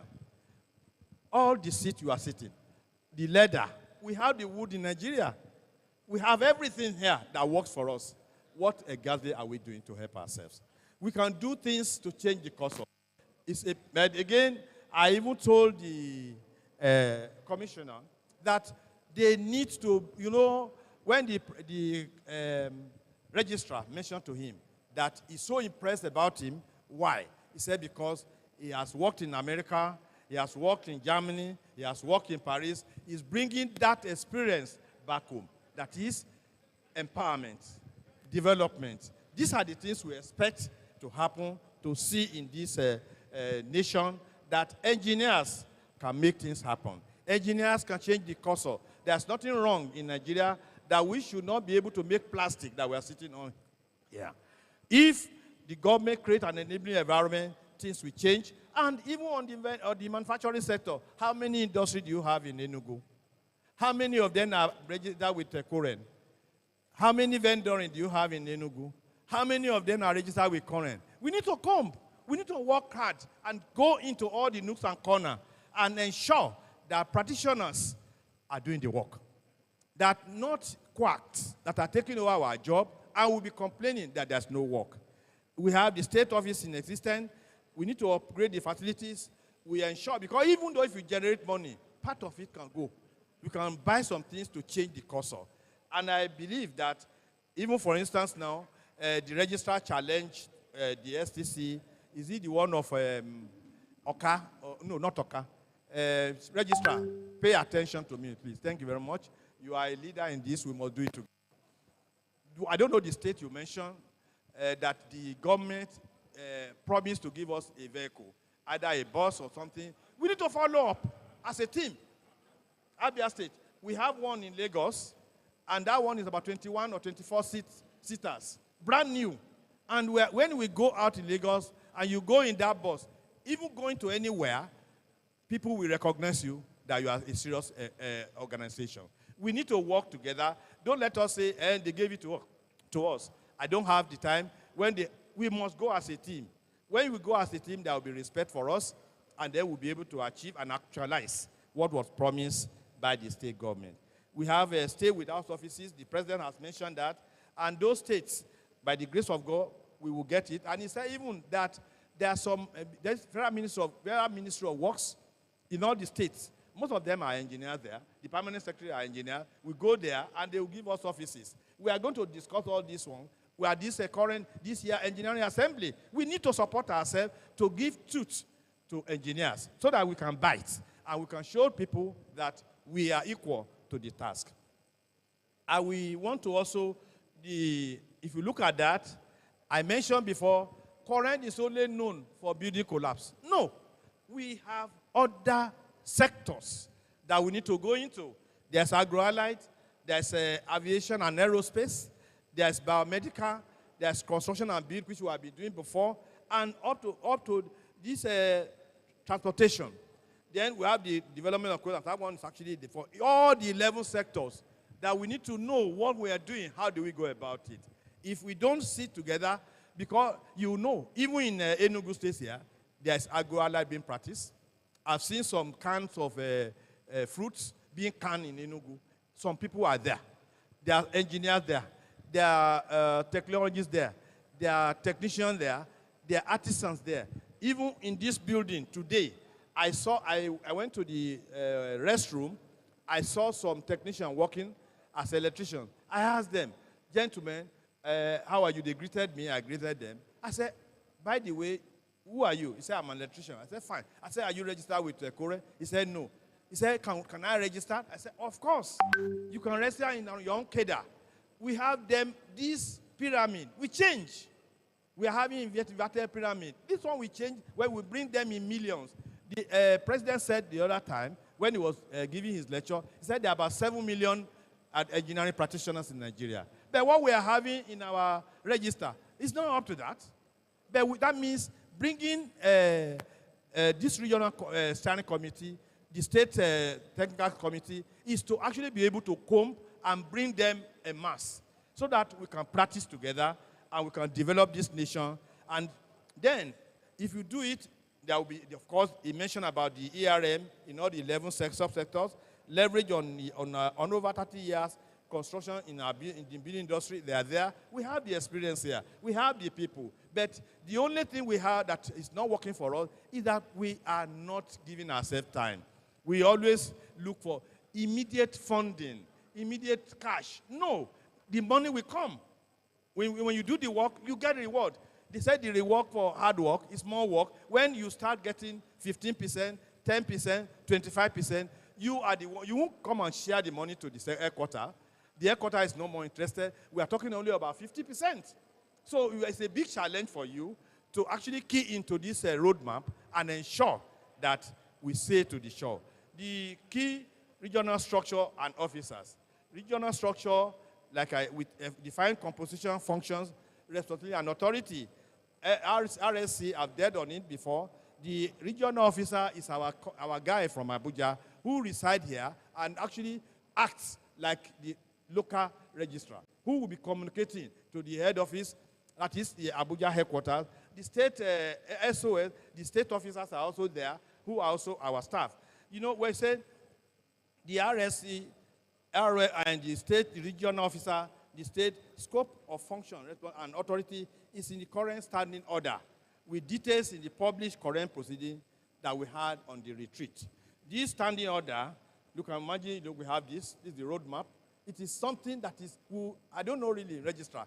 Do we still have copies that we need to give to the regional chairman so that they can look into this thing and know how we function?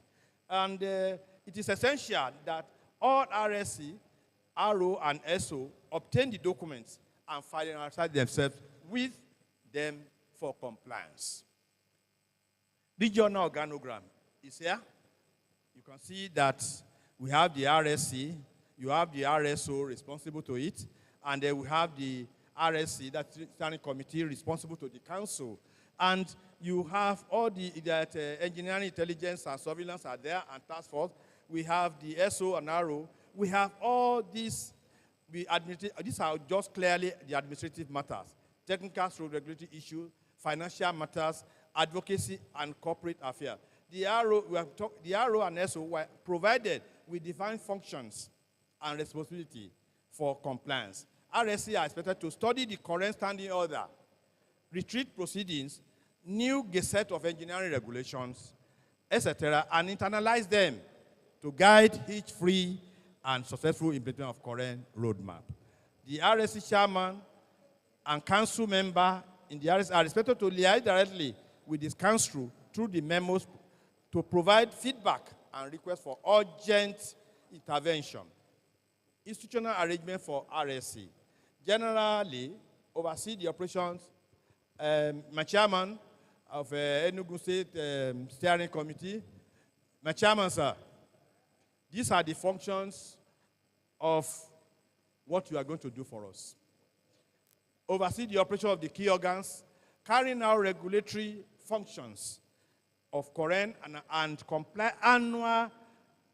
compile annual report through QAC department. Conduct need assessment, and guide regions to develop annual work plan and budget to PRS department. Receive feedback from the field actors and provide response intervention. Analyze their region, identify which of the 11 sectors can be activated, escalate ERM and E activities. Establish the key organs and draw membership from RSC, 11 ERM subcommittees with the inclusion of STC and EMC members. Engineering, Intelligence, Surveillance, Technical Task Force give direction to scope and operation. REP, Regional Investigation Panel, that has been dealt with by the President, what you need to do and how to go about it. Identify and engage the whistleblowers. There are some people, something is happening in Oka, Engineer Victor Meju must have some people in Oka that can actually blow the whistle, and then they'll go to the place and then go and do the investigation, and then come to the regional committee to discuss this matter. Organize key activity twice a year with QAC and PRA department, REM, regional engineering review meeting. There are regulatory organs at regional level. Key organs include STC and EMC to guide and participate in the activities of the ERM and E subcommittee to cover any of the 11 sectors. Investigation panel, as mentioned earlier on, in all regions. Engineering investigation surveillance task force, the whistleblower, and all have you. They are necessaries for us to be able to go about this work. RSC are to ensure the proper establishment, functioning, and management of this organ. See, gentlemen, I can tell you the centrality of ERM to Coren mandate is central to our mandate. Coren consistently is exploring how to improve ERM and me is commendable. Goals of the Coren roadmap 2024 to 2030. The standardization of Coren to have more traction at the grassroots and improve its responsibility and presence. That is why we are here. That is why we are here. We're creating, we escalate, we cascade the power to the regions so that Coren can be felt. Our powers can be felt. We are the one regulating engineering in all ramifications, in all sectors. Putting in place a robust framework to the implementation of ERME. Expansion of regulation to cover all the 11 sectors of the nation's economy that we have mentioned earlier on. Putting in place mechanism to provide sustainable funding for the ERM inspectorate as well as the STC and RSC operation across the country, which we are doing, and you are feeling it now, and there will be more to be done in the nearest future. Framework for engineering regulation and monitoring, enforcement. You can see the legislative policy define clear mandates for the regulator, align regulations with national development goals. With governance structure is there, establish transparent decision-making process, work together, do it together, hold yourself together, and then there will be success. Create an audit and oversight mechanism, digital transformation, you look at it there, implement an e-governance for licensing, inspection, and reporting. That means if you are here, the people transporting themselves all the way to Abuja because they want to go and pay X amount of money will be a thing of the past. You can do things locally here. And you make life of your people better and even it's easier for them. They'll be able to cooperate with you. And then you train them. You see, you need to train people in ERM, inspectorate. You need to train people as a whistleblower. You need to train people and license them so that they can work. And when you go, like I have an emblem here, Coren engineer. They also have Coren inspector, Coren chief inspector, and not have you whistleblower. All these things will happen. We also need to develop a codes and standards, the framework for implementing ERM in Nigeria. This is actually what is going to happen globally. The codes and standards, that one will be with the headquarters and will be with the region. The subcommittee for the 11 sectors has been enumerated. I think I've left that place, yes. We function at the regional level, has linkage with ERM and E. Then ERM and subcommittee in the headquarters, yes. In the region, yes. In the state, yes. Subcommittee for the levels, we function. Hello. We function at regional level to be involved in STC activities. In the relevant sector, reports to CSRE to trigger update. Regional steering committee, only in the region, may intervene at state level in liaising with the STC. Like we discussed, that if there's anything, if there's any issue that need to be, that a state has, the regional steering committee will get involved and resolve the issue. They don't have to come to Abuja for this resolution. State technical committee, yes, in only the state, we receive report from all the inspectorate, their chief inspector, because the chairman STC in the state is like the chief inspector of the state. It's a big Victor, that's a very big position that you need to hold on to your arm and you don't joke with it. You don't lose integrity. You don't take unnecessary money from anybody. Just do the work and ensure that everybody performs. With this, it will appropriate intervention like investigation, visitation, inspection, follow-up, warning. You give them warning notes. You stop. This is a stoppage of activity, but you have to give them warning before you stop. If I come to your site to investigate, and I say, where are the engineers? Where are the technologists? Where are the technicians? Where are the craftsmen? You don't have them. When I come next, they must show me proof.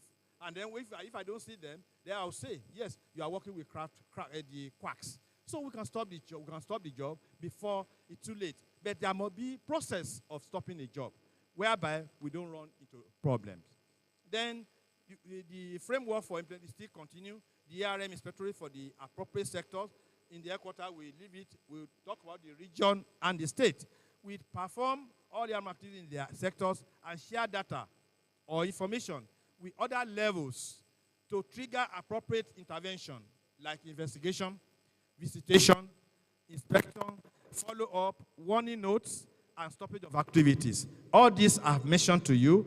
The whistleblower, the intelligence surveillance, investigation panel are there, which was actually mentioned because we have it in the headquarters, we have in the region, we have in the state.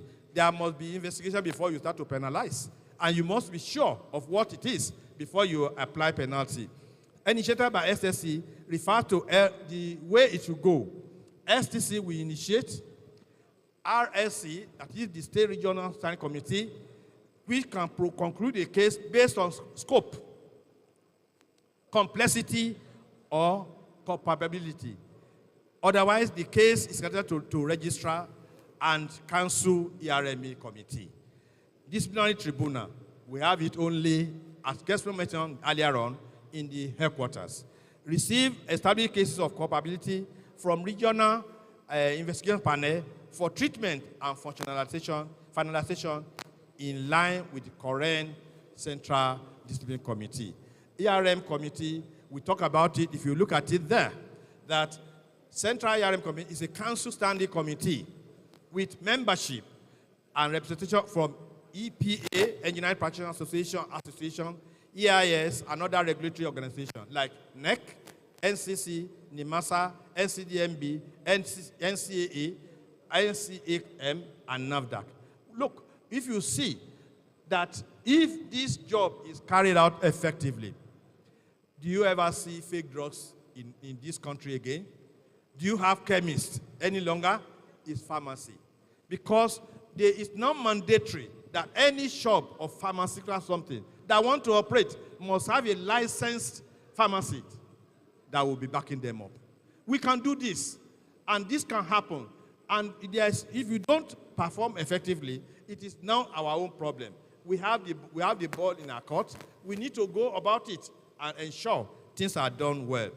If we have 11 sub-sectors and we are operating under this expansion, the strategy has to be there. We have taught you now what are the strategy, how do you escalate from STC to the state regional steering committee before it get, if it's a complex case, it don't go after the IP here, investigation panel, it goes to Abuja.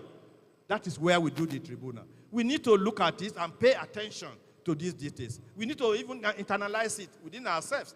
Not only want to be a member, but we want to have a functional member. A member that will perform. A member that will change the cursor. A member that will change the narratives of things that is happening in this in Coren. All those I will not bore you with all this council approved membership of committee. We have done that one is there. The orientation, training, and inauguration. We are doing that inauguration now, but there will still be training. There will still be a retreat that will teach you. All the STC will come. We did one in January. All the STC will come. The chairman will come. We will sit down together to give you the modalities as I'm giving you now, but probably because some of us are tired, we are not paying attention. We need to pay attention to make this thing to be more effective. I'm telling you, you need to sensitize visit to promote collaboration. That is one example of what you did here. That even the commissioner is inviting the president that they should come so that they can come and see and attest to some of the projects they are doing. We are not going there for jamboree. We are going there to actually enact the policy of what Coren is all about. These are the things we need to do, and we can get, I know, can we do it? Can I hear yes? Can we do all this?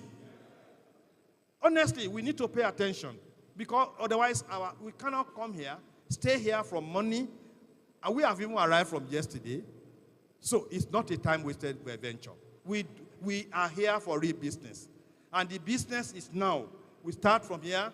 It is this morning, in the morning, you know how the evening will be when you pay attention to details. Enforcement, sanction, and discipline activities. I've actually dealt with some of these when I was actually discussing to address low performance of Coren in one of the key areas, the sanction of EIP. We have already said that one. Because we cannot come, something happened in Enugu, we fly all the way from Abuja. We are having it right in our doorstep here now. Enugu must perform. All the Aka, Anambra must perform. They must escalate issues. Let them feel our presence. I was with the president, I didn't know where we were, sometimes last week, and we were listening to one news on the radio. And we heard about 70 companies being closed down in Lagos, closed down by the Pharmaceutical Society of Nigeria. They went there, they put inspector there that this thing, these drugs are expired. We don't want. And they lock all the shops. We need to do something to let the people around us know that we are really, really together and we are going to do the work. I will lead strengthen authority and at a regional level. The finance and the admin department of Coren conducted training, and we're still going to conduct training for ROs and SOs on financial management, AIE, and retirement. Training is being scheduled for RSC leadership. I mentioned that before, on governance, accountability, and transparency. Training, certification, and licenses of engineering practitioners to perform regulatory tasks. This you have to do. We have to organize training. They have to be licensed too. You must have inspector, chief inspector. They will put in the badge. They will have authority to deal with issues. This is the only way we can do this effectively. It is not just that maybe I'm a member and we eat rice and we go. No, we have to do the work. We have to do the work. It's a time that we need to do it, and there's nothing, we are not going to spare nothing. If you know you are not qualified to do it, you can tell your chairman, I don't have the capacity. This time, we have to be noticed and we have to be effective. Supervision, enforcement, investigation, and sanction procedures. We have also dealt with that. When the president was giving lecture in the morning, he mentioned all the stages. Investigation panel, then the tribunal comes to us in Abuja here. That is if it's a complex situation. And I can tell you, then, if we are looking at key objectives for Coren as a self-funding regulator, you find a financial, we are having a generate sustainable revenue to streams to funding the regulatory activities.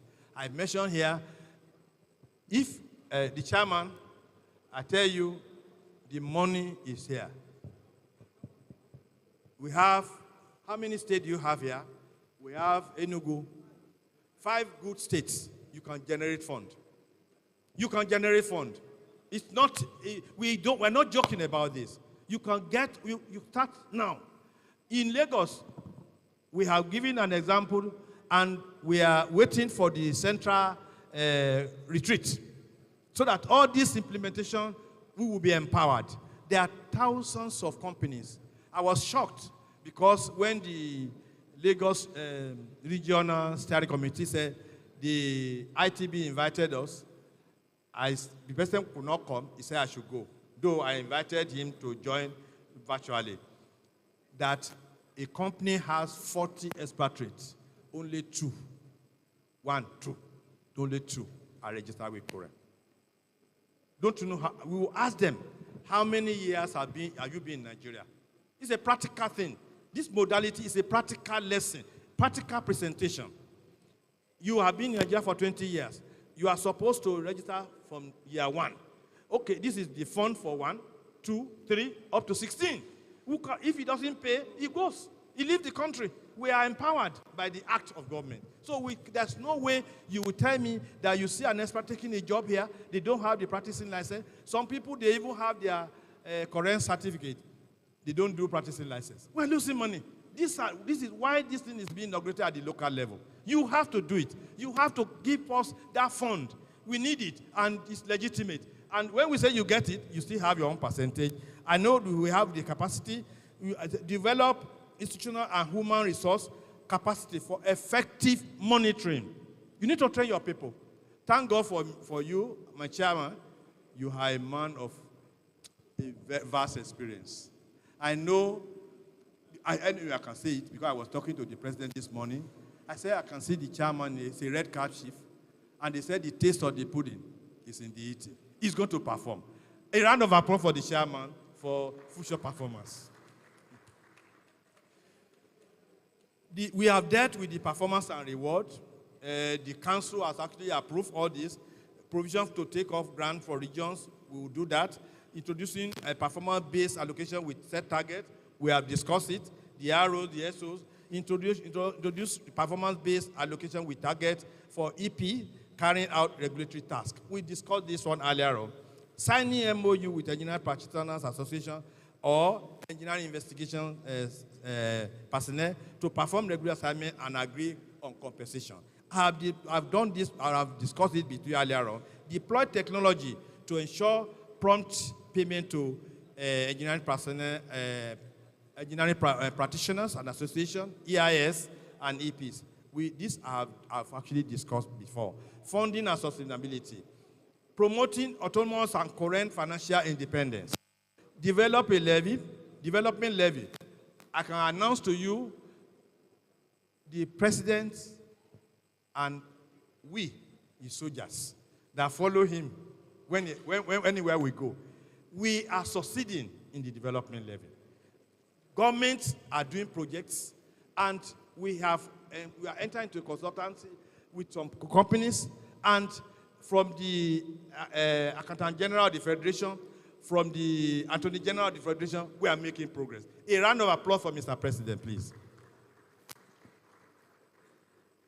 We are looking at even the headquarters building, by the grace of God, during the Coren Assembly, and I implore all of you. By the way, if I may ask, how many of you have registered for this assembly? Can I see your hand? If you have registered for this assembly, that is coming on the 14th to 16th of July, can I see your hand? Can you imagine? Mr. President, can you look back?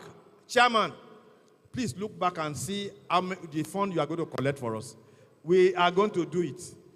This is your first target, your first task, to collect money for this assembly. Look at only 2 people. Only 2 people. Mr. Chairman, you have a lot of work to do. I hope, Mr. Chairman, you have registered. You have. Very good. Because these are the things we need to do. The registration, the renewals, trainees. We are going to get money for training people. They are going to pay for the courses. And then we are going to license them. We need to actually then look at sanctions that we need to give. Forfeiture, that one we are working on, and engineering factor failure and forensic investigation that the President mentioned earlier on. Then what about responsiveness, reporting, and feedback? We must, engineering practitioners are duly registered and renew their practicing license. Complying with code of ethics by registered engineering practitioners. Train and certify engineering practitioners on all regulatory activities. There are a lot of engineers that are out of the job. This is a job for us to do. When you register them, you train them, you license them, they will do the work. And there will be a change in COSO. And our treasury will be full. And they will be able to do more. In this country, Coren should not be talking about small amount of money. When the money, look at it, we have about 300 people here, or 600. Only 2 have registered for an event that is coming less than 1 month. Ladies and gentlemen, I want you, how much is this registration? It's not too much.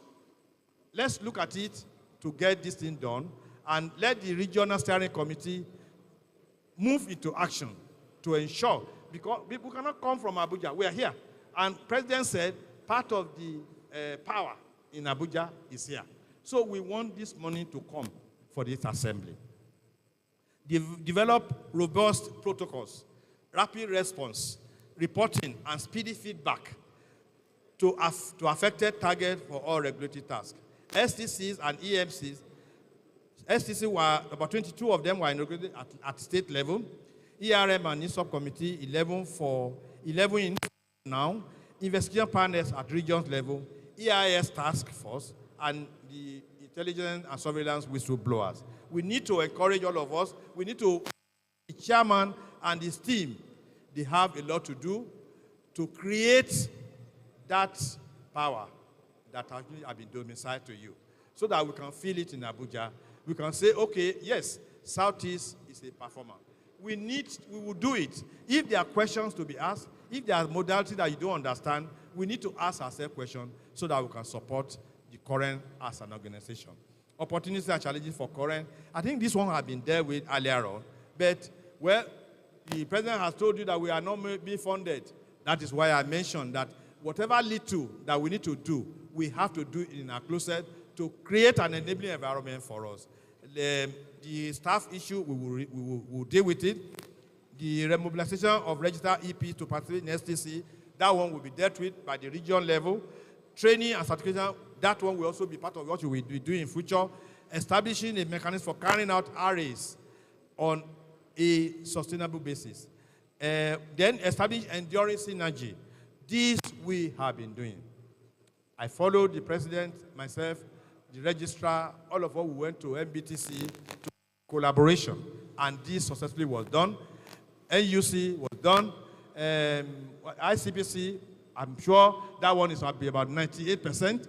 And NEMSA, NEC, they are all part of us. We are forming alliance. We went to Mexico. When we get to Mexico, we're talking about the engineering alliance. The people are in Europe, they form a block.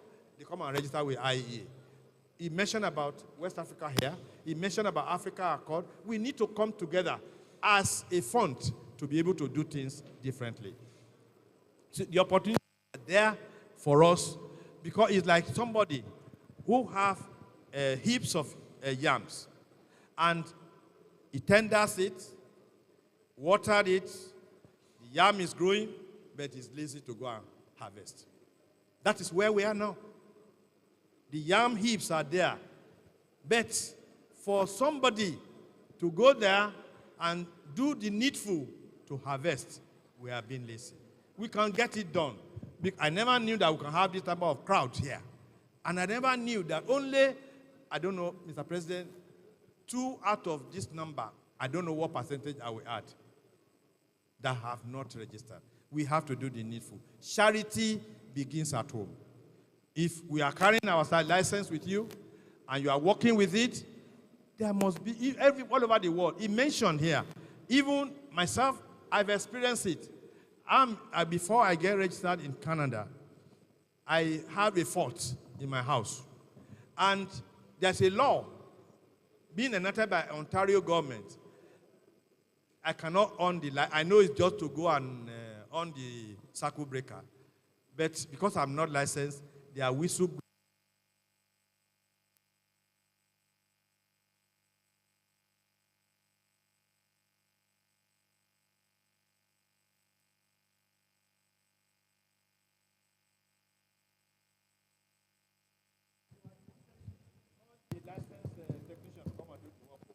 We know you are an engineer, but you cannot do it. When we are licensed, we create work for ourselves.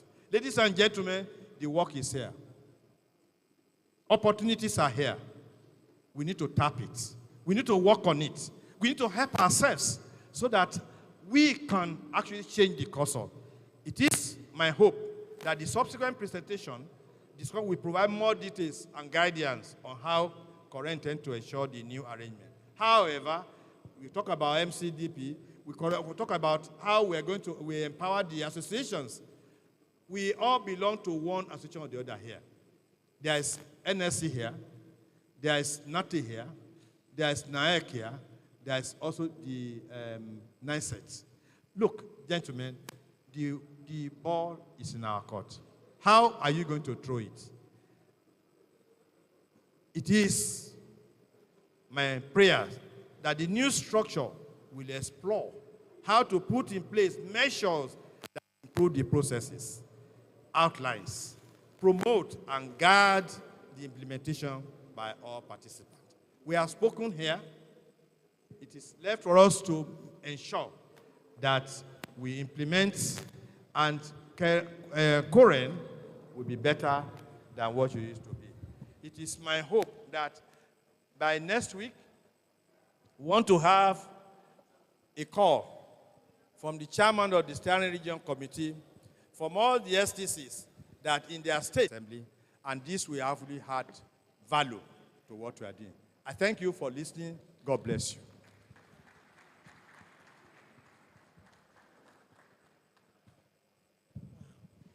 Wow. You didn't clap enough. Shy. You know, sometimes the best food is kept for last. I remember what they told us in the Bible, Cana in Galilee, where Jesus turned water into wine. It was when the wine was finished. Mr. Vice President, that was awesome. Honestly, that was very enriching. Even me that is not an engineer, you know, and I've started being envious. If I was an engineer, maybe I would have tapped from this. Thank you very much, sir. Thank you very much. Now, we'll move on very fast. Very fast. Second presentation, engineering education, training and practice, ensuring regulatory compliance by Coren registrar. So ladies and gentlemen, is the secretariat ready? If you're ready, let's put our hands together for the registrar as he comes to deliver this. Thank you, sir. Thank you very much. Mr. President, my president, the time is fast spent, and my vice president, the newly inaugurated STC, RSC, and all the STC in the house. I will not, this is supposed to be lecture that are mainly solely for you. So I don't want to take time for Coren. And all that we have been saying today, right from the president down to vice president, and now, is all about what the act want us to do. But one thing that is here is that for all these years, we have been regulating engineering from Abuja. We wanted to do a kind of engineering regulation monitoring and enforcement. It's called ERM before.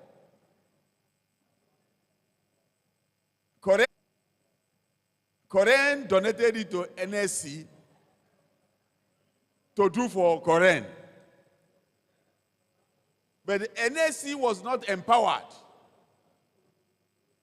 So it became a case of regulating engineering without funding.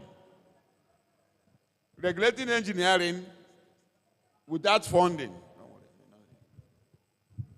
So this time around, the roadmap by this present leadership tinkered on the way to do this in effortlessly, where we can have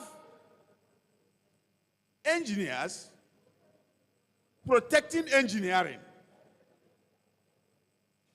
And what I always say that, look, nobody can protect this profession more than the engineers. If you allow us to leave, it doesn't concern me. Government is not helping us. Quacks will take over. You will find out the engineering job are taken over by lawyers in various states. Politicians that doesn't even have background will take engineering jobs. And now they are now in a position employing engineers and giving you pittance. So the essence of transferring these functions that is limited to 30 people that are made up of council with in Abuja, there's no way we can regulate engineering in the space of a population of more than 200 million. Nigeria, as at now, is really under-engineered. There is no number of engineering practitioners that can really contend for the Nigerian needs. My slides is talking about fundamental things. That's why I don't want to. I know that people have stayed first lecture, second lecture, third lecture. I want to just do overview and tell you the need for this integrated RSC to know what they are to do. I'm not going to tell you about what Coren is all about because you know it. But one thing I want you to guide against, there's need for unity of purpose.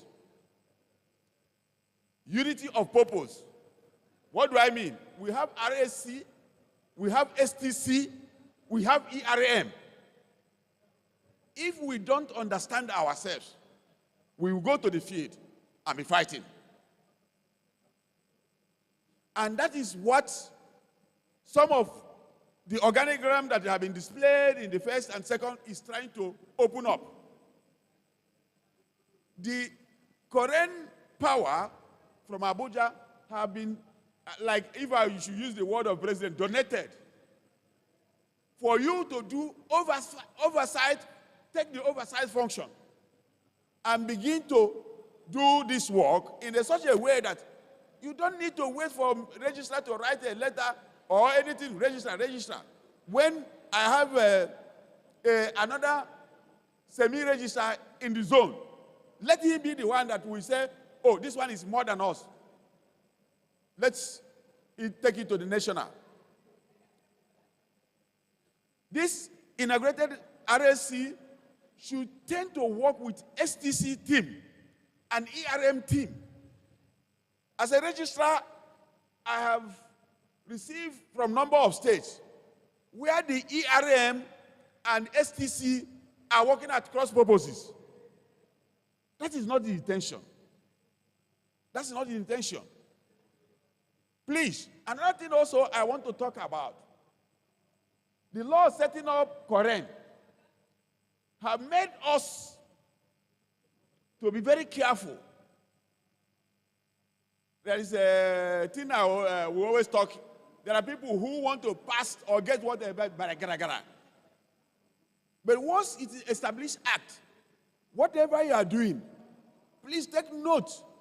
Don't do something that will every state, what we are saying, we have more legal cases than we can fend for, thereby curtailing our activities. So I want to advise, let the RSC coordinate well. Let the STCs also coordinate well with the ERM team. We have one single purpose. And that purpose is, how do we protect engineering in all ramifications in such a way that the job are left for engineers? More especially our own children. Some of us are closer to going retirement, and we have engineers in the house. I want us to take note that all these functions that are being castigated down are to make it to be more effective. To make it more effective. And we are enjoying every person here. One other thing I observe in most of the public lectures I do give is that engineers only talk to engineers or engineering practitioners. When they gather, they talk to themselves.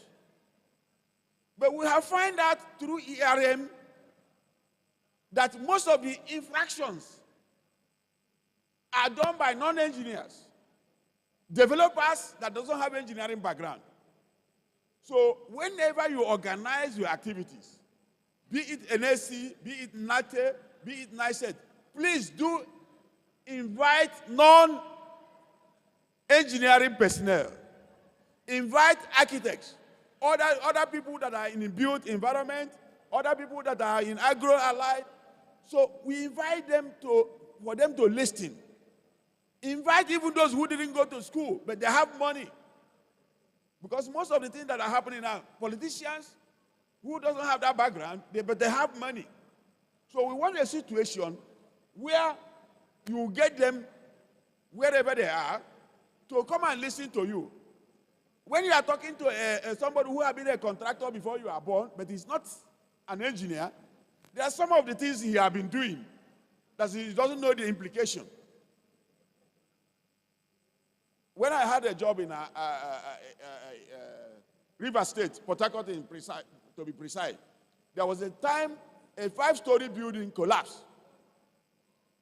And when investigation was carried out, the so-called site engineer is a pharmacist. It's ridiculous. But when he goes there, everybody knows him as an engineer. Anybody that comes to a site and sees somebody who is doing any technical thing, the public call him an engineer, whether you like it or not. We have gone to building sites that collapse, and we ask for the engineer, they say he don't run. But he's not an engineer. He's just somebody who have been eating from where we would have taken care of if we have regulated engineering. So that was why I always tell us, this period, we have to regulate engineering in such a way that we have shared prosperity. And once we have shared prosperity, I can bet you that we will provide for every engineer to have something within the ecosystem. I therefore call upon the newly elected, this slide will be made available, the roles of SCC and RSC. The Vice President have talked on that. And I don't want to explain this because you are the engineers. You have the ERM, State Technical Committee responsibility, implementation of policies, formulation by National Technical Committee to sensitize the states on Korean activities, monitor the registration and practice of engineering practitioners, local and expatriate. Monitoring, in fact, the Vice President was talking about ITB. Out of 40, it's only 2 registered. It means that somebody came to me, an expatriate from Israel, and is working with one of the construction companies in Abuja. He gave me a card. He wanted to register. He said that he wanted to apply. And when he gave me a card, I saw Engineer Megad. I called him, where are you from? He said, Israel. I said, you came to apply for registration. That in Nigeria, nobody answered this name except you are licensed, registered and licensed. You are, by law, not required to put before your name ENGR. He said he didn't know. That is his company. I said, take back your card. Because if I accept the card, as a registrar, I have said that you are an engineer. Please, don't share this card again until you get registered. You know, we jokingly said it. But this is what you see. Many people are answering that. And it is left for this integrated STC to see a way of going down. He talks about engineering whistleblowers. And I always like to talk about that because most of the states have development building control agencies. How do they function? Here, for instance, in Enugu, there are people that are not staff of that agency that are going around, but they are connected to the people that are in that agency. What they normally do is that they go where there is a new construction. They will take phone and say, there's a construction going on this house. And from there, the people will go, and every day they are moving up and down. That's their job. That's things that a whistleblower can do. A judge in Lagos called Coren and said, there's somebody building beside his house. And what they are doing, he doesn't consider it because it's disturbing his own house. He thinks that they are not using the right professionals. Coren should come and check. It's kind of whistleblowing. This is the type of thing the integrated team need to establish the way of gathering information. Okay? They need to establish the way of gathering information. It's very important. The way to gather information. The composition of state technical committees are done in such a way that every interest is represented. We have talked about this before. The governor or governor's representative, the federal minister of works in the state, the federal controller of works always, or his representative, state minister of works, like the commissioner, or his representative, Nigerian police, the immigration services, state development control agency, local government service commission, largest employer of engineering practitioner in the state and private sector, Nigerian Society of Engineers, Nigerian Association of Technologies in Engineering, Nigerian Society of Technicians, Nigerian Association of Engineering Craftsmen, and Coren representative. This makes up the State Technical Committee. Every member of this committee is very important. It is worth choosing because I was telling those people that I snap with, Nate, I said, no team is complete without the representation of the engineering family cadre. Engineers alone cannot practice engineering. They need a technologist, they need a craftsman, they need a technician for the family to be complete. And whenever you are going, do try as much as possible to establish that team.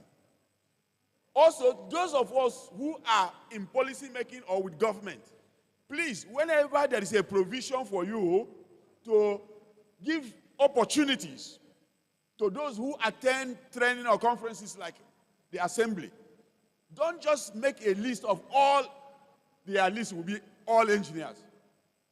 When you are in charge of that, remember that you have technologists in your ministry or in your agency or in your company. We want to have those representation cascaded down so that they will have, that they are part of the family. Because the assembly is not only for engineers. It's not only for engineers. So far we have 19 STCs that is currently in operation. Others are at various stages of inauguration. Efforts are made to ensure that all the remaining STCs are established quickly. Jigawa have been there, Kano is there, Kwara State, Ebonyi, Adamawa. You have Nasarawa, Katsina, Gombe, Bauchi, Edo, Ekiti, Delta, Bayelsa, Lagos, Ogun, Rivers, Abia, Anambra, Niger State. There is no date. So the composition of regional steering committee that we have done that today, you see that also people are well represented. Council members or past president or registrar in the region or state takes over as chairman. past president and registrars from that region are members, members of council standing committees in the region or state, members, NSC branch chairman in rotation, NATE, NICET, NAEC chairman in rotation, chairman of STC, reps of MAN, FOSI, CODET, COTEC, Coren state officers, member, assistant, okay, Coren regional officers, member, secretary. This is a typical composition, and the terms of references have been earlier streamlined, and they are to provide technical and administrative guidance. So they are not creating a new organigram from the Coren. Coren is the law. But we are asking that this team should provide technical and administrative guidance for regional officers and state officers in their operation to assist in the discharge of current mandate. We need you now. We know it's not a full-time job, but we know that whatever is happening, that if what we have earmarked worked well, you will be compensated. But above all, you are helping to sustain the profession engineering in your area, and that is very important. Some other terms of reference will be in your letter, and we are believing that more. So, a way of concluding, where we all desire a sustainable system, Korean work have been called out for it, the Act of Parliament establishing it. We must all rise to contribute our quota, development of Nigeria through proper regulation and control of education, training, and practice of engineering.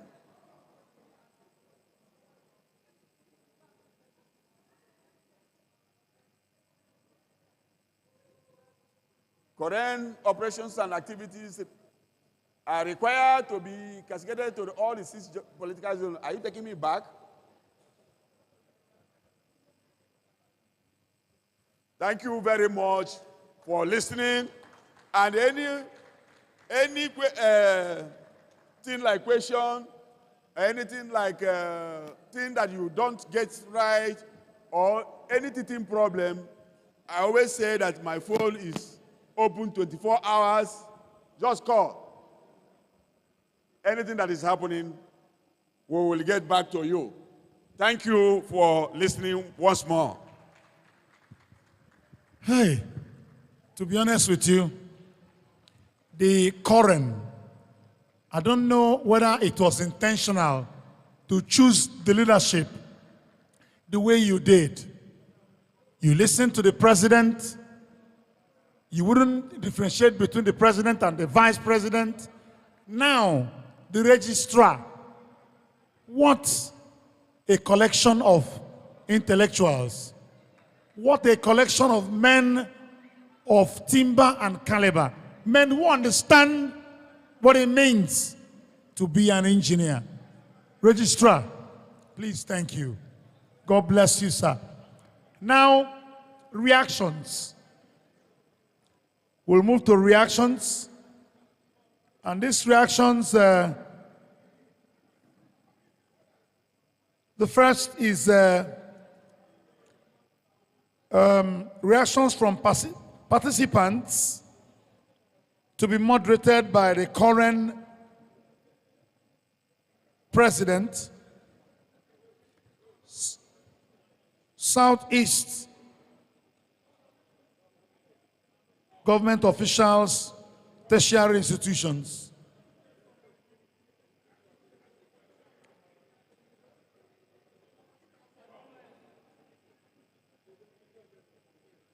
Current President, Southeast, to moderate these reactions. Huh? They said that's what is written here by the current president. Southeast government officials, tertiary institutions.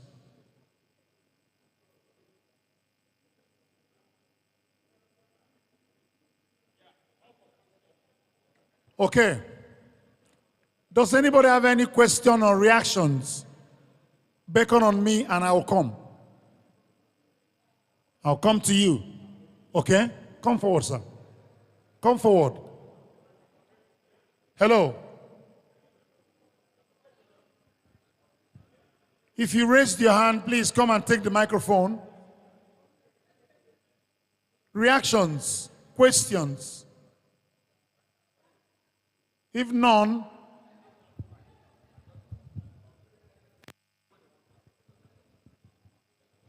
please your name and then your reaction or question, sir.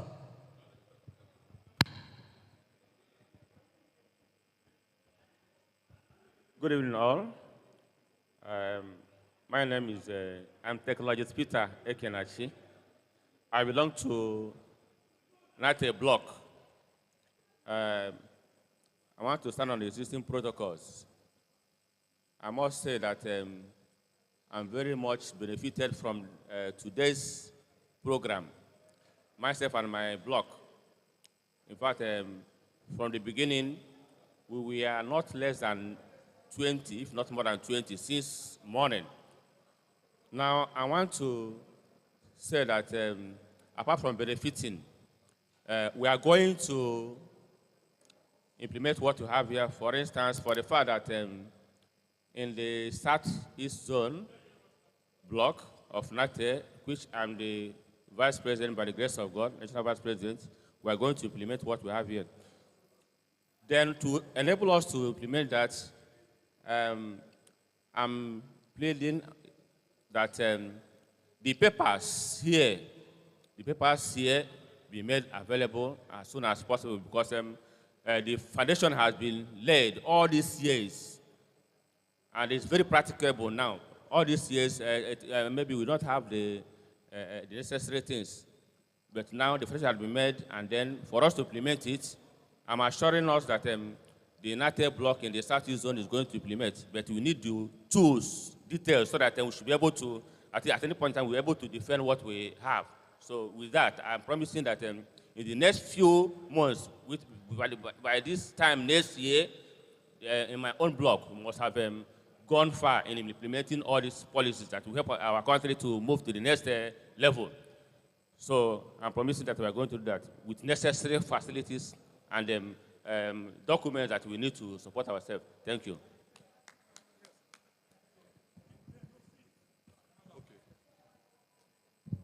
My name is Engineer Abo Levi from Ebonyi State.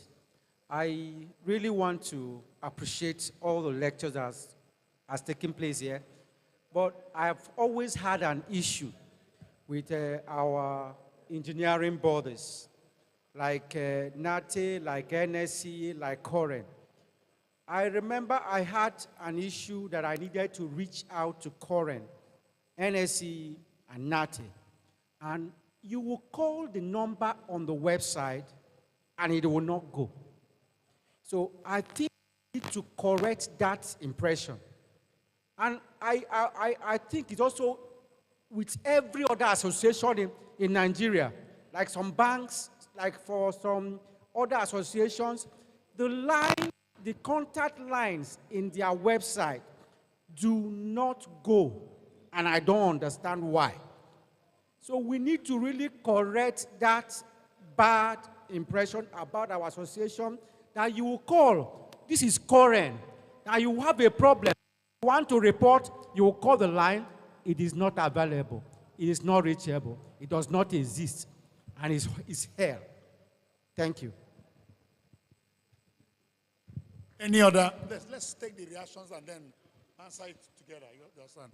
Any other reaction, question? If none, I'll hand over the microphone to the registrar, please. Okay. Are you coming to say something? Okay, no. Though the president is back, but he didn't hear all the questions. So let me say the first question is that he's acting for the technical support documents. And after the inauguration, we gave out documents, 2 sets or 3 sets. And I'm sure that the chairman of of the newly inaugurated Regional Technical Committee, we make that document available for each member of this team. The same also goes to the STC. We want you to know so that you know the level of your involvement and interaction, and to avoid where you'll be fighting over what does not exist. Now, the person who was asking of saying something about he will make a call. If you go to Coren website now, before it is not updated, but we have 24 hours update. So anybody who have anything to complain, we have decks, a kind of decks that you can call anytime that is within working hours. Where that one didn't go, call the registrar, call my personal line, send a WhatsApp message. I always reply. I always reply messages, even the one that I should not reply. And I will also send it to the right people. And if once they get me the information, I'll pass it to you. There are people who are having problems, just like somebody was saying, about portal. And once they complain, I will take it up. As we are here, even when the Vice President was doing presentation, I was answering questions. That was why he thinks that I wasn't concentrating. I was asking questions all the way from Lagos of, somebody who couldn't access his portal. I forwarded to MIS. MIS answered me. I forwarded to them. That's what we are doing. So, please, we have even made Coren closer to these regional activities. So you don't need to be calling us always the time when we have a regional office that can do the same thing. Anyone that is more than him, he will now ask up. We have regional office, we have state offices. And Southeast is well blessed for all these offices. There are places we don't have the offices, but Southeast is blessed because we have all these offices already. But we're also looking forward to have our own buildings and all over. And for the now, wherever we don't have, a land that we don't have in Owerri, we are in contact with the Federal Minister for Housing, and we are going to get office in the Federal Secretariat space. They are the ones that are in charge of all the Federal Secretariat. And we will get offices there for the meantime. But our hope is that when this roadmap is fully blown, we will have offices in all the 36 states of the Federation. We have in 29 already. So it's not, we are going to do this together. I always say, if engineering is regulated the way it should be, it will be for shared prosperity. Everybody will have something to do, and you will benefit from it. There will be mobility. We are pursuing that internationally so that you can go, just like Mr. President said, when you graduate here and Coren license you, you go to Canada. You don't go to Canada and looking for where to sweep street or where you go there and say, I am Coren registered engineer. I belong to Washington Accord. This. They say, okay, he's an engineer. He's an engineer. You go to Britain, the same thing. It's not like when you study medicine in UNN, which we say first class, and you go to UK, they say, Kai, they don't recognize. You start as a nurse. And that's what is happening in the real sense of it. We can take you as a care helper. And this is a medical doctor. And one ruggedness with Nigeria is that if you set the example, we clear those who are in UK and who are going to UK. So we are saying that let this spirit not be dampened. All we are praying and asking is that in this country, let our youth not be idle. Because they say idle mind is a devil's workshop. Our youth now, all they know is bet Niger. What we bring the money in the Southeast, here Governor of Anambra, Okite, what we bring money that cannot be sustained. And that's what they teach our youth. No more skill. And we are saying skill first. Anybody who is skilled in anything he's doing can never go hungry. Anybody who have a skilled person in his family will never go hungry. So I wish you the best. Thank you. Hey, ladies and gentlemen, whatever has a beginning will have an end. And if you're here and you've not learned anything, that means you won't learn anything again. Because eloquently presented papers, answers to a lot of issues, a journey that is set on a very, very successful pedestal. That is what is happening here. And to bring this to a close, I've been directed to invite Engineer Professor James Eke, former chairman, Codet, yes, to come and move the vote of thanks. So ladies and gentlemen, put your hands together for this erudite scholar, an engineer of repute, to give us the closing remarks. Prof. My MC, well, many professors have spoken. Though a professor, I'm not going to give any lecture. As my president said yesterday, they normally give long lectures, but I give very small lecture. Fortunately for me, I have not been asked to give any lecture, but to give vote of thanks. I want to start by saying that when we came here yesterday, my president asked us, are we sure we shall have people that will feel here? And we said yes. Some of us said it in faith. In fact, when I asked my chairman, we all said yes. There was one dissenting voice, so, but we overshadowed that person. I'm glad that today, my brother came here saying he has been here since 9 o'clock. And by 9 o'clock, 20 people were already here. But later this afternoon, this hall was filled. I want to appreciate Coren. You know, we have the hierarchy of Coren here. There's an engineering program going on somewhere in Lagos, but the hierarchy of engineering is here in Enugu today.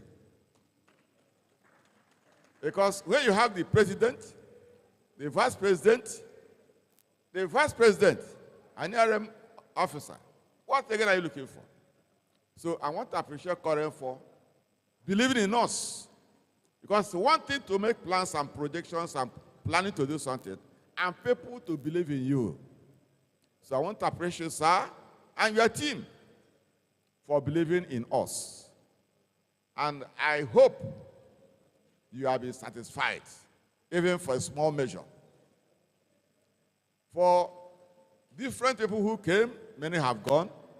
I want to appreciate all of them that came to honor our meeting. Fellow engineers in the Southeast, you have seen what we have been told. The load is much. The load is heavy. And one thing they have told us is we must work together. If we don't work together, we will not achieve it. I want to promise our organs from Abuja that we will work together. Our people say that when your father tells you to go and steal, you go and use your leg and hit the door open. Our fathers have given us mandate, authority to go and work. And we are telling you we are going to work. And we shall succeed in Jesus' name. So, thank you very much. Thank you, MC. Thank you for the caterers who gave us things to eat. Our prayer is that all of us, especially our organs, flying back to Abuja, as you go back, you will go safely, you arrive safely, and you meet your loved ones in safe hands. That you have also to do, we shall do. Everybody here, I say thank you. And may God bless all of us in Jesus' name. from one wonderful speaker to another. I thought they said that engineers are mostly good in mathematics. But it's here I'm learning that engineers are also eloquent, are also good presenters. Let me welcome Engineer O.C. Ben. Welcome. Welcome. I want to say thank you for being here, sir. We will close this. And I want to say that an author once said that the greatest motivational act one person can do for another is to listen. It was by Ralph Waldo Trine, an American author. And another said that the height reached and kept by great men were not got by a sudden flight, but they, while their companions slept, were toiling upwards at night. End of quote. Meaning that all you have said here, from the president to the last person, is work hard and work together and stick to the rules. If you do this, you will succeed.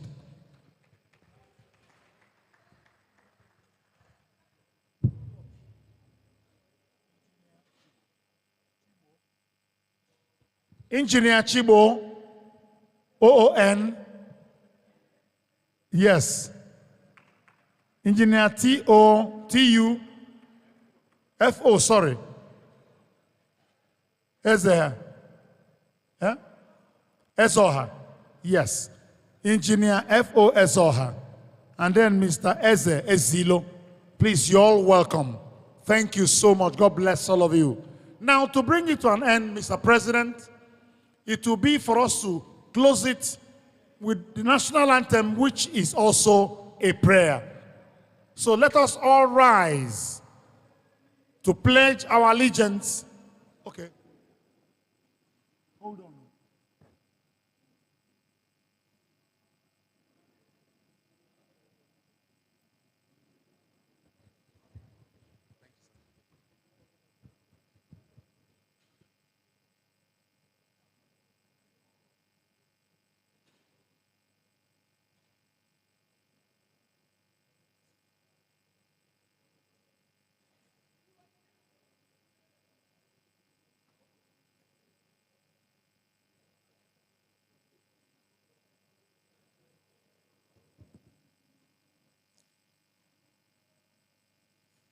All right, we'll rise, ladies and gentlemen, let's all rise.